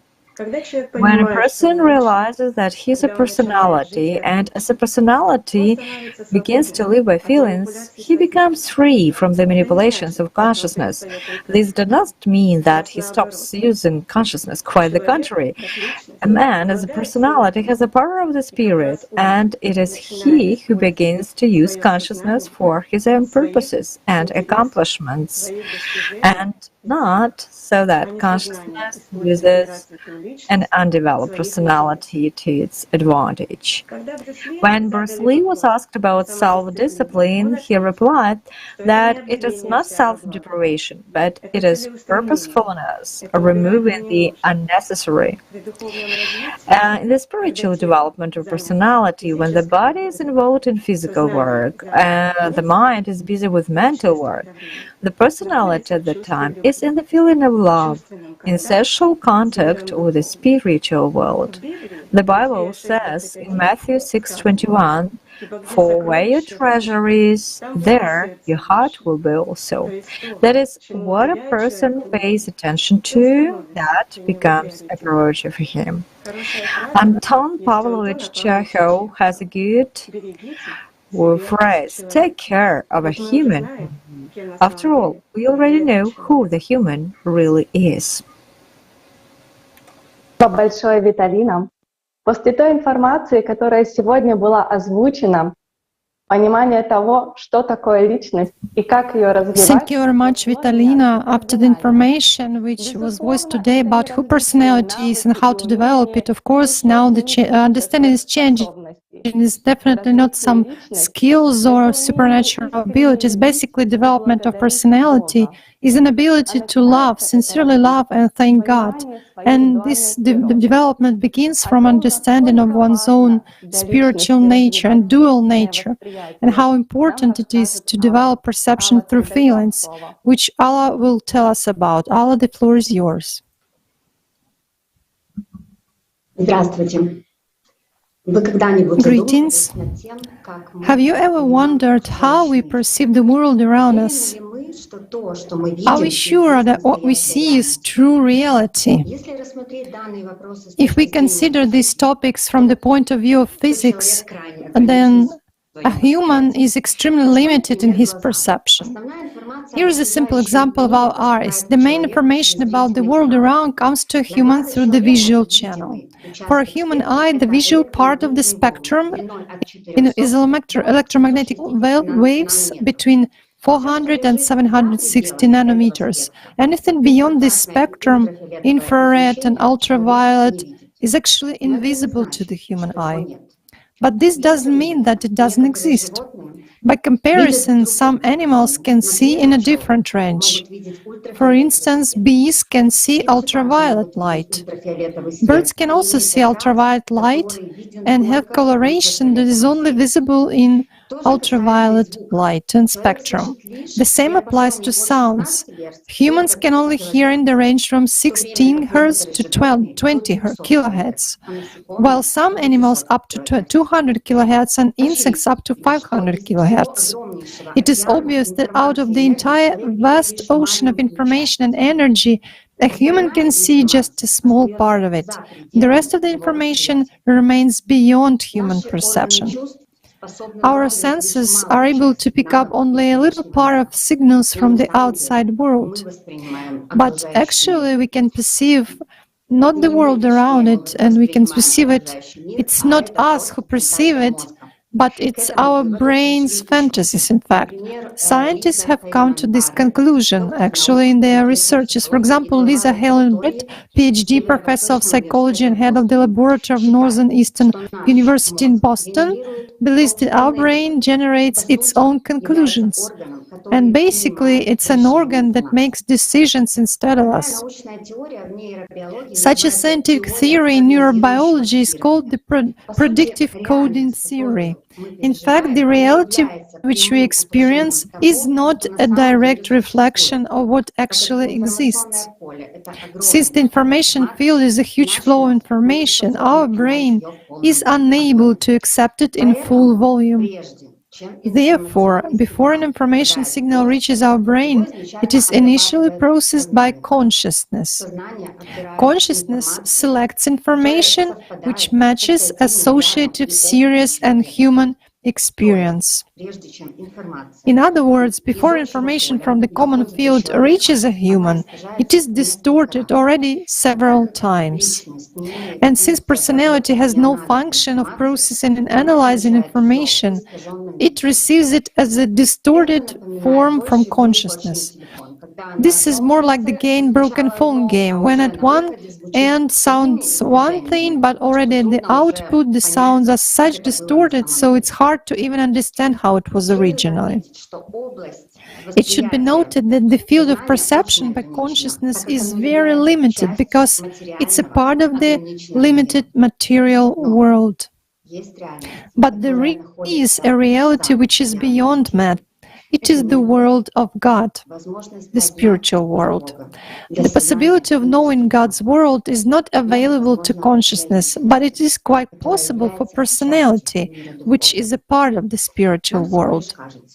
It just seems to us that it is us who perceive the world around us, but in fact, personality has no eyes, and it perceives all information about this three-dimensional world only through consciousness.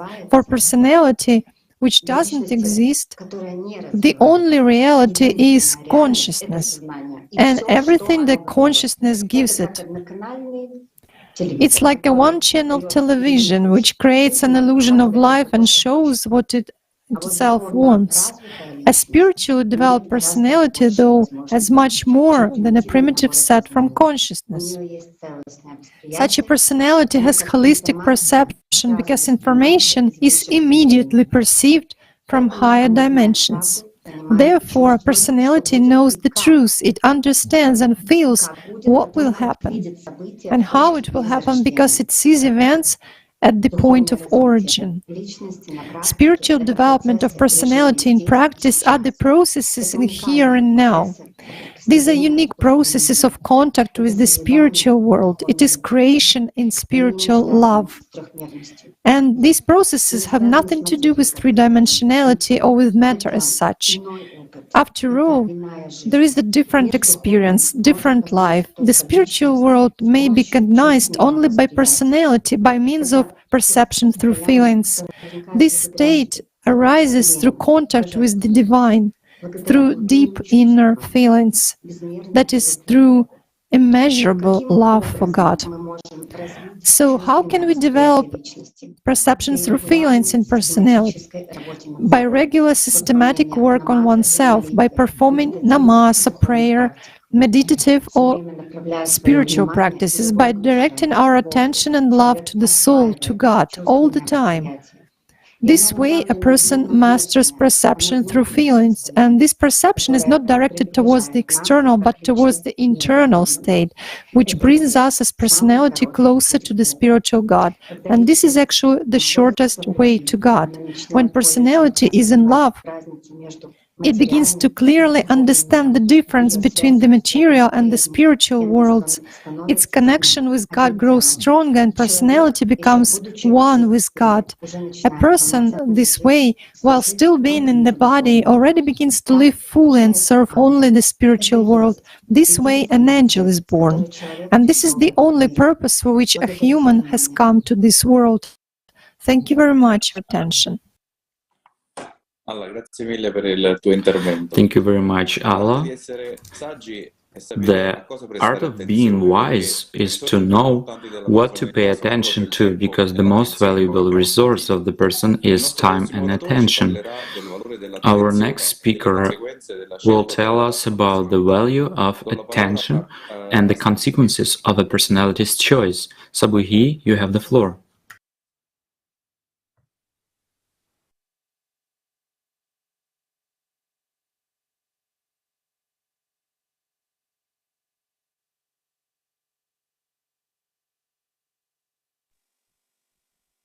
Уважаемый спикер, проверьте звук, пожалуйста. Вас не слышно. Dear speaker, we cannot hear you. Could you please check your sound?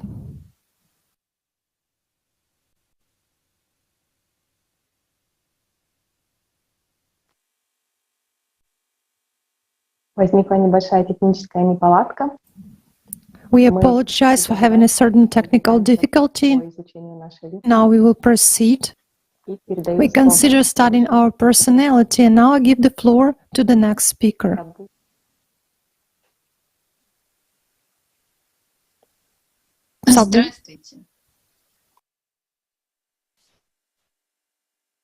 Здравствуйте. Если человек не разбирается в себе, ему тяжело. If a person does not understand himself, he has a hard time in his life and still hard afterwards. The worst thing is when a person has lived his life in an illusory oblivion of this world and understood nothing. It means that this personality has not evolved in this spiritual aspect. But as long as a person is alive, he has a chance, he has an opportunity to join the spiritual world. Death is a physical process, and it is inevitable for everyone. Evidence that existence after death of the physical body does not cease is given in the studies of Professor Korotkov, Kirlian, Garyaev, and others. Scientists were able to experimentally determine a new information energy form of matter, meaning the transition of individual consciousness to other conditions of its existence. Doctor of Biological Sciences, Professor Maria Goncharenko, interprets death as an irreversible cessation of vital activity of the biological organism, but not the energetic one. After the death of the physical body, there remains a phantom, an energy information structure, the best definition of which is given in the Allat book and is called subpersonality. So what is a person who has become a subpersonality? When personality has merged with consciousness but not the soul, and remains in this matter, then a subpersonality is formed. This is the difference. Someone goes to the higher world, the spiritual world, becomes an angel, and someone, as they say in religions, to hell, in other world, becomes a subpersonality. In the Apocrypha of John, there is a dialogue where he asked Christ, Lord, what happens to the souls of people who achieved true knowledge but who turned away from it? He said to me, demons of poverty will take them to a place where there is no possibility of repentance. They will stay until the time when those who blasphemed against the spirits will be tortured and subject to punishment forever.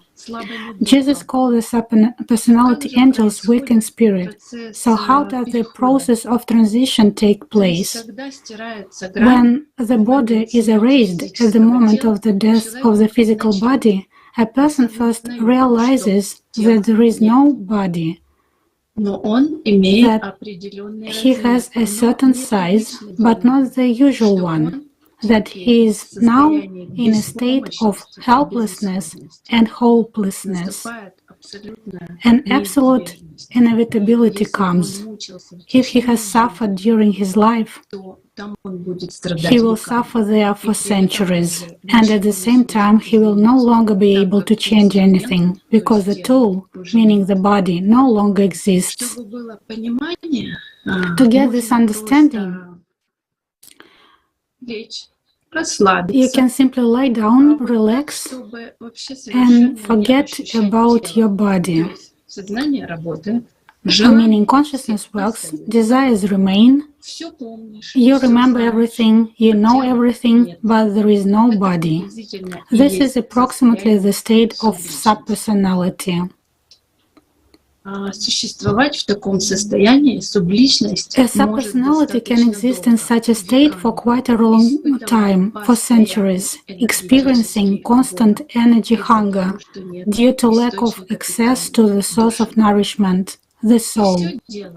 And it's all about the choice of a human. If, during life, a person chose the immediate gratification, material values instead of eternity, wanted power over the other people, acted contrary to his conscience, a person spends the energy of life not on building up the power of love, but on all these material pleasures, the satisfaction of his selfishness, on nothing, without realizing that he will have to pay for it.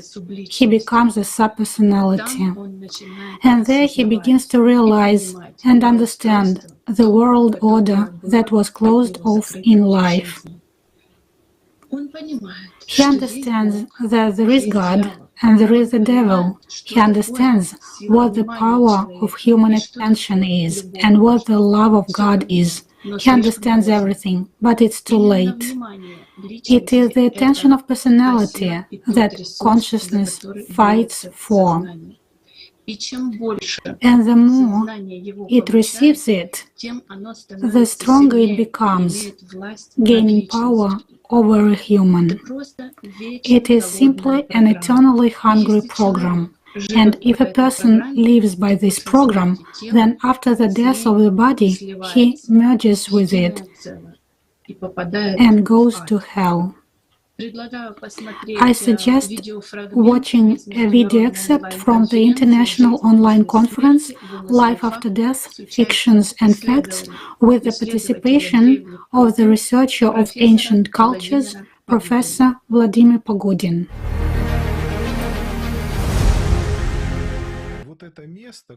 This is the place I was talking about. The point was precisely this. I'm alone here, and every soul has an impression of being alone here. It's such a poetic image, why I have actually mentioned this, which shows that no one can help a person there. You have brought yourself to this place, and you, only you, bear responsibility for that. And no one can help, no one can share it with you, and no one can take it from you. As long as we're on earth, we can take responsibility for one another. Whether this is right or wrong is another question, but we have this possibility. After physical death, this possibility disappears, and each person is responsible for his own actions, not in the sense that someone punishes him, but in the sense that he himself gets out of that very cold and stinking swamp in which he finds himself, and no one can help. The sense of being constrained in such state is described there is a constraint of the will. A person is accustomed to using his free will here on earth. Well, if not using it, then at least feel having it and being there in hell. A person deprived of this free will feels squeezed, crammed into some narrow space, and completely alone, because no one can help. There is no shoulder to cry on, and no one to turn to. You have to walk this path yourself.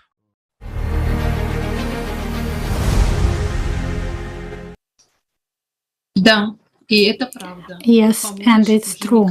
No one can help. Subpersonality remains within the 6 material dimensions, or more precisely, in the dimensions between the 4th and the 6th. Our entire material universe is within 6 dimensions and has a wave information nature. And also human, he is only an information wave. The law of preservation of information sounds as follows. In a closed system, the amount of information remains unchanged. Neurobiologist Stuart Hameroff, who developed the theory of quantum nature of consciousness, writes, "Quantum information is not destroyed, but is spread throughout the cosmos. And since our universe is a closed system, according to the law of preservation of information, information does not disappear." I suggest watching an excerpt of an interview with Gennady Shipov, a member of the Russian Academy of Natural Sciences. Thank you. Everything that has a material structure is not eternal. Over time, all material objects, including elementary particles, return, so to speak, to the matrix of the possible, meaning they leave the material world. They emerge, live in this material world, and when the time comes, the material object is destroyed, and destruction means that its material part disappears. Yet, the matrix by which it was built and its behavior in this world, this chronicle, or this magnetic tape, which all the time recorded how the material object behaved, it is all stored in a certain information space, and it lives forever. So, all pure informational, non-energetic, energy-free objects live forever, because all that is available is the matrix. It sort of can only improve, but never misses the visible, I guess. The matrix itself remains forever. It enters the material world by some laws of this world, written in the same matrix, develops, and at the same time improves the object that was originally created. And this additional information is related to its development or degradation. It returns again, and it is eternal. It is very similar to the religious description of sins and all kinds of good deeds. I don't know about retribution, but all these deeds are recorded, and nothing happens without a trace. Nothing. Every action is immediately entered into the database, and there, according to certain laws, some kind of work is done with it. I think, and sometimes people or some sources say this, if a person misbehaves toward the world in which he exists, he is punished for that act and suffers. There is a certain law of this cause and effect relationship in the subtle worlds. According to religious views, it's being destroyed in us through our suffering. We go through suffering to perfection. But I disagree with that, because it seems to me that perfection should be achieved through joy, not through suffering. In this world, you cannot improve yourself through suffering. But this may be good for an animal. If it misbehaves, a donkey, for example, needs to be beaten with a stick if it goes somewhere in the wrong direction. But for a human being, perfection is only joy.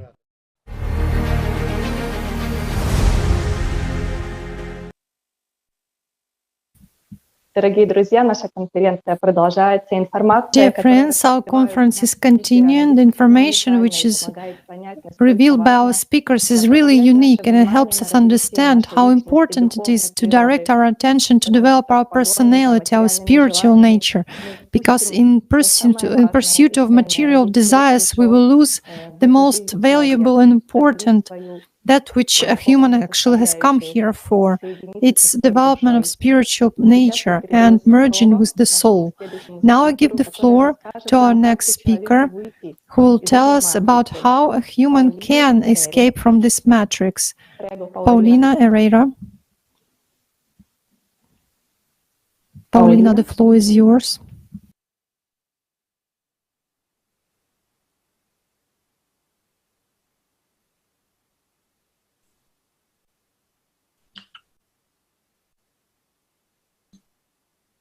Paulina, la ascoltiamo.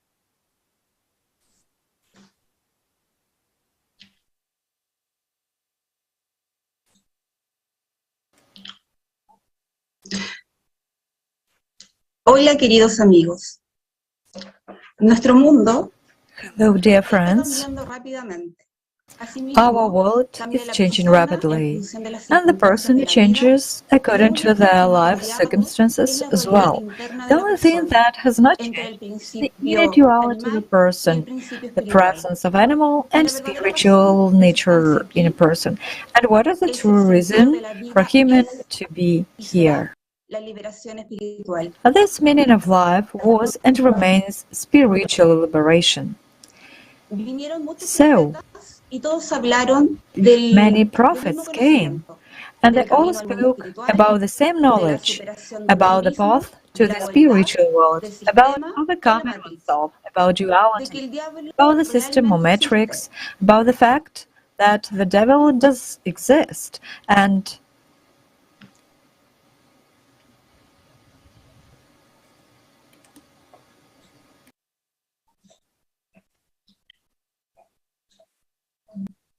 Ay, sí.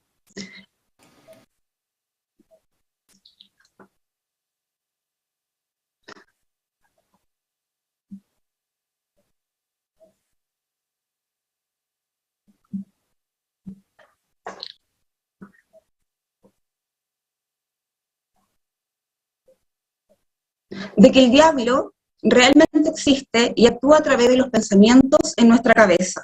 That is the knowledge that the devil does exist and acts through thoughts in our head. But first and foremost, the prophet said about that you learn not to listen to your consciousness, and not to keep in your head those illusory images that our consciousness imposes on you. If a person cannot control their own emotions of their consciousness, then Satan, the system or the matrix, dominates them. And in order to get out of this matrix and start the spiritual path, a from the first contact of God to life in the spiritual world, some tools are needed. For some people, these are prayers in which deep feelings are achieved through repetition.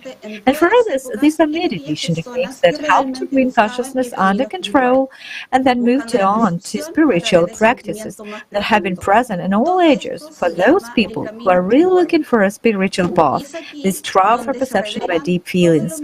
All this is called the spiritual path, and it's here that all the secrets of this three-dimensional world are revealed when a person discovers and realizes that here is a personality and that he can control his consciousness and choose between the proposed thoughts, rejecting some thoughts and accepting the others.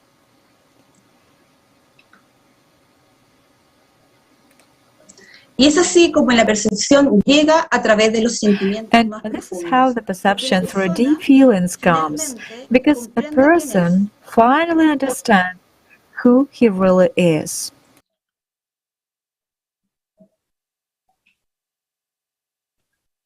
Entiende quién es y se da cuenta de que el mundo espiritual está dentro de sí mismo. A person understands who he really is, and he understands that the spiritual world is within himself, and is no longer looking for it somewhere outside. And this leads to the unlocking of great mysteries, namely to the realization that a human being is a personality and not consciousness, being a spectator in a theater of shadows. The biggest weakness for the system of matrix is the person walking the spiritual path. When they begin to discover all these complexities of the path, its simplicity and beauty. The first thing they see is that consciousness does not belong to them, and consciousness does not serve personality. Personality understands that consciousness is dictator. It is part of the system, a matrix that manipulates and turns a free personality into a slave. But in order for a personality to do this, they must first of all strive for spiritual freedom. This must be their need, and when they feel this need, they can walk this path.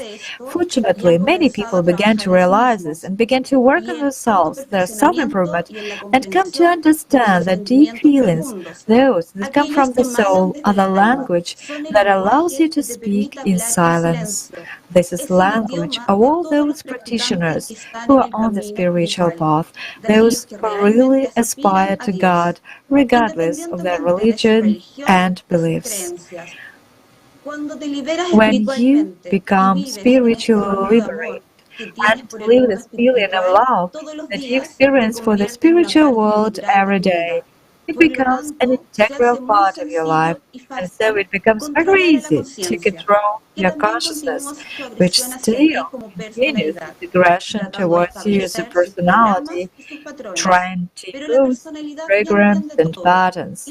But the personality already understands everything, and consciousness begins to attack much less, because this process is no longer profitable for it. And when the body reaches the end of its earthly life, the personality, having achieved its spiritual liberation, simply goes to its native home, returns to the spiritual world, while consciousness ceases to exist forever. Thus, the spiritual world receives a new angel, equal among equals.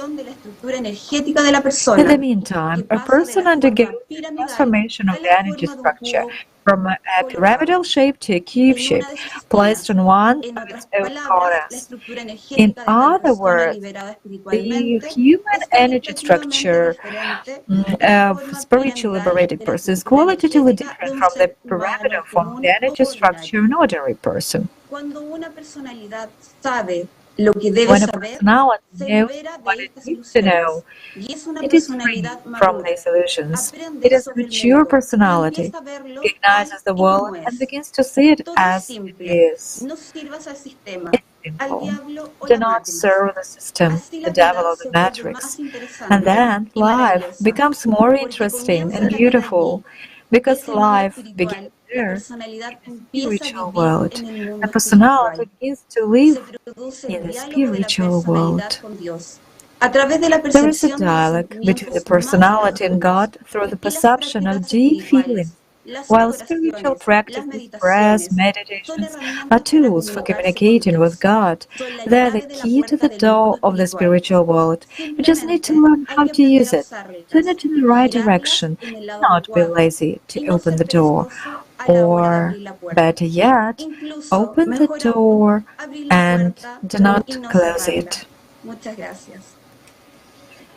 Thank you very much.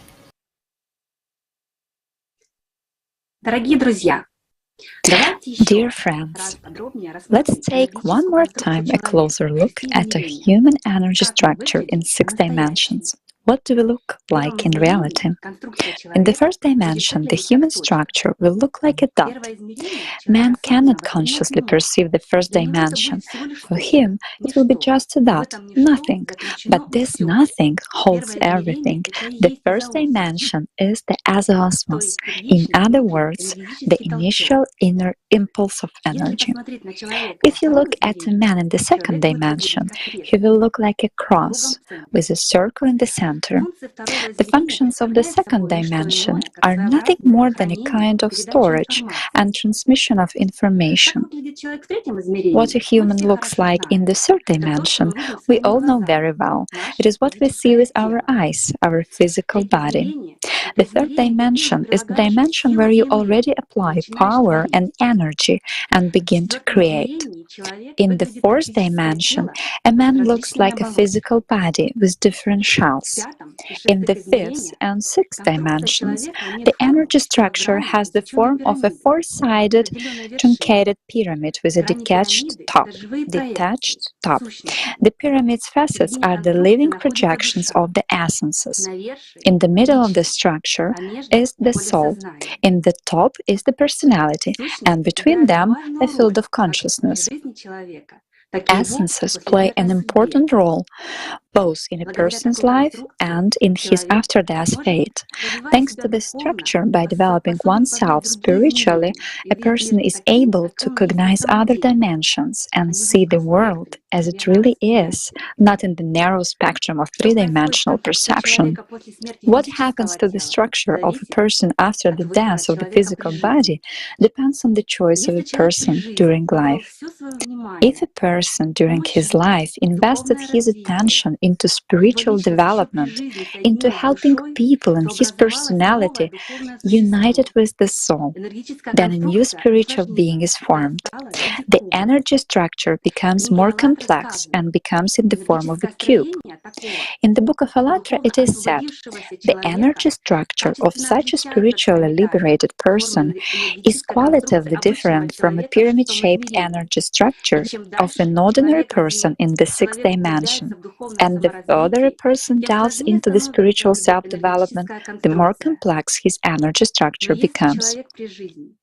If a person during the life of the physical body put all his attention into emotions, thoughts, material desires, then after the death of the physical body, the personality merges with the consciousness, becomes a subpersonality.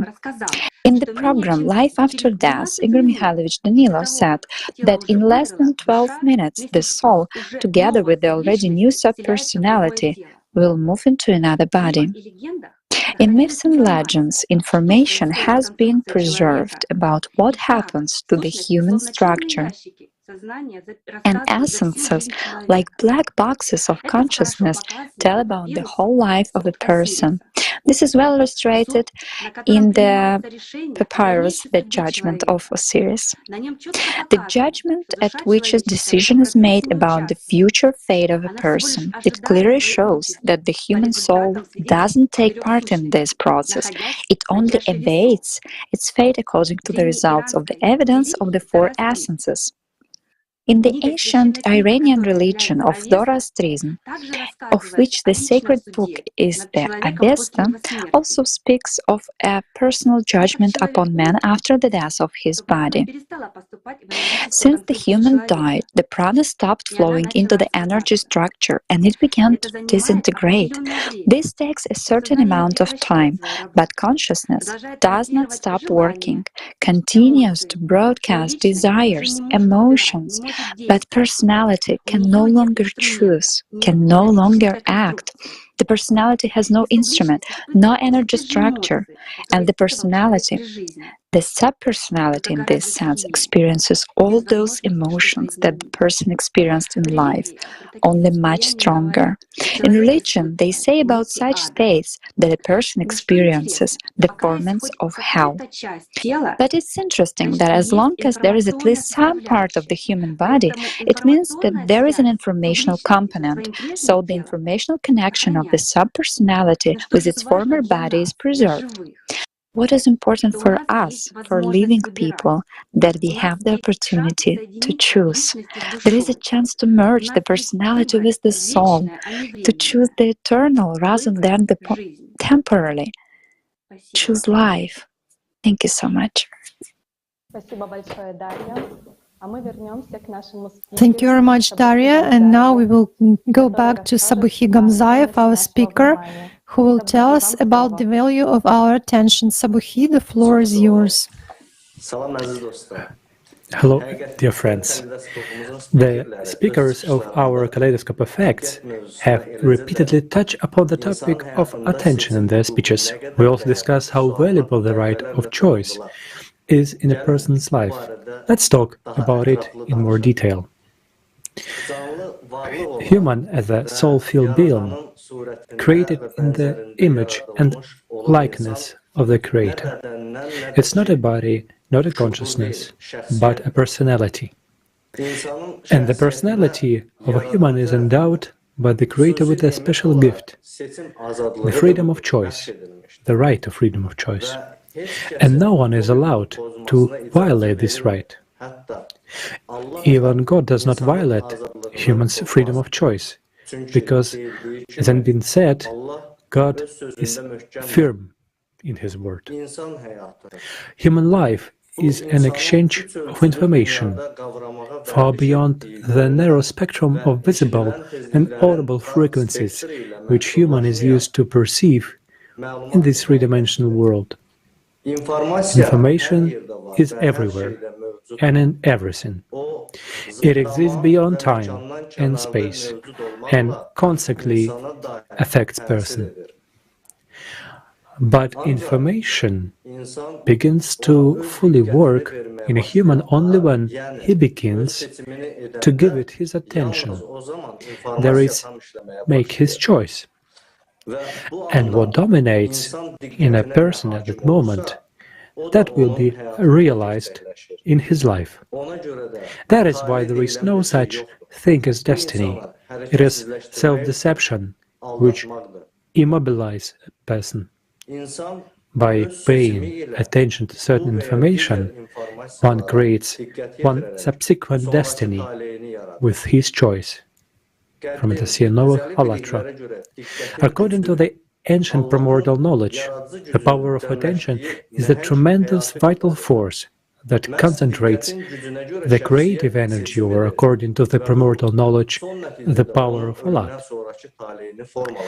It is through the power of attention that a personality makes choice that ultimately shape his or her posthumous destiny.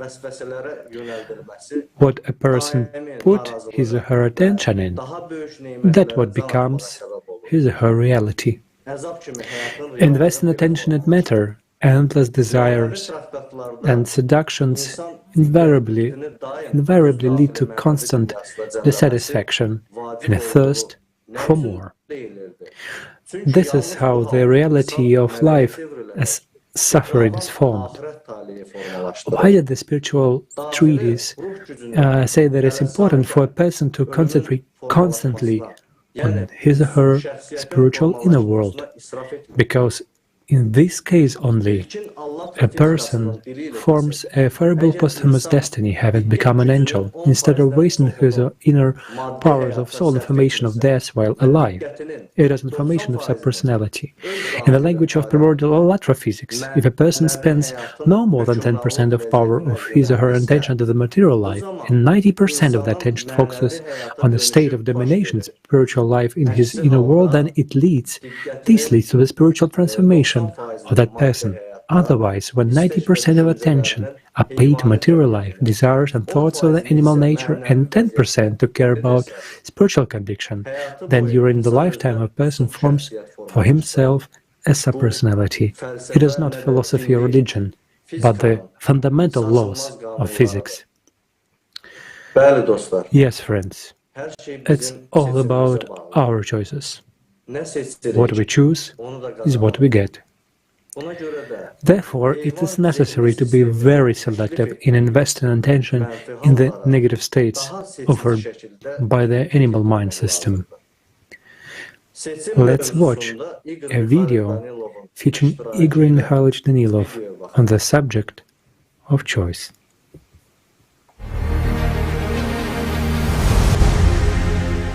Yes, a person indeed has freedom of choice.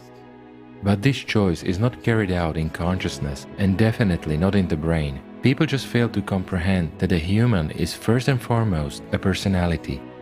Personality is a non-material structure, and the power of attention, which personality actually invests as a non-material structure, is in the spirit and not in matter. In order to become absolutely free and live happily, truly happily, and really gain freedom, you just need to invest this power of attention precisely in developing perception through feelings and to direct it towards spiritual development, and not to invest it in unnecessary thoughts, in those illusory pictures which consciousness foists on you, and certainly not in any unnecessary emotions imposed by consciousness. You should simply economize and invest it reasonably, like funds. Then you will gain that boundless which you strive for, but only when you really, truly strive for it.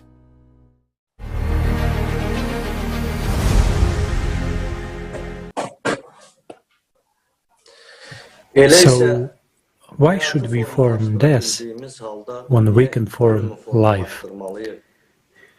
Why should we be selfish when we can be altruistic? The term altruism was introduced into science by the philosopher Auguste Comte. In his views, altruism is the embodiment of the norm of living for the sake of others, the driving force behind the change in human society toward greater humanization.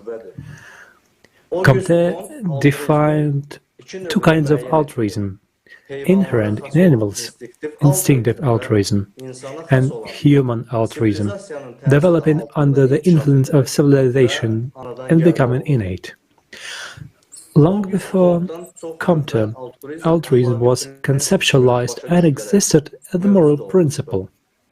Socrates believed that the basis of the moral law, which compensates for the selfishness of the individual, was not to take, but to give, and that the more spiritual one is, the stronger the desire to serve for the benefit of others.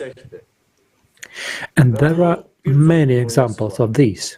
It is enough to see how people volunteers unite and build a creative society together. Everyone contributes as much as she or he can. Everyone works doing his or her best with understanding and respect for each other. After all, human is created for a real life, for the active work and interaction with others. He is equal, but not for the endless accumulation and selfish behavior with people. Let's watch a short video on the subject with participation of Igor Mikhailovich Danilov.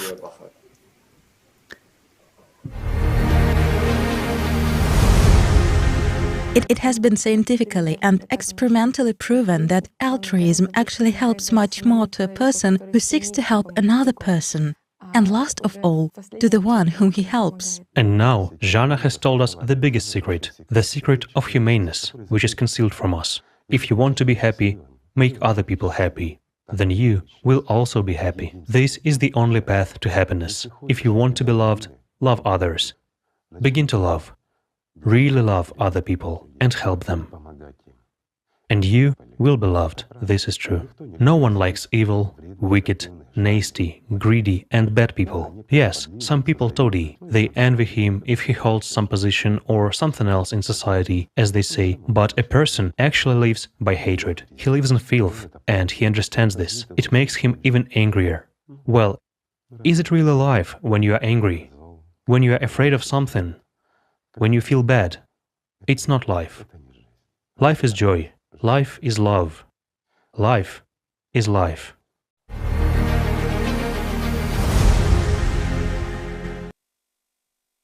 Мудр тот, кто знает нужное, а не многое. Wise man is the one who knows what is necessary but not a lot of things, and knowledge that of the fact that a human himself forms his after-death destiny is actually a very important knowledge about the path which leads to freedom. And Luca Di Santo will tell us about this. Luca, the floor is yours. Микрофона. Grazie Natalia. Спасибо, Наталья. Thank you, Natalia. Every person throughout his life feels that he is striving for something sublime, pure, light, striving for freedom. What is true freedom in fact? The format of thinking we are used to immediately suggests some fantasies to us. If I had a lot of money, it would free me from poverty and fear that I cannot provide myself and my family, and I would be truly happy, but unfortunately wealthy people also do not feel free. They are even more puzzled by problems and fear about their own life and wealth preservation. Also, a person thinks that real freedom is when I can do what I want, but there is a trap here too, our desires. Where do they come from? Who forms them, dictates them, and who is behind it? Are these our desires? Often in their head people imagine that other people fear and respect them. At such moments, a person imagines himself on a pedestal and the arbiter of destinies, but this is a manifestation of power and a thirst for manipulation of other people, but by no means freedom. Our feeling of striving for true freedom is so great that there are always those who use it for their own selfish purposes, offering us false images. Democracy, patriotism, national dignity, religious views, language issues with the ensuing circumstances for entire nations, wars and destruction for the sake of profit of certain individuals. A human was created for a purpose. A human in whom there is a particle of eternity, the soul, was created so that he figures out and cognizes the true freedom to which he strives all his life. But duality is also inherent in man, in the struggle of two principles, the animal and the spiritual, and the position in which a person chooses to be is that freedom he receives. If egoistic motives dominate in him, that is everything that makes up his animal nature, then freedom for him is limited by three-dimensionality. It is imaginary, illusory, quickly ending, but if a person chooses the development of the personality, spiritual development as his goal, then he receives true love and freedom, not limited by this world. It is unconditional, infinite, it cannot be taken away, since it is an internal belonging that does not depend on external circumstances. And here, when a person begins to work on himself, an understanding comes that our consciousness is always tuned negatively, always tuned to meanness. Yes, it can toady, it can praise, it can play along, but it always strives to take as much attention as possible from personality to itself and to enslave our personality as much as possible. And this is exactly where our desire for freedom arises from. After all, it's an inner desire. But consciousness mixes it, as usual, with whatever possible and throws everything outwards. We look for this freedom here, in three-dimensionality. We try to change something in our lives, try to somehow understand ourselves. We look for enemies in our family and among our friends. We look for enemies in our country. After all, we are in slavery for some reason. We feel uncomfortable. And we want to change something, from authorities to our other half. And in fact, we do not know what we want. Time passes, authorities change, but freedom doesn't come. Many people change. Let's say their other halves change their families, but freedom doesn't come. Many, like hermits, go into religion, into seclusion, but they don't become freer. Why? If the world around you bothers you, close yourself in your room or in your apartment, or go somewhere and stay alone at least for a couple of days. If you haven't become happy and free, the problem is in you, my friend, not in those around you. It's not an illusory happiness when we go out, have a day off, and feel good. The day off passes quickly, and then we are back in the same place again. This is not freedom. Freedom is inside, regardless of what your mind is occupied with or what your body is doing.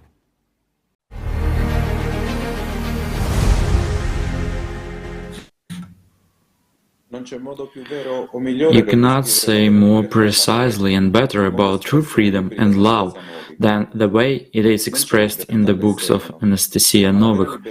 There is no freedom on the outside, but the true freedom is when a human becomes higher than this world, higher than material wishes, when a human lives each day, each hour for the sake of his soul, enriching its treasury with good doings, thoughts, help to surrounding people, when a human doesn't live for the sake of his egoism and significance, but for the sake of other people in the name of God. Sensei 4. The highest freedom of man is his freedom of choice. Only the person himself decides what to do, whom to listen to, what thoughts to pay attention to, and from these decisions of his, the fate of a person is formed. Every man who knows how to be a master of himself, how to rule over his thoughts, and who is in a strong embrace of love to God, is the richest and the happiest man in the world. Allat. You and I feel that we are not just a physical body. We feel that we have a soul, a particle from the spiritual world. Our personality on the way to the spiritual world overcomes barriers from consciousness, breaks out of its slavery and becomes free, becomes one with the spiritual world. Every day I hold on to God with my whole inseparable embrace of my soul. My sincere love for Him is immense. My embrace is so strong and my love for Him is so boundless that wherever God sent me, He would be there with me. And if He is with me, why should I be afraid? My life is where He is. For my soul, it would be sweeter to be out of heaven with God than in heaven without Him. Each person is a personality who primarily bears spiritual responsibility for everything that she does and chooses in her life. After all, most people understand what responsibility is. They take responsibility for solving some vital, ideological, domestic, financial, and other issues. So, in the spiritual, as in the main thing for every person, you need to take responsibility for your spiritual destiny and do everything possible and impossible in your life to merge with your soul and gain real freedom from the material world. True love internally liberates a person, gives the most valuable heavenly gift, real freedom from this material world. True love is the deepest feelings of a person that cannot be expressed in words. This is the power of the soul, its state of love for God. True love between people begins when one person experiences deep feeling of love for the soul of another person, as they say, sees his essence, when there is an amazement in silence. In moments of manifestation of his sincere happiness, one experiences profound feeling in contact with the spiritual nature, the attention, love, and care of God for his soul.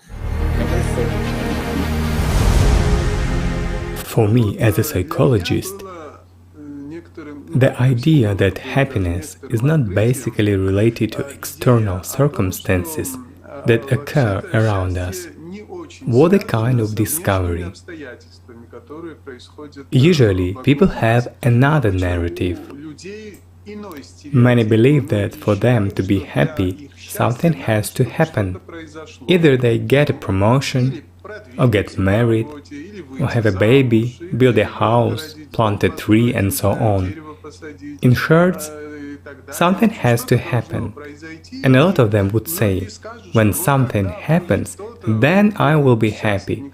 I'll never forget when at one of my counseling sessions, a woman said that when she finally buys her dream car, when she drives out of a dealership in her new car, she'll be happy.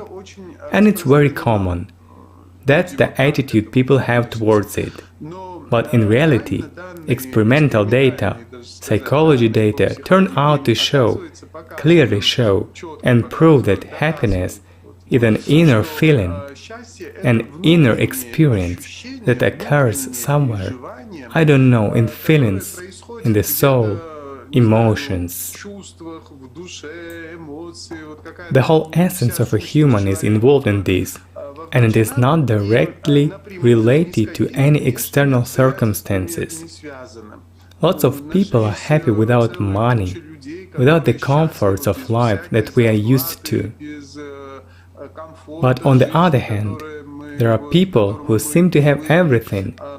They have high income and prosperity, a house and a family, but nevertheless, they're internally unhappy. So I think happiness is an inner feeling of a person. If it is cleared of external layers and some patterns, I think this feeling brings a person closer to some higher worlds. And it should be found within oneself. I suggest to talk now about psychology and psychology data. Having studied many people who feel inherently happy, it turned out that they have several peculiarities which make them different from other people.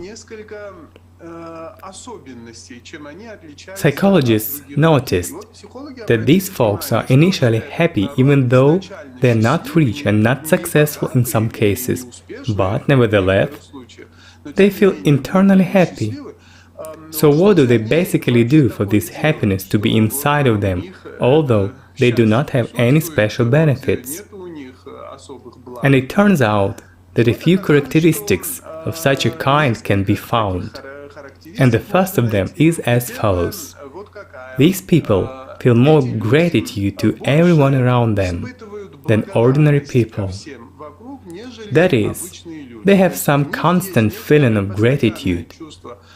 Gratitude to people around them, gratitude to nature, gratitude to the universe in general. They somehow live this feeling of gratitude, and interestingly enough, that gratitude is absolutely unconditional. You don't have to bring them water so they can say thank you. They're already grateful as soon as we appear next to them. And so, this feeling of constant gratitude that they have suggests that maybe we, ordinary people, should try to practice gratitude and see if we become a little happier. And a wide perspective opens up. Go and thank your wife, your husband, your child, your parents, the whole world, the universe. I've noticed that happiness particularly increases if we can thank someone we've never been able to thank before. Yet, if all of a sudden we manage to do that, it turns out that the inner feeling of happiness increases. That's one characteristic sign. Another one is this: happy people are much more optimistic. In other words, the future is always tinted in positive colors for them. There are no bad events in the future for them. They only see the best in the future. Of course, ordinary people are not like that. Many people see the future in very dark colors. Everything will be wrong, everything will be bad. One more characteristic is as such. Happy people are very fond of doing sudden good deeds. They come to someone and suddenly do something good, some kind of surprise, either to their close ones or to strangers. And it amuses them a lot. They like it very much. And I've actually tried many times. I've experimented on myself and done this. And I can definitely tell you that I myself felt better rather than a person to whom I did something good. I felt joyful inwardly. And the day turns better once you've done a sudden good deed to someone.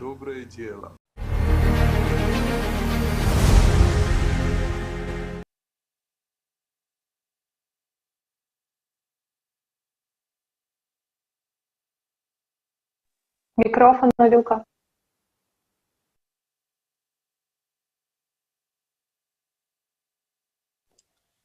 Amici, è stato davvero un grande piacere. Amici, è stato davvero un grande piacere. Ok. Amici, è stato davvero un grande piacere ascoltare le parole di Pata Amonashvili, dottore in psicologia. It was a really big pleasure. The words of Pata Amonashvili, the author of numerous books and sociologist, doctor of psychology. It was a great pleasure to hear him, our speaker. Thank you. Wonderful words of Pater Shalvich about happiness. The question is, what do you have to do to be happy? It is essential for every person. We all intuitively strive for it. But in practice, the search for happiness often resembles the endless pursuit of a donkey for a carrot in a vicious circle. Of course, a person should live in comfortable conditions, but how much does happiness depend on the amount of money? Psychologists note that once a person's basic needs are satisfied, the connection between happiness and money is lost. Many people who have reached a high standard of living do not equate happiness with money. For example, the successful American economist James Montier says that people quickly get used to a new level of income, and therefore their life satisfaction does not increase. How successful is the search for happiness in relationships with people, the second halves, children, friends? Even in the best relationships, a person still continues to feel inner dissatisfaction, loneliness, the feeling that he is not loved enough. The reason is that the concept of happiness and love in modern society have been substituted. It has become customary for us to take a consumerist attitude towards love as a material goods. It all boils down to the desire to receive love from other people and the fear of losing it. As Pater Shalovich said earlier, happiness has not an external but internal nature. So how can we find it in ourselves and not to confuse it with other feelings? As an answer to this question, let's watch an excerpt from the video Tricks of Consciousness. And the first thing a person should learn is to distinguish an illusion of sensations and imposed thoughts from inner, deepest feelings. What does he need to learn? To love. And love is what? True love is happiness. He should attain happiness, and happiness is what? It is life. And these three components, so to say, well, not three components, all this is the same, but they are inseparable. Love, happiness, which altogether gives life. And life cannot be either without life or without happiness. If inside a person there is no happiness, if there is no love for God's world, if he doesn't experience its reciprocal, let's say, component is when the spiritual world loves, then the person doesn't live. Everything else is nonsense and meaningless.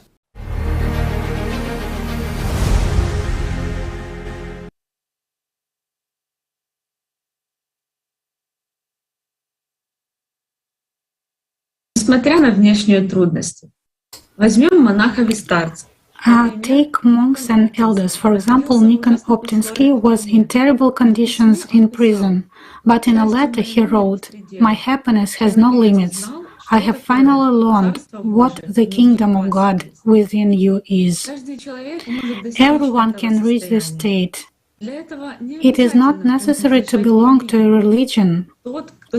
The one who seeks happiness in a human is personality, and personality can feel it here and now. It is interesting that the word happiness in the common Slavic language meant co-participation. Agree, when we are happy, we involuntarily share this state with others, and thus become sources of happiness ourselves. This is what the Buddha said. Thousands of candles can be lighted from a single candle, and the life of the single candle will not be shortened. Happiness never decreases by being shared. It is possible to unselfishly help another person in any situation. It can be a kind word, support, or sincere advice. And the more such examples in society are, the easier it is for each of us to be human, to be really happy. Now I suggest to watch an excerpt from the video with the participation of Igor Mikhailovich Danilov. Happiness is an immaterial component. As long as we are, dominated by material values, people will always be dissatisfied. There will always be protesters, there will always be those who disagree. The most important thing is the spiritual component, human values in the highest sense. When they dominate in society, then everything will be fine. Priorities should be changed. Of course, the priorities should be spiritual, or at least the highly moral ones. Yes, it turns out that a consumer society has superseded human qualities that make a person human, and accordingly make him happy and joyful and loving. So why does a person not rejoice? Because he has forgotten what joy is. It's when you are of benefit to another person, when you are of benefit to society, when you sort of do not waste your life in vain, but live, you really live. And you only have the joy because you can serve someone, that you can, for someone, yes, to live.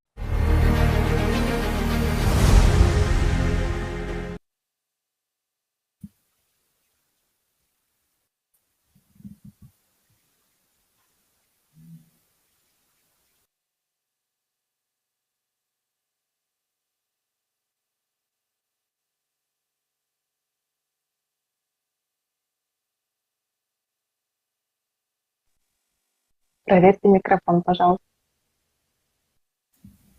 Could you please check the microphone, Camila?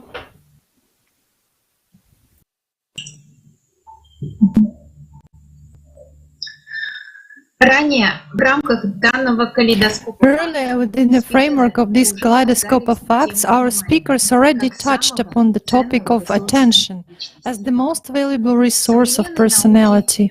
In modern science, there is no generally accepted understanding of such a phenomena as attention, and there are many various theories describing this phenomena in their own way. Despite various opinions on the subject, many people already have an understanding that attention is essentially the main resource, but its powerful potential is not quite used by people in the right direction. If every person would conduct a serious analysis for oneself, it would become clear that attention is the foundation of our life, and we pay for everything with our attention, and in return we also want to receive attention. When we watch a show, listen to music, eat some delicious food, or engage in interesting conversations, we invest our attention every time. If somebody wants to punish a person, there are also conditions are created for his attention, focusing it on painful or uncomfortable feelings and sensations. At work, we give our attention in order to gain freedom later on. We direct it where our desires lead us. In other words, attention is there and at all levels. There were times when in society there was this knowledge about the value of attention, and this knowledge was respected. It was reflected in the rituals and laws of various tribes and cultures. People's attention was collected exactly when it was really needed. But contemporary society has formally devalued the understanding of the value of attention and has hidden its true value from people, exploiting and manipulating attention in every way possible for the benefit of separate individuals. An obvious question arises: why are we not aware of the true value of our attention? Why is knowledge about attention is so important? And finally, and most importantly, what are people capable of when they unite their attention and around a single goal or idea? In order to answer this question, I suggest us to first turn to research in such areas of science as biology, ornithology, entomology, mimicology, and many others. Today, there is already a sufficient amount of confirmed information that animals, birds, fish, insects, and even microbes and bacteria have a collective mind. Back in the 20th century, scientists found that the flight route and the technique of rebuilding a flock of migratory birds knows only the collective consciousness of this flock. The technology of building an anthill is also the property of the collective consciousness of the ant population. Scientists have discovered that one ant does not know how to build an anthill. 10, 20, 30 ants do not know this either. Each of them will do anything but not build an anthill. They will run and fuss but not build. And only when a certain number of ants accumulate, that is, a critical mass is reached, then within an instant each of them will receive information on how to properly build an anthill together. For every insect species, as well as animals, birds and fish, the number of individuals that make up the critical mass is different.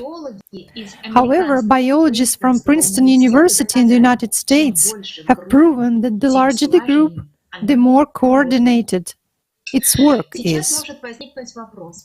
Now the question may arise: what does actually a collective mind of the animals have to do with the attention of humans? But as already speakers said during today's kaleidoscope of facts, a human has a dual nature.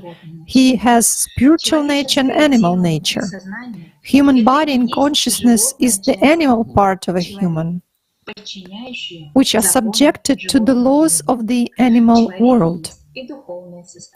A human has a spiritual component as well, which is the soul and personality. And exactly from the perspective of personality, people can use the knowledge about attention for creation. They can direct their attention to create good and comfortable conditions of life on Earth, to provide all people with pure water and quality food, to improve the quality of education and health care around the globe, to improve the environmental situation on the planet, and so on.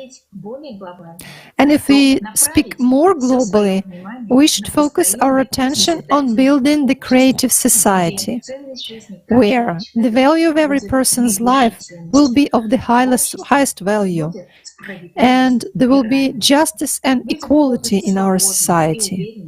People will be free and confident in their future. Society will be managed by people themselves, provided that all people of the world will be open, will have open and transparent information, and most importantly, creative ideology will be formed in society, which enables us to create all necessary conditions for human development as personality. The Creative Society project is already been implemented by people all over the globe. And it is necessary that a critical mass of people unite around the idea of building such a society, including scientists from all fields of science. They should unite. It is important to know that unification of such a great number of people takes place not at the material but at the information level. In such case, possibilities and abilities of people will increase many times over.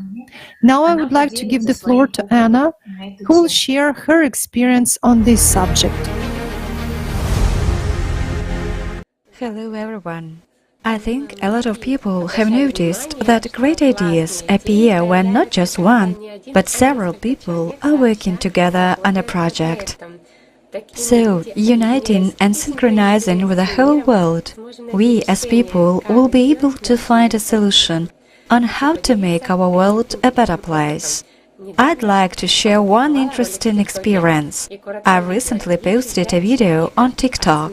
Now, shortly about the video. If you take a human, a galvanized nail, a copper wire and check for the amount of energy emitted by a human, you get 0.74 volts.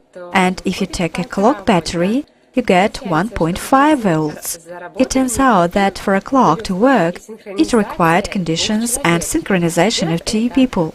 Having done this, we got the desired effect and the clock started working. This experience aroused interest in people, and they began to make calculations in the comments on how many people are needed to make light bulbs, remotes, phones and batteries work. One thing that struck me was that they even calculated the amount of emitted energy when 8 billion people joined together. The total amount was almost 6 billion volts. In the discussions, there was a wave of positivity, and the result was very interesting. They recalled Tesla technologies. Also, there arose a great interest in the story of the New Zealand company Allat, which convinced the country's energy distributor, the PowerCo concern, to give wireless electricity a chance. This project is already being implemented. People who are well versed in physics and other sciences participated in the comments. I won't say a lot of scientific words, but in short, they mentioned weak interactions between particles, thanks to which you can get clean energy. People began to think in one direction, write their ideas, reasoning, information they have, and it turned out very interesting, informative and promising.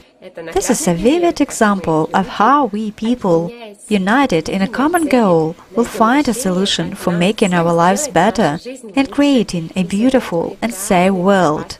It's real, it's possible, and it's simple. If we put our attention to the search for creative ideas, we will be able to build a creative society. The fact that the majority of people on the planet want to live in a happy and safe world was confirmed by a social survey conducted by the participants of Allat IPM within the framework of the Universal Grain Project. Let's watch the fragments of the answers of people from all over the world.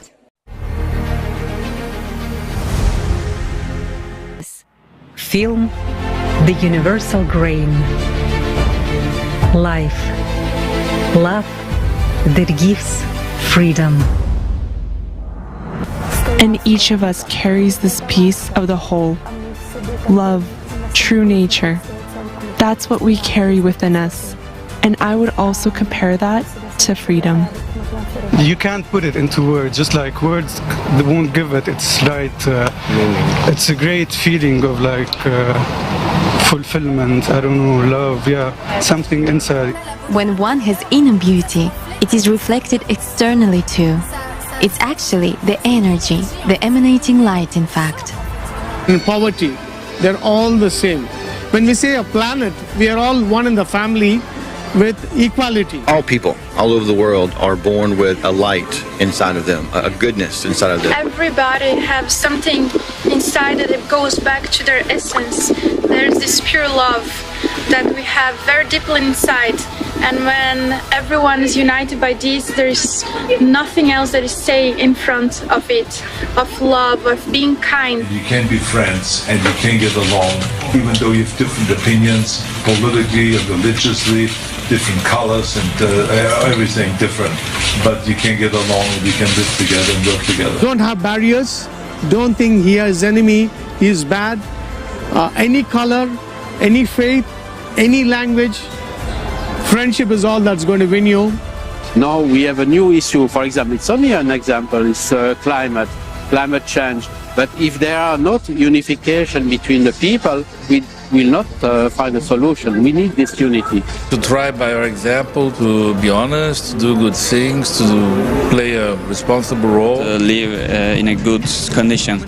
Whatever they may be, but if we respect each other and accept each other as we are, then everything will be perfect. We will have no wars and no conflicts. We will just have a wonderful life which everyone dreams of. Love and beauty is what saves the world. This unselfish love is what changes a person. Place of brotherhood, sisterhood, and a place of love, genuine love, agape love we call it in Christianity. And I think the world will be a much better place to live in. Film, the universal grain. Life, love that gives freedom.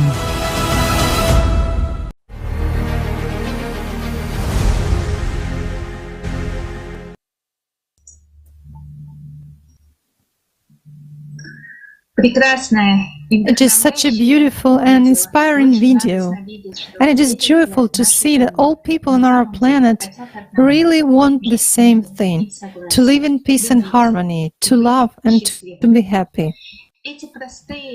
These simple needs come from the spiritual nature of every person, from the understanding that all of us are one, and we are all creations of one Allah. And what separates us is consciousness, with which we once began to identify ourselves. Today's broadcast once again confirms how important it is for everyone to have the knowledge of their true nature. But knowledge is like a guiding star. It only points and shows the way. But it is up to every person to follow the path and work on themselves. Everyone's inner work means to learn to love God sincerely. This inner work is certainly reflected in the outer world, because it encourages people in society to respect each other and to see others as people like themselves, just like them. This inner work is like a bridge that brings people closer together, regardless of external differences. Now I suggest that we watch an excerpt from the video True Heroes with Igor Mikhailovich Danilov. There is a wonderful parable about a young man who met a crying old man and asked why he was crying. The old man said, "You know, I would like to get to my relatives through the swamp, but the road is ruined." So this young man, being alone, volunteered to help and restore this road across the swamp. All by himself, he collected logs and stacked them. The old man said, "Oh, you're all alone. Your lifetime won't be enough to build such a road by yourself." But the young man didn't give up and kept building it. After a while, other men from the village joined him, and they began to build this road across the swamp together. And when they got to the middle of the swamp, they saw that a road was being built towards them from the city. And that moment has really reminded me of the Creative Society project participants. You were telling the story now, and I also associate this with the Creative Society. Indeed. Those very bridges destroyed by the climate. And not only that, but other crises destroyed many bridges between us as well. Many people are desperate, like that old man. But the present day has also shown us there are many heroes like that guy who started building these bridges on their own. And many have joined them. And they have seen how many more people are there who help them build.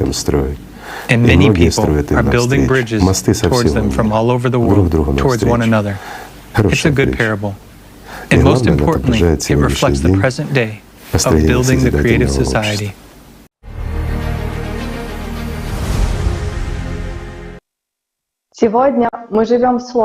Today, we live in a difficult time. Humanity is going through a global crisis. We are entering an acute phase of global climate change, and we have only one opportunity to save our civilization and reach a new level of its development. This is building a creative society. The adoption and implementation at the legislative level of 8 foundations will make it possible to make a person's life, which costs nothing in a consumer society, safe. To guarantee each person's freedom, justice, and equality, as well as the comprehensive development of his personality. This requires the unification of all human potential, including the scientific one, uniting in the current consumer format of society, dominated by the personal selfish interests of a small group of people, is simply impossible. After all, if the crowd follows an authoritative opinion, then this is no longer a collective mind, but just an opinion of one individual, and the phenomenon of the wisdom of the crowd doesn't work anymore. But when people unite to achieve one common goal, the physics of unification occurs, and the results of their joint work become extraordinary and more productive than the work of one talented person. This effect is called the synergy effect. But such a unification will work only provided that people are united on the basis of mutual trust and equality of participants, and each person in its individual, in his knowledge and skills, and is free to express his opinion and be heard. It is the 8 foundations of the creative society that provide these necessary conditions, allowing the unification of caring, proactive, and free people to take place. Taking together, these conditions enable the egregor or collective intelligence, resonance or synchronization to start working. I suggest now to watch a fragment of the program with Igor Mikhailovich Danilov called True Heroes. You know, every one of us has consciousness. Everyone's consciousness is a part of the whole. Sort of an egregore of consciousness is formed. No matter what we call it, it is strong, it is smart, it can forecast something, and so on. But each of us also has a personality. If we compare, let's call it simply, the egregore of consciousness and the egregore of personality, meaning what personality originates from. And if we unite at the level of personality, at the level of free people, really spiritually free people, then these field structures, let's simply call them so for understanding, the egregore of consciousness and the egregore of personality, it's impossible to compare them. Why? Because the egregore of personality will be infinite and eternal. As for the egregore of consciousness, we won't even find it in this infinity. It is nearly nothing. So, if we, as humanity as a whole, unite precisely on spiritual aspects, guys, I'm not saying on religious aspects, I'm saying on spiritual ones, and the difference is huge. No offense to religions. It's true. Then our capabilities will be boundless. Really boundless. Why? Because spiritual aspects are all human values. That's what all the prophets who came here spoke about.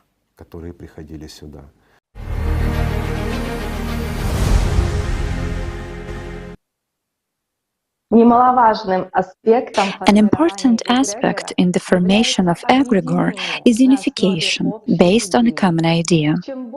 The more people give attention to this idea, the faster and more stable the egregore will form.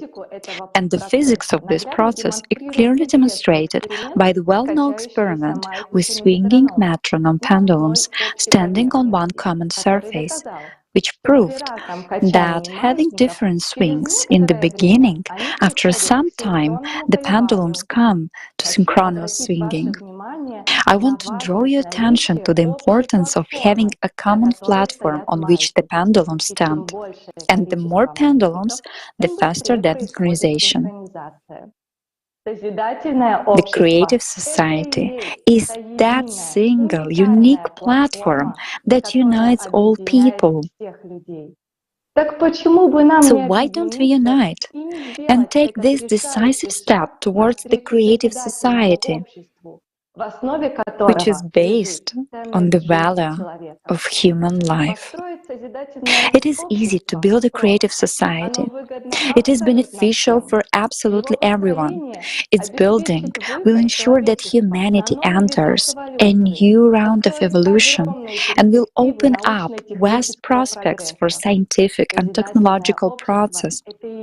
The creative society is the only opportunity not only to stand against climate threats, but also to comprehensively improve the quality of every person's life. The creative society is a safe, stable, and prosperous society where every person has the opportunity to reveal their inner potential.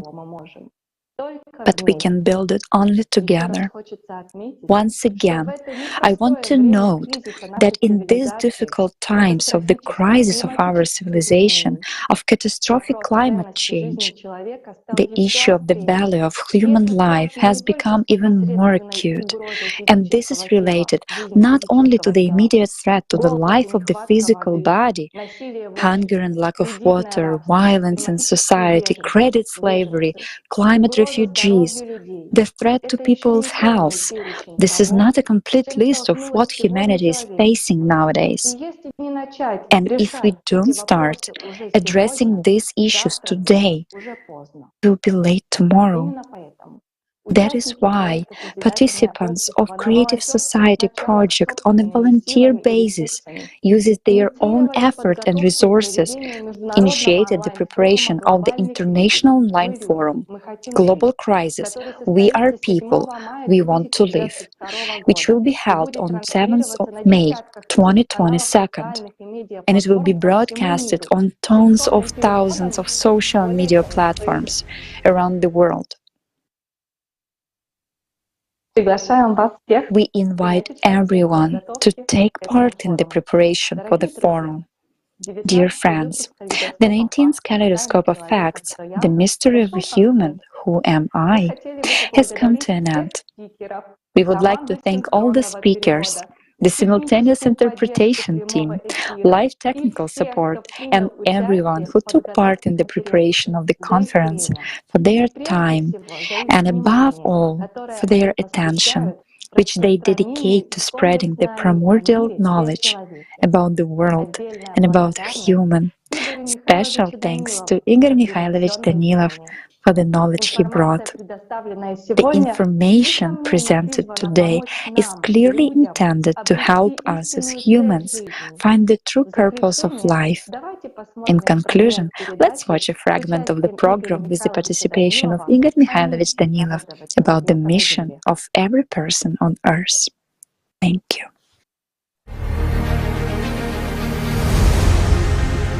What mission did any person come here with? To attain life, to become an angel. The only mission of a person is to become an angel, to become an immortal being, to become a part of the spiritual world. It's the only mission. Everything else in this world is meaningless, stupid, and unrealistic, because it has nothing to do with the spiritual world. However, on the path of becoming, again, this is the path, and the path is the service. This is once again the work on oneself, and so on, right? Actually, they say it's difficult, but what is difficult? Don't serve Satan, and that's it. Don't forget about God. Strive for merging, and you will become one. For there is nothing easier. Live happily, rejoice, love, attain life while you exist. And it will remain with you.